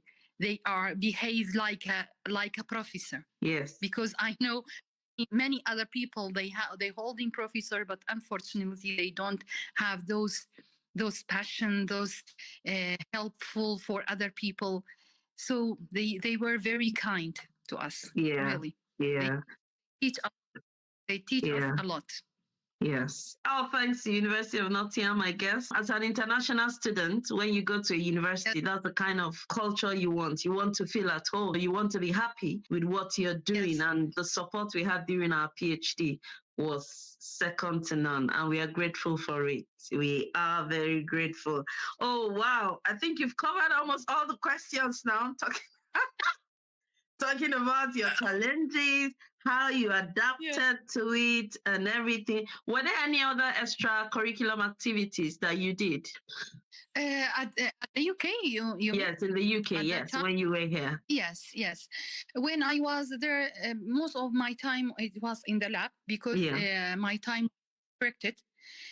I had only 1 year and a half to finish all of my PhD work.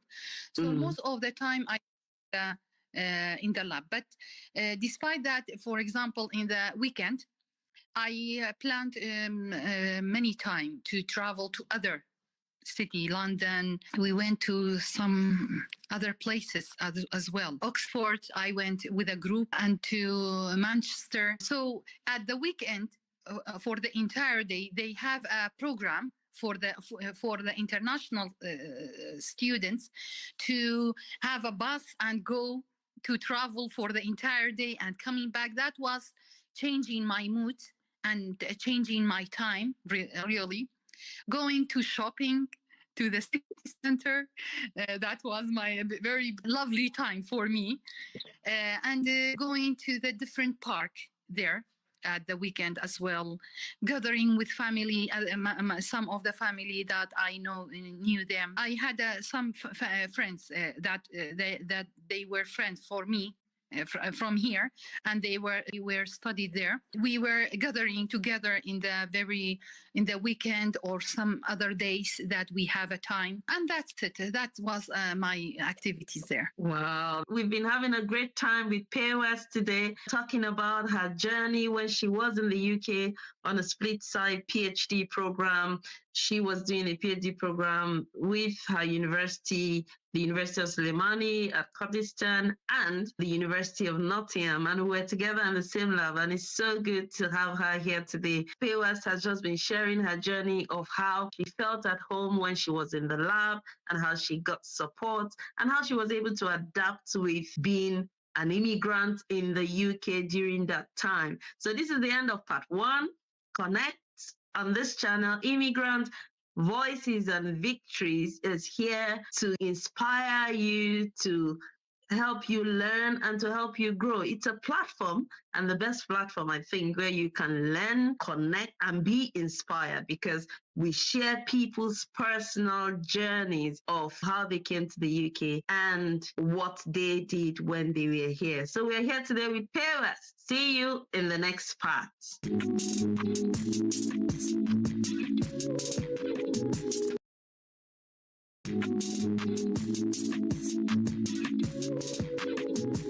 Hello, you're welcome back to Immigrant Voices and Victories. This is the part 2 with Dr. Paywest Jamal Jalal, all the way from University of Soleimani from Kurdistan. She did her split-side PhD here in the UK at the University of Nottingham, and she had a great time. And we just thought to bring her on here for her to share her experiences with us. If you've not watched the part 1, go and watch it. You're going to laugh and laugh and laugh.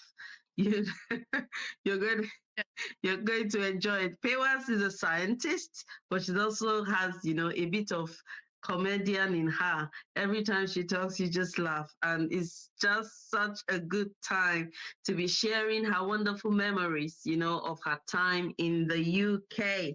So if you've not subscribed to this channel, please do like, share, and let's have a wonderful time on here. So in the first video, we're talking about how you felt at home in your lab and how you were able to adapt. So are there any experiences you had in the UK that has shaped your teaching and research back home in Kurdistan? Yes. Of course, my personality level was growing a lot after I traveled to UK and come back, because personal growth of develop personal growth and professionalism for my academic level. Also, they all link it together. Let me start with my personality and dealing with those experience in UK, how they influence my personality. It make me strong, really. That make me strong, make me more confident, and can deal with all the difficulties. Because when you are living alone and abroad, you should taking care of everything by yourself. So that's make me more strong. It make me a very positive thinker person. I always give a positive environment to all of my colleagues, because it's true. We were in a tough time, very sad time. Sometime we were not having a good results, but it's finished. If you think about these things, you can imagine that all the thing in our life is designed, but we cannot cope with those difficulty at that time. But there is one thing that move all these, and it will make you to be in the good way all the time, and it's finished. Yeah. So after that, in my academia, if I talk about my academic level, my English was better, much better from that time, from before I went to UK. And I can present and speak fluently. And I can deal with my student very kindly, as Dr. Alex did with us, really, because I feel their situation. Maybe they have a personal problem and they cannot cope with it. So I don't fight with my students, really. I don't have any bad feeling with them. So also I'm helpful to all the master and PhD students in our labs. I always try to help them, to direct them to do the right work, to make a plan. One of the other things that impact on my personality, I have a confidence to register for an international conference, to give a speech to them, and a group working, a group team, doing work with team.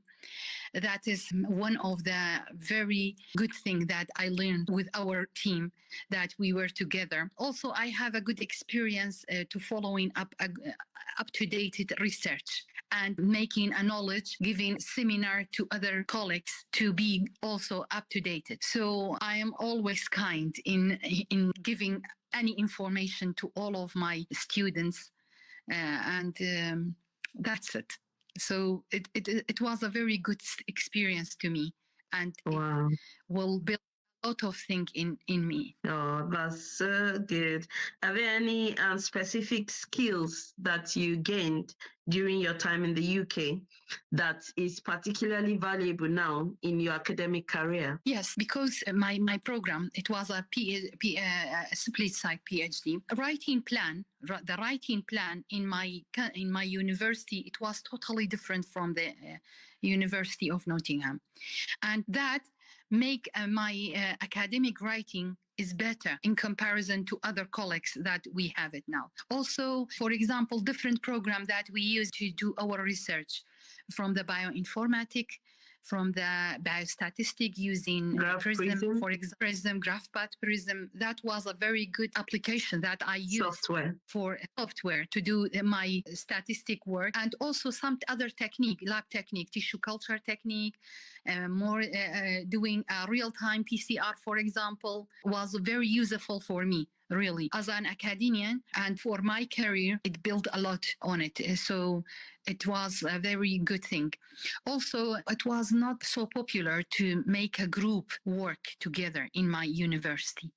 So now it is becoming more popular, because I am really insisting to work to other people for doing a research, not doing it alone, because there is no research doing collaboration with other people, even with the international people. I'm trying to do it. So that's it. Wow, that's so good. So it's so interesting to see you're coming to the UK to do a split side PhD has influenced your academic career. And this is how many years gone now? Yes, yes. I know. You know, about years? 6? No, Yes. more than Yeah. 2016. Yeah. 2016, Probably, yes. 7 years, 7, 7 thereabouts. 7, Yeah. 8. 7. Yes. Mhm. 26. It will be 6 years there. You came 2016. Yes. So probably 7 years. Now we're in 2024. It's going to the 8th year. Can you believe Yeah. it? I I know. thought it was this. Yeah. But it's going. Yeah. That's the life. Yeah. Mashallah, like you always say. Yes, you remember that word. Oh Mashallah. God. Plus it's everything. Mashallah, Yemi. Mashallah, Yemi. Yemi, mashallah. Just grateful, you know. I can see my family. It's okay. It's okay. Mashallah. Yeah, wow, that's so good, so good. So different resources and all of that, and you still have collaboration with people in the UK and around the world. Yes, I Wow. have our team with Dr. Alexar and Dr. Patrick. Yeah. I am sometime I collecting samples to them, and they were I'm doing some work here, and they were doing some work there, and we will write together. 2 years ago, when there is a COVID-19, I used to collect samples, and it was the first time to make a full genome sequencing for the COVID-19 in our region. Wow. So there is always a collaboration with them, and I am insisted to make this collaboration to be continued, not stop for any reasons. Oh, that's so good. Awesome. Yeah. So that's just it. When you come to the UK as an immigrant, whether you're doing your PhD, the opportunities you get, don't lose them. Collaborate, keep Yes. relationship with people, because you just never know. You never know. You have to Yes. make sure that you have a good time Yes. with people, build a good relationship, because you just never know what the future holds. And that might just be your ticket to having lots of research papers, just like Dr. Pewes Jalal here. So I wish this interview didn't have to end, but we're gradually coming to the end. Well, it's been a wonderful time here. So based on your journey, what advice would you give other academics, especially women who are considering international experiences? You know, studying or living abroad, it is difficult. There is no doubt. This is not something that you can negotiate about. It is difficult. The women, if they want to plan to going abroad to study, the first they need to plan about their family. So the first thing is the negotiation with their family.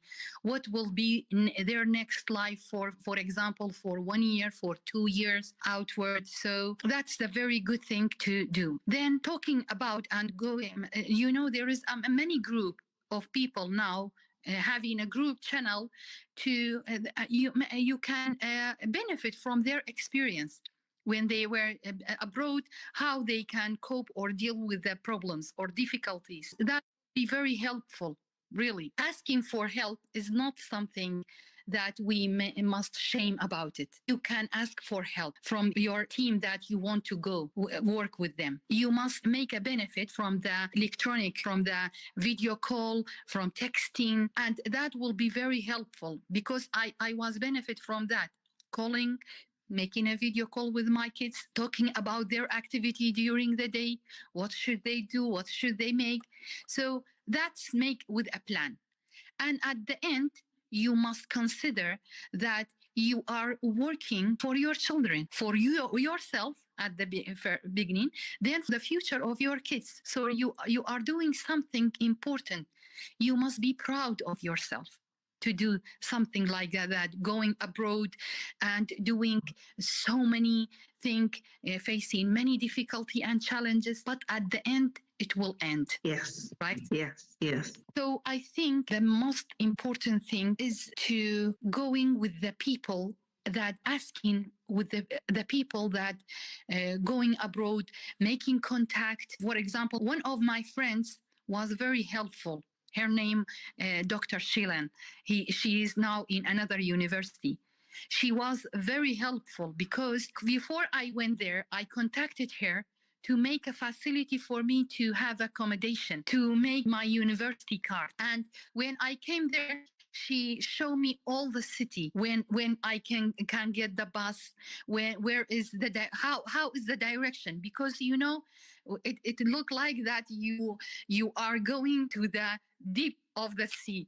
You can't see anything, you can't know anything. What is all of these buildings? Where is what is all roads? What are all of these buses? you know so she helped me a lot. I never forget her nice contribution and help with me, because she made some people, when it came to a foreign country, when they go to the city, they don't know anything. But when I came there, my accommodation was ready, my university registration completed, or everything, because she did it for me. So you can find some people in the country that you want to go, and they will help you. Believe me, they will help you if you ask. Yes, that's true. Yeah.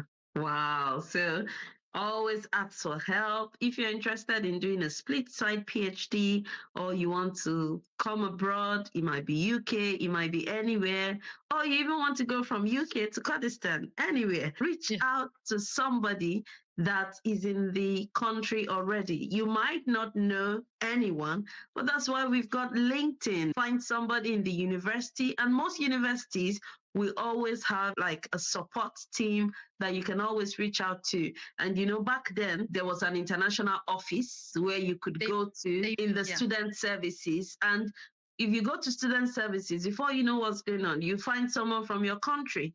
Even if you can't find someone from your country, you find someone that is willing and happy to help. So always ask for help. It's very lovely. Oh, Specifically, all the people, they understand what the international students are suffering for. Yes. Really, they were so helpful. When I went to the bank one time, I remember when I went to the bank, it was about 30 minutes. They finished working, but she did all of my work, and she didn't care that her work is finished. She said to me, "You are a student and you have a limited time, and I am here for helping you." Look, the beauty of the people. If you ask, if you ask, and helped me. That's why specifically UK are designed for international students. Believe me, because I have a friend in other country studying. They are not coping with the difficulty that are facing them. Many experience. I know. Thank you so much, Favors, for sharing your experience today. The UK is a very wonderful place. They are very accommodating. The universities are very welcoming. There's lots of testimonies of different people from different universities. This is our own real experience from the University of Nottingham. As international students, we just saw Nottingham as home.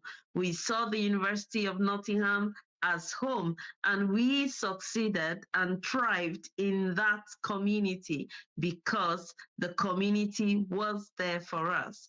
And today Paywas has shared her journey when she came to the UK 7 years back, and we're still waiting for her to come back for a visit. Inshallah. Inshallah. Yes, inshallah. She's gonna come back to visit us. I'm planning for it, inshallah. Yes, inshallah. We are expecting you in the UK, and it's so good to hear Pewa's story today. So if you are interested in doing a split side PhD, or you're even a PhD student and an immigrant already in the UK and you're struggling, you've heard it from Pewas, how she was able to adapt. She was also open. You have to be open to be able to receive. If you're not open, forget to talk about that. You must open and accept other culture, other people, other religion. I remember one time you said, "You are a very different person. I cannot imagine a Muslim person that like you." I don't know why you said that. I don't know what was the situation. We went to the church, I think you remember. Yes. And you said, "Are the most different person I've ever seen." How you are coming to the church? So Because I am really opening for all the religions, for all the people. I accept everyone as they are. Yes. So there is no, I don't want to change other people as I wish. No, this is not my point in my life. Because with all the difference in our team, you will teach me a lot. Yes. I learn many things from each one of you. Yeah. That's why, because you are different from me. Yes. So opening and accepting all the religion, all the culture, there is no point to make all the people like you. Just accept them. That's it. Yes. Yes. Wow. What a closing remark from Pay West. Accept people for who they are. Be open Yes. and ready to receive. If you're not open, you won't be able to receive people. You won't be able to receive people from other culture or religion. As an immigrant in a new country, you don't know the kind of people you're going to meet, so you must learn to adapt. Find a reason to be joyful. You get what I'm saying? Although, yeah, Pay was what? Don't judge people from one thing that happened. Maybe that person for that day, he is not sleeping very well the later night, right? Maybe have a problem. Why I must judge them? Really? Yeah. Why I must judge all the people like that? All the UK people? No, because in my country, there are good people and bad people. So there is no point of view that I want to go to study, to learn something in a different country. There is no point of view that make all the people there to be like me. No, I must show them the good thing of me so they have a good picture. Yes. That's here the Pepe was the naughty girl and the most laughing girl. That's it. Yeah. Awesome. So yes, yeah, we had an interview as well with Dr. Bumi. That was exactly what she said. She said, accept. She's always open to accept people for who they are. She doesn't judge people. And this is just another confirmation from what you're saying. Be open. Never judge people. Always allow people to be themselves. With that, you're going to succeed because like Pewa said, you are just going to be showing them the good in you. Everybody, even in my country, Nigeria, we have good people, we have bad people everywhere. There are good people everywhere, there are bad people everywhere. But what makes you unique is you being yourself and you presenting yourself as the best version of yourself. Oh, what a lovely, lovely interview today. Thank you so much. Pewas, I miss you so much. It was a wonderful time. I appreciate that you having me in your channel. I appreciate it really. You are always my sister, my best friend. Thank you. I still have a plate that you gave it to me. From believe me, I always look at, oh Miss Yemi, how much I miss you, because really you are a person that teach me a lot. You are a very kind one. I appreciate your friendship and your everything you did for me. Thank you. We always help each other. Thank you for helping me as well to get better. You know, thank you. Thank you so much. Thank you. We had a great time, and yeah, I can't forget the time we had together. Yeah, we always supported each other as sisters. I hope people benefit from this interview and making her plan to visit UK, to make a plan for living there or making a plan for studying there, because it is really easy if you make your plan in advance and make a experience from other people, listen to the experience of other people. So I hope people benefit from this interview. Yes, I hope so too. That's why we created this Immigrant Voices and Victories, is to share all of our personal stories, everything we've gone through, so that other people can learn. We all have unique stories. We all have unique experiences. You don't have to rewrite the wheel. You don't have to go through difficulties when other people have gone through it. Just hearing people's stories only can make one's life change, and then make other people make the right decisions, and also help other people to see that these things are possible. You can go to a lab and have a wonderful time. You don't have to struggle with your supervisor. So many things. Things can always be better. And I'm so excited today that you were able to share your heart with us. Thank you for your honesty. And thank you for always being you, Thank you. Thank you. Thank you so much. Oh, what a lovely interview. We're so excited today. We hosted Dr. Pewas Jamal Jalal all the way from Kurdistan. And she's giving it to us today raw, real raw. So make sure you watch the part 1 of this video and just enjoy the video, learn from it. And thanks to University of Nottingham that brought us together. Yes. And it was a great time. And thank you to all our supervisors that supported us and that gave us that experience that didn't make us to feel like we were international. It felt like we were just at home. And we are so grateful for it and grateful to every one of our wonderful supervisors. And it's been great. Thank you so much. So if you've not subscribed to this channel, I don't know what you're waiting for. You're missing a lot. Like it and share it. Like it and share it and comment. Let us know where let us know where you're watching from, where you're connecting from, and like, share, subscribe, and there's more coming. A lot of guests from different places, people with different experiences, they will be on this channel to share their story, and you will be the next for your story to be shared. So, and I'll see you soon in my next video. God bless you. No